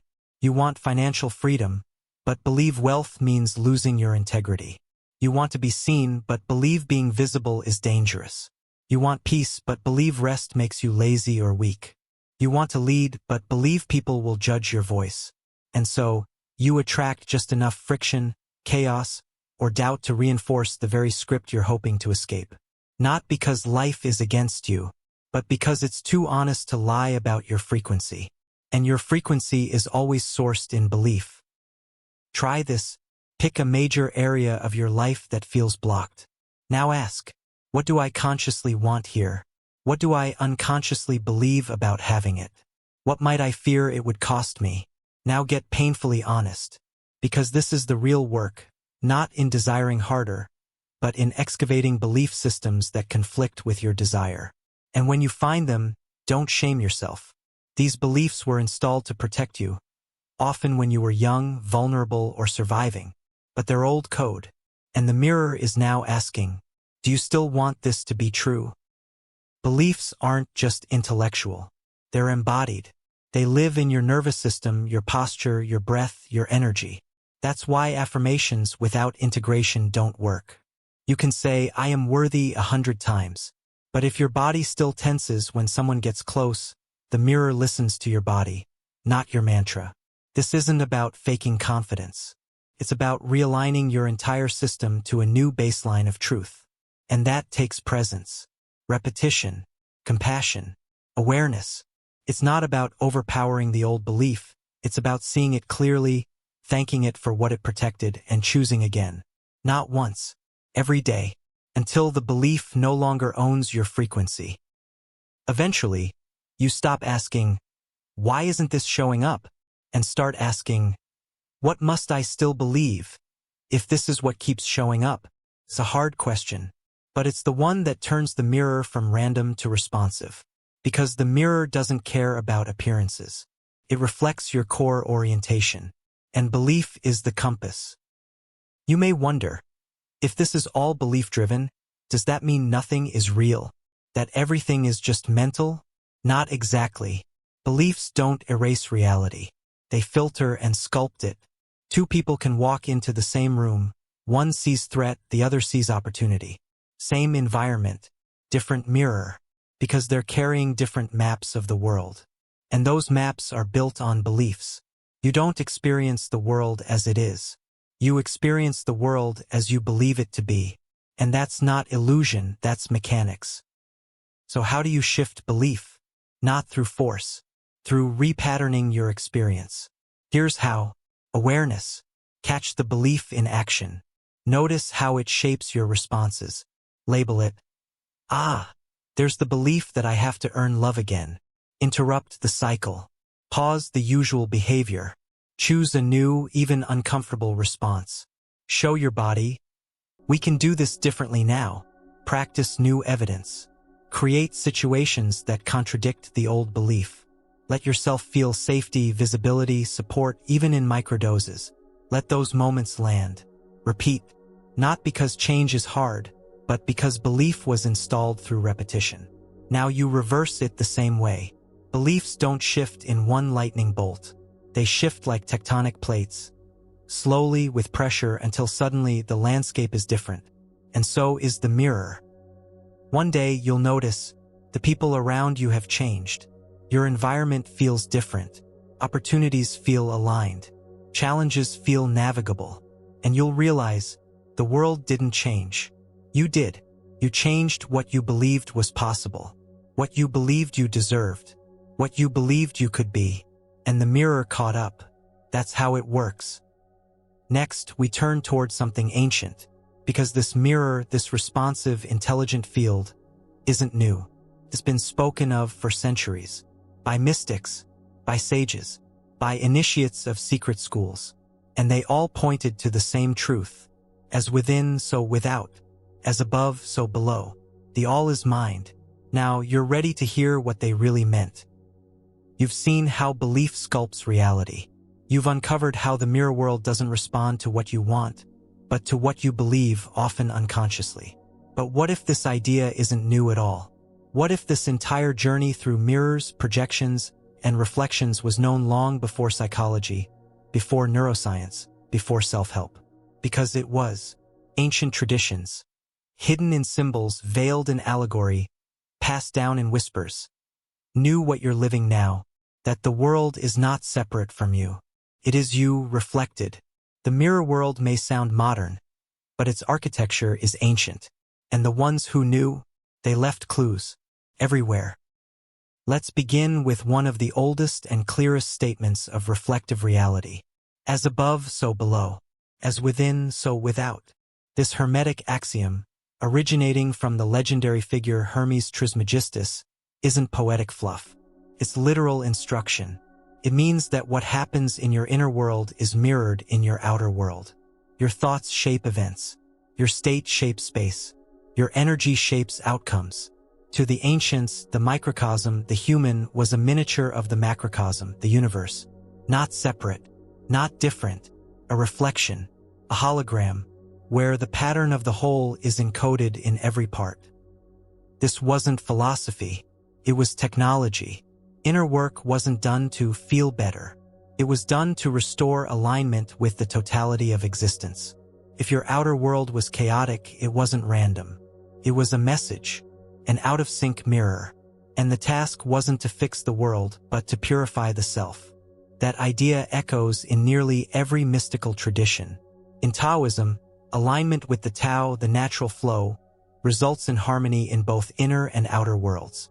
In Buddhism, the concept of dependent origination shows how everything arises from mind, and how suffering ends not by changing the world, but by seeing through the illusion. In Kabbalah, the tree of life maps levels of reality that mirror each other, and shows how distortion in one level reflects through the rest. In Vedic teachings, the Atman, your inner self, is said to be identical to Brahman, the absolute reality. What you perceive as external is simply the self, unrecognized.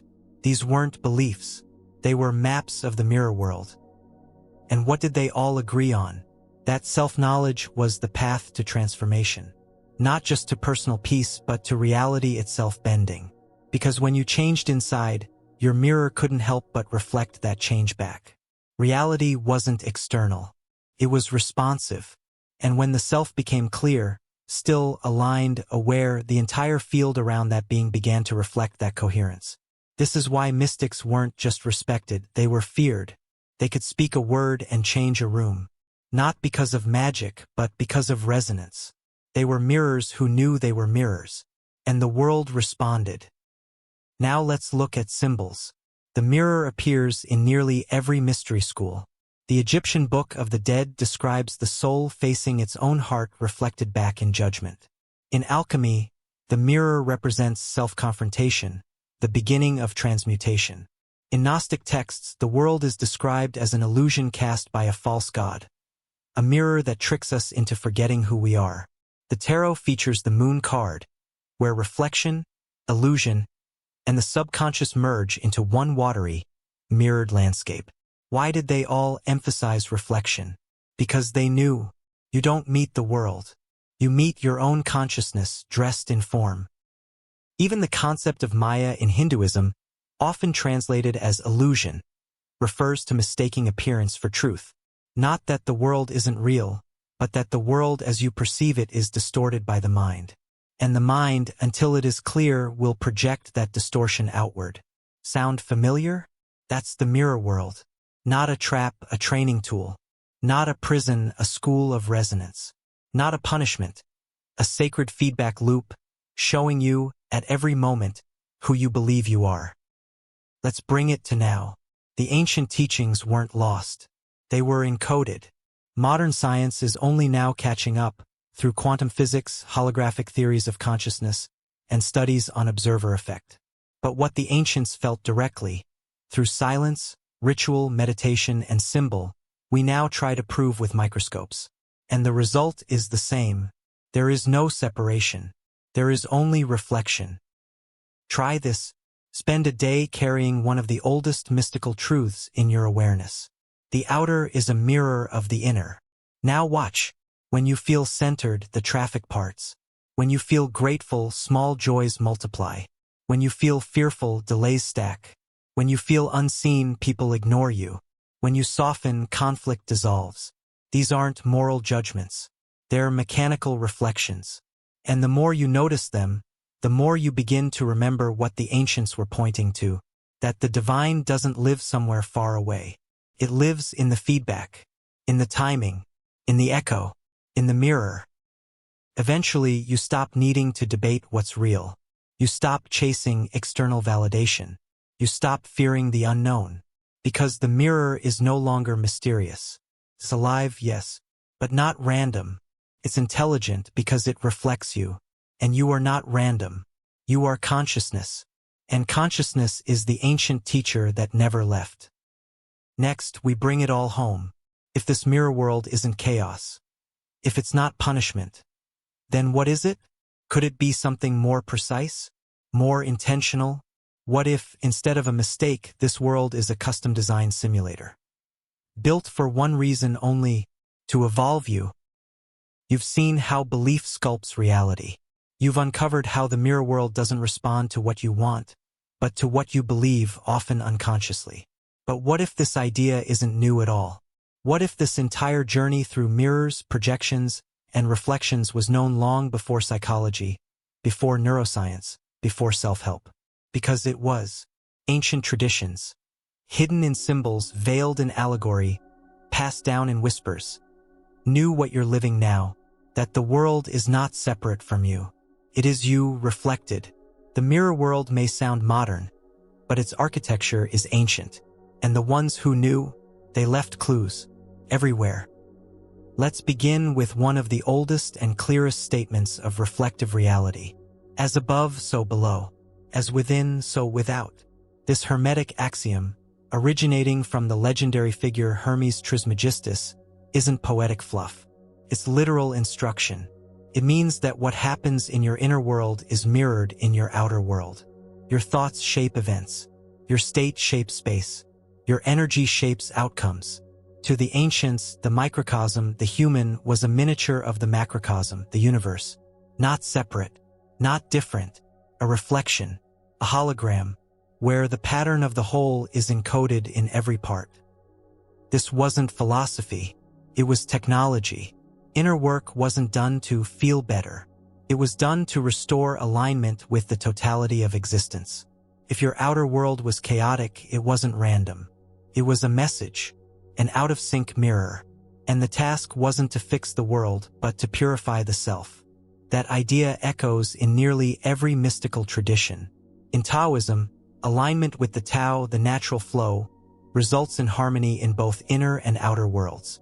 In Buddhism, the concept of dependent origination shows how everything arises from mind, and how suffering ends not by changing the world, but by seeing through the illusion. In Kabbalah, the tree of life maps levels of reality that mirror each other, and shows how distortion in one level reflects through the rest. In Vedic teachings, the Atman, your inner self, is said to be identical to Brahman, the absolute reality. What you perceive as external is simply the self, unrecognized. These weren't beliefs. They were maps of the mirror world. And what did they all agree on? That self-knowledge was the path to transformation. Not just to personal peace, but to reality itself bending. Because when you changed inside, your mirror couldn't help but reflect that change back. Reality wasn't external. It was responsive. And when the self became clear, still, aligned, aware, the entire field around that being began to reflect that coherence. This is why mystics weren't just respected, they were feared. They could speak a word and change a room. Not because of magic, but because of resonance. They were mirrors who knew they were mirrors. And the world responded. Now let's look at symbols. The mirror appears in nearly every mystery school. The Egyptian Book of the Dead describes the soul facing its own heart reflected back in judgment. In alchemy, the mirror represents self-confrontation, the beginning of transmutation. In Gnostic texts, the world is described as an illusion cast by a false god, a mirror that tricks us into forgetting who we are. The tarot features the moon card, where reflection, illusion, and the subconscious merge into one watery, mirrored landscape. Why did they all emphasize reflection? Because they knew, you don't meet the world. You meet your own consciousness dressed in form. Even the concept of Maya in Hinduism, often translated as illusion, refers to mistaking appearance for truth. Not that the world isn't real, but that the world as you perceive it is distorted by the mind. And the mind, until it is clear, will project that distortion outward. Sound familiar? That's the mirror world. Not a trap, a training tool. Not a prison, a school of resonance. Not a punishment, a sacred feedback loop, showing you, at every moment, who you believe you are. Let's bring it to now. The ancient teachings weren't lost. They were encoded. Modern science is only now catching up, through quantum physics, holographic theories of consciousness, and studies on observer effect. But what the ancients felt directly, through silence, ritual, meditation, and symbol, we now try to prove with microscopes. And the result is the same. There is no separation. There is only reflection. Try this. Spend a day carrying one of the oldest mystical truths in your awareness. The outer is a mirror of the inner. Now watch. When you feel centered, the traffic parts. When you feel grateful, small joys multiply. When you feel fearful, delays stack. When you feel unseen, people ignore you. When you soften, conflict dissolves. These aren't moral judgments. They're mechanical reflections. And the more you notice them, the more you begin to remember what the ancients were pointing to, that the divine doesn't live somewhere far away. It lives in the feedback, in the timing, in the echo, in the mirror. Eventually, you stop needing to debate what's real. You stop chasing external validation. You stop fearing the unknown, because the mirror is no longer mysterious. It's alive, yes, but not random. It's intelligent because it reflects you. And you are not random. You are consciousness. And consciousness is the ancient teacher that never left. Next, we bring it all home. If this mirror world isn't chaos, if it's not punishment, then what is it? Could it be something more precise? More intentional? What if, instead of a mistake, this world is a custom-designed simulator? Built for one reason only, to evolve you. You've seen the signs, the synchronicities, the reflections that seem too exact to be random. You've uncovered how your beliefs shape your experience. You've heard the ancients whisper that the outer mirrors the inner. So now comes the question no one asks out loud, but it echoes in every awakened mind. What if this isn't just a world? What if it's a training simulator and always has been? Not in a sci-fi way, not in a digital matrix or a computer program, but in a conscious, responsive learning environment. Engineered not to give you what you want, but to show you who you are until you become what you came here to become. A place where every moment is feedback. Every trigger is curriculum. Every mirror is a lesson plan tailored to your evolution. And the ones who suffer most aren't being punished. They're being invited. Invited to wake up, read the code, and realize you're not a passive character in this story. You're the one training inside it. Let's strip this down. Every time you repeat a pattern, that's not failure. That's a simulation loop. Your unconscious belief generated a situation. You reacted in the same way. You got the same result. And the loop resets because the simulator never punishes, it just repeats until you become conscious. You say, why does this keep happening to me? But the simulator is saying, this is your curriculum. Pass the level and the pattern dissolves. This isn't mystical.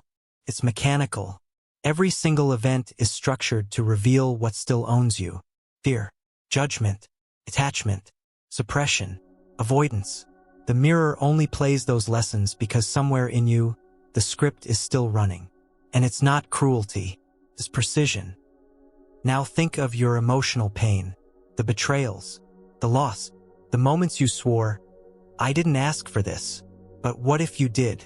Not consciously, but from the level of soul, the deepest strata of you.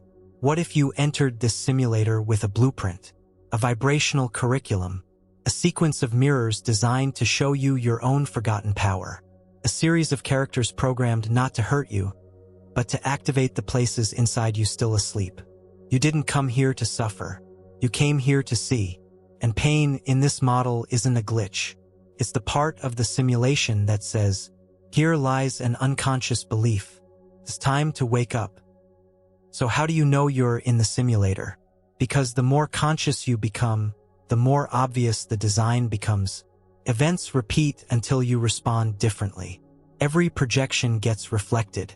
People show up as exact mirrors of your internal state. Emotional patterns loop until the charge dissolves. Nothing random sticks, only what resonates. And then something remarkable happens. You start seeing the lessons in real time. You catch the script as it tries to pull you in. You see the projection before it becomes conflict. You read the feedback without taking it personally. You're no longer in the program. You're training inside it. Try this.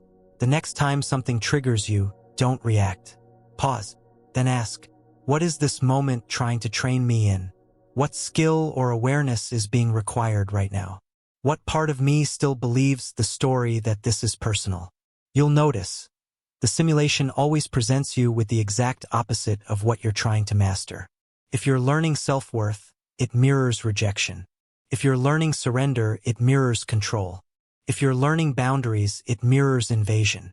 If you're learning truth, it mirrors deception. And this isn't sabotage. It's refinement. Because growth isn't comfortable. It's confrontational. And the simulator knows. You don't become who you really are through ease. You become it through awareness forged in friction. But let's go even deeper. What if other people in your life aren't just characters but co-trainers? Not all of them consciously, of course. But vibrationally, they're playing the exact roles you need for your development. The critic who forces you to anchor in your truth. The betrayer who wakes you up to self-loyalty. The parent who mirrors your unhealed child. The partner who exposes your abandoned boundaries. You could spend a lifetime resenting the characters. Or you could realize they showed up on cue, right on time, for your training. And this doesn't excuse harm. It empowers healing. Because instead of staying locked in victimhood, you retrieve your role as the one who learns from everything. Not to bypass, but to evolve. Eventually, you stop asking, why is this happening to me? And you start asking, what is this training me for? That question alone changes your entire mirror world. Because the moment you assume the perspective of the trainer in training, the simulator responds with more clarity. It accelerates. It deepens. It gets faster, not harder. Why? Because resistance slows the program, but participation unlocks it. You become a conscious player, and the mirror becomes interactive in a way it never was before. So what's the point of all this? If this is a training simulator, then what are you training for? To remember, to reclaim, to awaken your dormant self, the one who doesn't just react to the mirror, but reads it as a sacred map. You're not here to perfect your identity. You're here to unearth the identity that no longer needs fixing. The self that sees clearly, responds wisely, loves without performance, stands in truth even when the old story trembles. That's the kind of presence the simulator is designed to forge. Not a perfect human, but a conscious one. Next, you'll learn something practical. If the mirror world is this precise, if reality is this responsive, then you need tools to navigate it. What do you do when the reflection confuses you? When the signal feels scrambled? When you're not sure if something's a mirror or just a distraction? That's where the mirror map comes in. Let's build it. You've seen how the mirror world is not random. It's not punishment. It's not chaos. It's a simulator designed to train you in awareness, shaped by your beliefs, and tuned to your frequency. But now the question becomes practical. How do you actually read the mirror in real time? Because the mirror doesn't speak English. It doesn't use words. It doesn't shout commands. It speaks in reflections. Subtle, symbolic, sometimes maddening, but never meaningless. And when you learn to read it, when you finally grasp the code, the mirror becomes a navigation system, not a mystery. This is your mirror world map. Not a theory, not a philosophy, but a working toolkit to translate the echo into insight. Let's start simple. In every moment, you're receiving data from the field. It comes in 5 primary forms: people, emotions, patterns, symbols, timing. When these repeat, intensify, or trigger you, you're in the presence of a mirror event. And your first task isn't to react, it's to interpret. The mirror isn't random, it's responsive. And your job is to ask every time, what is this showing me about myself right now? 1. People. People are the clearest and most persistent mirrors. You attract who you are, not who you pretend to be. This doesn't mean every toxic person is your fault, but it does mean every interaction is a resonance reading. To decode it, ask, what does this person reflect about my current energy? What version of me do they engage with, the one who shrinks, defends, performs? What do I believe I must be around them? And what does that show me about my programming? Even the strangers you notice are mirrors of attention. You don't see people. You see your current lens projected onto them. That's not judgment. That's a tool. Use it. 2. Emotions. The emotional spike is a high-frequency signal from the mirror, especially discomfort. The stronger the feeling, the more precise the mirror. Anger? You're being called to set a boundary or reclaim power. Sadness? You're releasing an identity or belief that no longer fits. Jealousy? You're seeing a disowned potential in someone else. Guilt? You're obeying a rule you no longer believe in. Confusion? You're resisting the message. None of these are flaws. They're maps. Every emotion carries coordinates. Your job is to stop running from the emotion and start listening to what it's pointing toward. 3. Patterns. What keeps repeating is not a glitch. It's an unresolved code. If the same kind of boss keeps appearing, if the same emotional dynamic shows up in every relationship, if you keep almost succeeding, then sabotaging. Stop asking, why me? Start asking, what script am I still running that makes this the only mirror I can attract? Patterns don't mean you're broken. They mean the simulation is still giving you the same test, because your answers haven't changed. Change the response. The pattern dissolves. 4. Symbols. These are the language of your subconscious, and the mirror speaks them fluently. You'll see repeating numbers, strange images, animals that appear multiple times, song lyrics, overheard conversations, objects falling in unusual ways.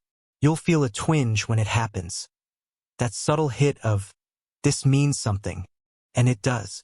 Symbolic mirroring is how the mirror bypasses your rational mind and speaks directly to your deeper intelligence. You don't have to be mystical. You just have to be receptive. Ask, what does this remind me of? What was I just thinking about? What feeling did this symbol amplify? Then listen. The answer won't always come immediately, but once you start asking, you train your mind to become a translator of reflection. And soon the world begins talking back. 5. Timing. Delays. Accelerations. Cancellations. Glitches. These aren't just logistical annoyances, they're feedback. You say you're ready for something, then a key meeting gets postponed. That's not rejection. That's the mirror asking, are you aligned? Or are you rushing from fear? You ask for change. Then every door closes. That's not sabotage.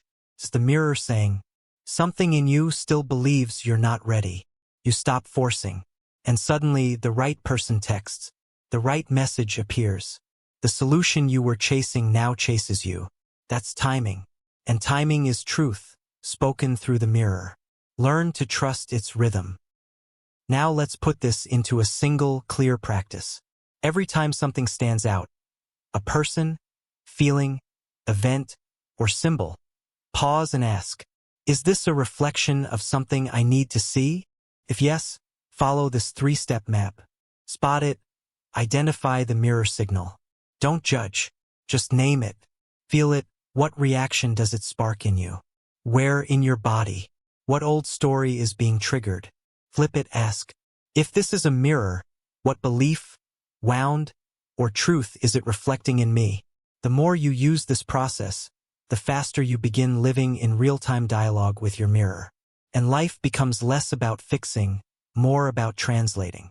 Less about control, more about conscious engagement.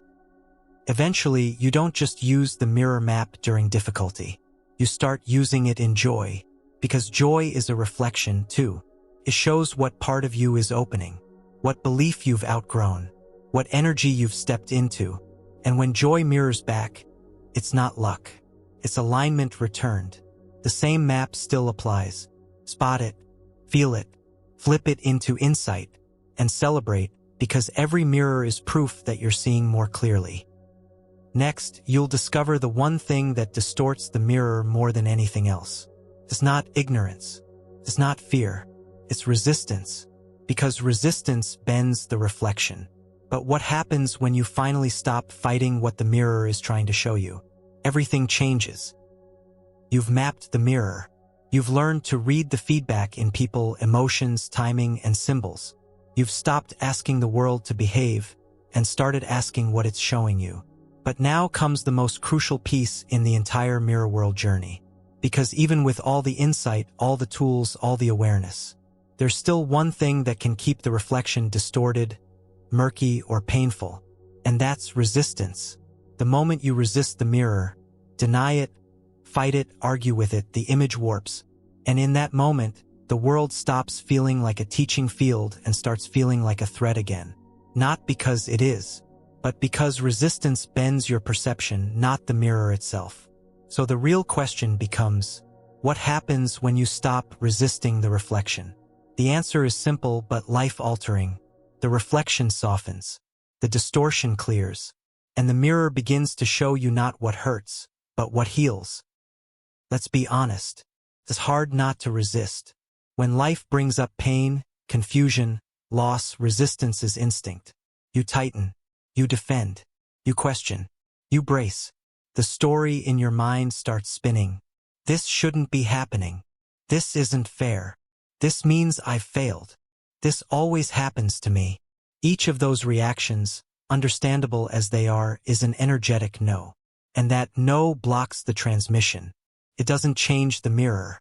It only clouds your ability to read it. Because the mirror isn't personal. It's precise. And it will reflect whatever you bring to it, even resistance itself. That's the strange loop of the mirror world. You resist pain, and the mirror reflects more pain. You resist loss, and the mirror reflects more attachment. You resist fear, and the mirror amplifies it, not to punish, to illuminate, but until you stop resisting the signal, you can't decode the message. So what happens when you stop? When you finally, even for a breath, say, this is happening. This is what the mirror is showing. Let me see it fully. Let me stop trying to change the reflection and just be with what's here. In that moment, something quiet but profound takes place. The pressure drops. Not because the external changes immediately, but because your internal war ends. And when the war ends, clarity returns. You begin to see. The person who triggered you is carrying the same wound you were defending. The delay you cursed was protection. The fear you avoided was hiding your next truth. The grief you numbed was trying to wash something false away. It was never the mirror that was cruel. It was your resistance that made it feel violent. And when you stop fighting the reflection, you can finally hear what it's been saying all along. Try this. Think of the situation in your life right now that you're resisting most. What are you trying to control, deny, fix, or outrun? Close your eyes, drop the storyline, and ask, if this isn't a mistake, if this is a mirror with a message, what might it be trying to show me? And then, stop resisting the answer. Let it come raw, unfiltered, strange even. The mirror doesn't lie, but it speaks in layers. And the first thing it needs from you isn't analysis, it's presence. Presence is the opposite of resistance. It's not passive. It's powerful. It's the energy that says, I'm here. I'm listening. I'm open to seeing what's true. That energy melts distortion. And in the mirror world, that's everything. Because distortion is what gives rise to misread reflections, emotional loops, confusing patterns, compulsive behavior. All of that is just resistance multiplied. Remove resistance. And suddenly the mirror becomes clean. It doesn't stop showing hard truths. But now you can handle them. Because you're not trying to make the mirror flatter you. You're asking it to free you. and that shift in intention changes everything. Eventually, something even more beautiful happens.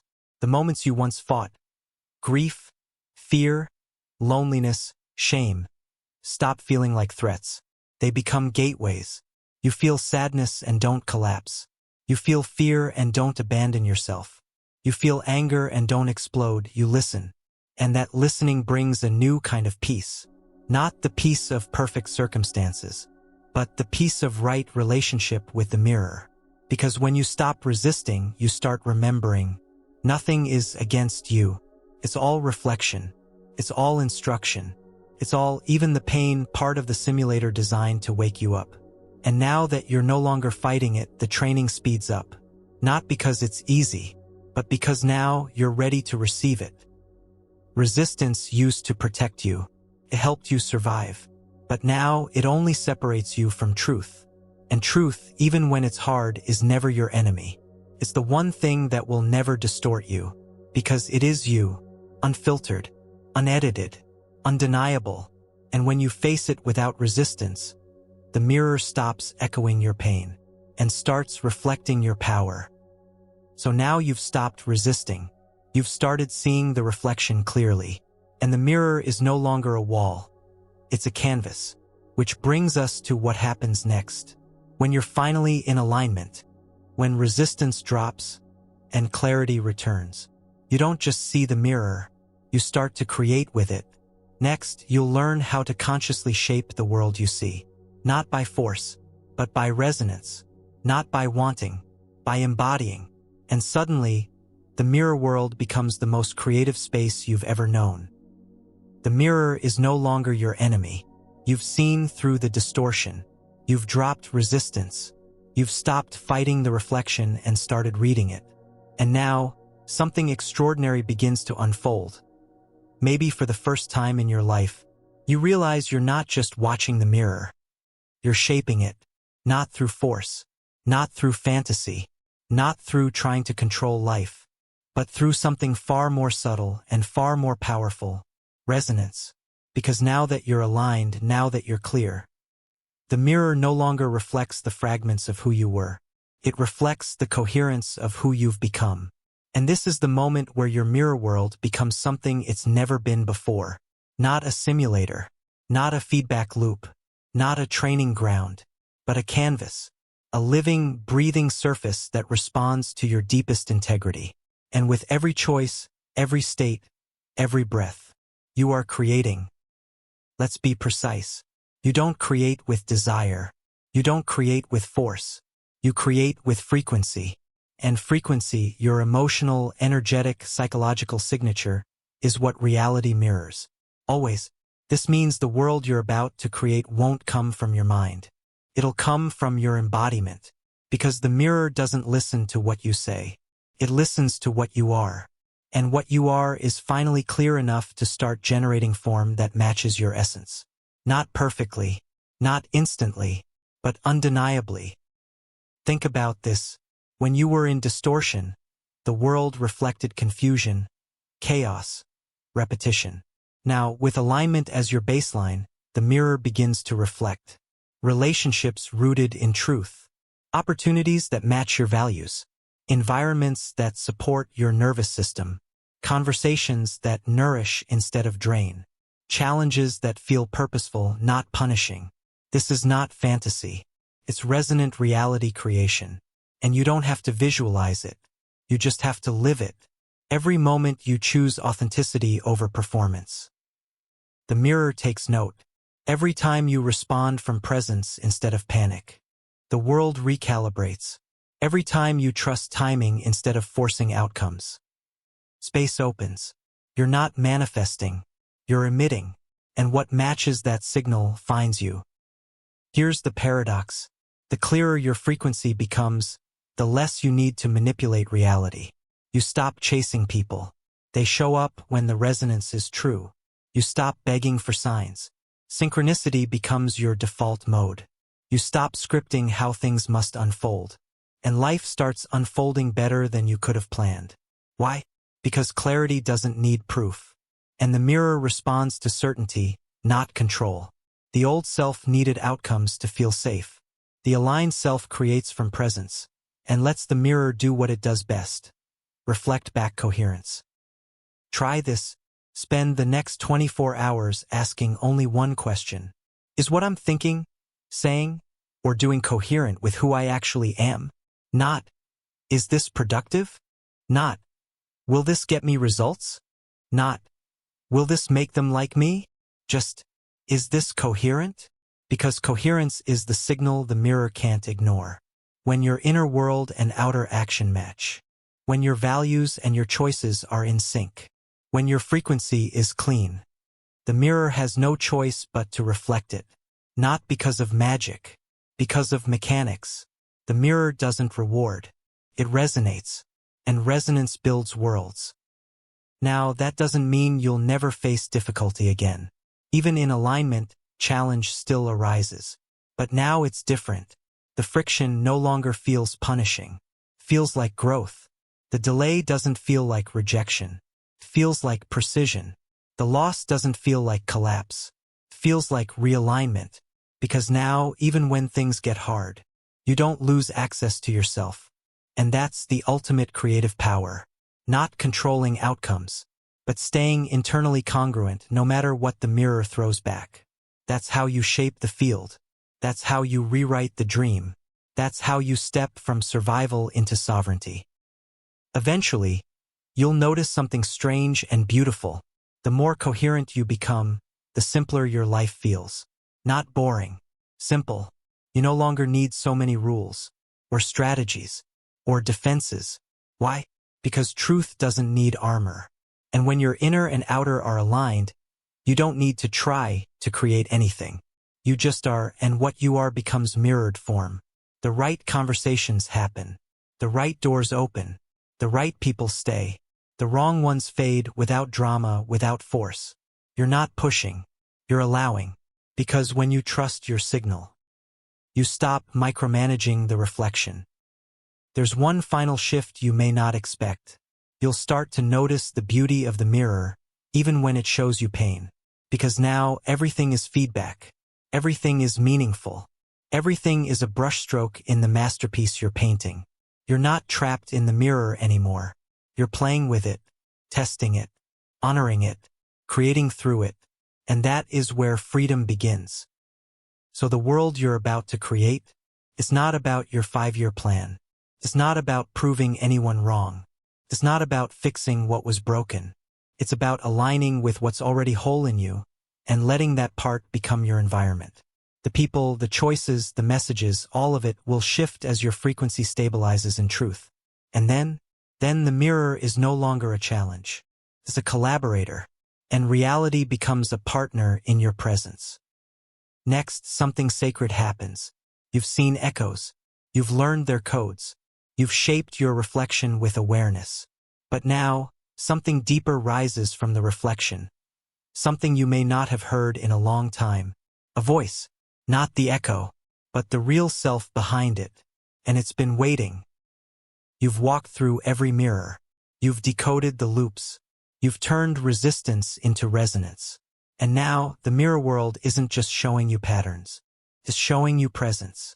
Something unexpected has begun to happen. The echoes you used to chase, in love, in approval, in goals, are falling away. The distractions are quieter. The seeking has slowed. Because the reflection you see now is stable. It doesn't ask for validation. It doesn't change based on who's watching. It doesn't fracture under pressure. It reflects something deeper than image, emotion, or identity. It reflects a voice, and it's yours. The voice that was always beneath the echo. The one you silenced, ignored, or doubted because the noise of the mirror was so loud. But now that the distortion has cleared, now that the mirror has become still, you can finally hear it. The voice of the true self. Here's the paradox. You never lost the true self. You were just layered over with reflection. And reflection, when not understood, becomes noise. You mistook roles for reality, projections for purpose, approval for worth. The voice never left, but you stopped listening, because the world echoed louder, and the echoes became your identity. You became who you thought others needed you to be. You repeated what made you feel safe. You said yes when your voice said no just to stay reflected. But now that cycle is ending. Because the echo has done its job. It's led you back to the original signal. That signal is quiet at first. It doesn't shout. It doesn't beg. It waits. Because it knows something echoes never can. It is not a reflection. It is a source. The source of your clarity, your direction, your creativity, your truth. The real you, not the mask, not the mirror, not the pattern, is not trying to be anything. It already is. And now that the distortion is gone, it can finally speak again. Not through performance, not through reaction, but through presence. So how do you know you've reconnected with this voice? You begin to feel peace without explanation. Not because life is perfect, but because you're no longer in conflict with yourself. You make decisions faster, not impulsively, but cleanly. You stop rehearsing conversations. You stop apologizing for clarity. You stop asking the world who you are. You feel the voice move in you like a current. Not loud, but unmistakable. And when you ignore it, the cost is immediate. Not punishment, just dissonance. Because once the real self has spoken, nothing else fits. You also begin to notice. Old games lose their grip. Old stories feel like someone else's life. Old triggers arrive and pass right through. Old cravings dissolve because they were never real hunger, just echoes of lack. And the more you listen to the voice, the more the mirror world stabilizes. Not because you control it, because you've become congruent. The reflection is no longer shifting with every emotion. It's consistent, rooted, because now the image isn't shaped by fear. It's shaped by truth. And truth doesn't fluctuate. Try this. Sit in silence. No agenda, no question, and ask one thing only. What do I know? Beneath thought, beneath reaction, beneath need? Then wait. Don't look for answers. Feel for resonance. That tiny hum beneath the noise. That wordless knowing that's not trying to convince you. Just invite you home. That's the voice. And it has no interest in your performance. It only wants you back. Here's the irony. You were never meant to find your true self. You were meant to peel away everything that isn't it. And the mirror world, as frustrating, confusing, and confronting as it can be, was built for that very purpose. It showed you the lies, the identities, the masks, the wounds, and in doing so, it gave you the only thing that could bring you back to center. Contrast. Contrast is the teacher. It doesn't tell you what you are. It tells you what you're not, until you remember what you've always been. And now you remember. You are not the echo. You are the source. So what happens next? You stop using the mirror world to figure out who you are, and start using it to express who you've already remembered yourself to be. The voice inside doesn't ask for permission. It doesn't try to impress. It doesn't cling to outcomes. It simply speaks. And what it speaks, you follow. Not because you're trying to create a perfect life, but because you've stopped betraying yourself. And that alone changes the mirror forever. Next, you'll reach the final layer. You've seen yourself in others. You've seen yourself in symbols. You've found the voice. But now, there's only one reflection left to face. Not the one in the world. Not the one in the mirror. But the final, unfiltered, inescapable truth. There was only ever you. You've traveled through illusion. You've faced projection. You've seen the fractals of your belief mirrored back in relationships, triggers, time, money, and the body. You've discovered resonance. You've dropped resistance. You've watched your world bend with your coherence. And now, with all the fragments reassembled, there's only one truth left to see. One reflection. The final one. The one you couldn't see at the beginning. Because it was too simple, too profound, and too terrifying. But now, you're ready. Here it is. There was only ever you. Not in a narcissistic way. Not in an isolated way. But in the deepest, most humbling, most liberating way. Everything you experienced was you reflected. Every lover, every enemy, every trigger, every desire, every failure, every breakthrough, all of it sourced from within, reflected without, returned for recognition. The mirror world was never reflecting life. It was reflecting you becoming aware of yourself. This is the final twist. Not that the world is a projection, but that what you called the world was just your own consciousness externalized. And it's been trying to get your attention since the very beginning. Every time you chased love, it was your own heart asking to be claimed. Every time you feared abandonment, it was your inner child waiting to be seen. Every time you judged others, it was your denied self trying to find its way home. You thought you were moving through a world of strangers, but you were walking through a gallery of mirrors, each one echoing back a piece of your own face. And now that face is whole again. There's nothing mystical about this. It's mechanics. The external world is not separate. It's structured to reflect back your vibrational signature in real time. That means your relationships equals your self-worth in action. Your environment equals your internal organization. Your reactions equals your unconscious history surfacing. Your reality equals your dominant state, crystallized into form. And now, instead of blaming, avoiding, or manipulating the mirror, you've reclaimed authorship. You see every moment not as something happening to you, but as a reflection of what's happening through you. And this changes everything. Changes how you love. Because now you don't love to get something.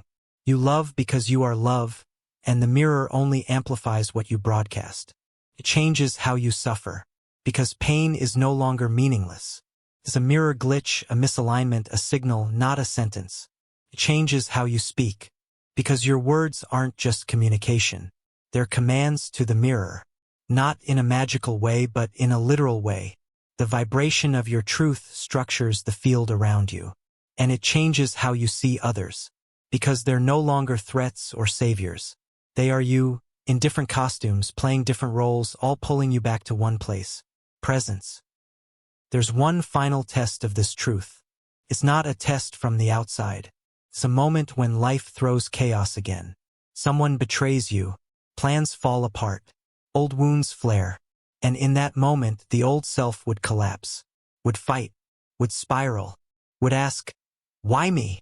But now you ask a different question. What in me is being shown here, not to punish, but to reclaim?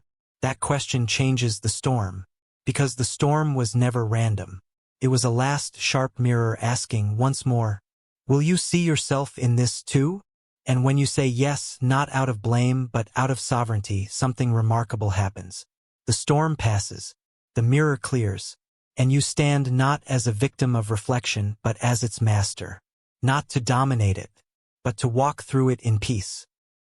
Eventually, the mirror itself becomes less important, because what mattered was never the reflection. What mattered was the reunification, the journey from fragmentation to wholeness, from chasing to inhabiting, from noise to voice, from self-image to self-awareness. You don't need the mirror to tell you who you are anymore. And in knowing, the external becomes secondary, the validation unnecessary, the performance exhausting, because the final reflection doesn't ask to be seen, it asks to be lived. So what's left? Not answers, not control, not spiritual perfection, but this, a life lived in quiet alignment, truth spoken with no agenda, love offered with no hook, boundaries set with no resentment, choices made with no apology, not to impress the mirror, but because that's who you are now. And the mirror simply responds. You began this journey staring into a world you didn't understand. You thought it was out there. You thought it was fixed. You thought it was separate. But every lesson, every pattern, every reflection was never asking you to figure it all out. It was asking you to remember. Remember that the world is not out there. The world is what you're being shown because of who you're being. And now that you've remembered, the illusion collapses. The fear dissolves. The mirror is no longer a mystery. It is a tool, partner, a friend. And sometimes it's quiet because it no longer needs to scream. It just shows you what you already know.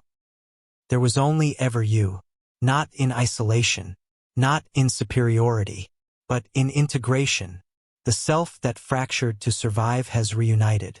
The seeker has stopped seeking. The echo has become a voice. And the mirror is clear.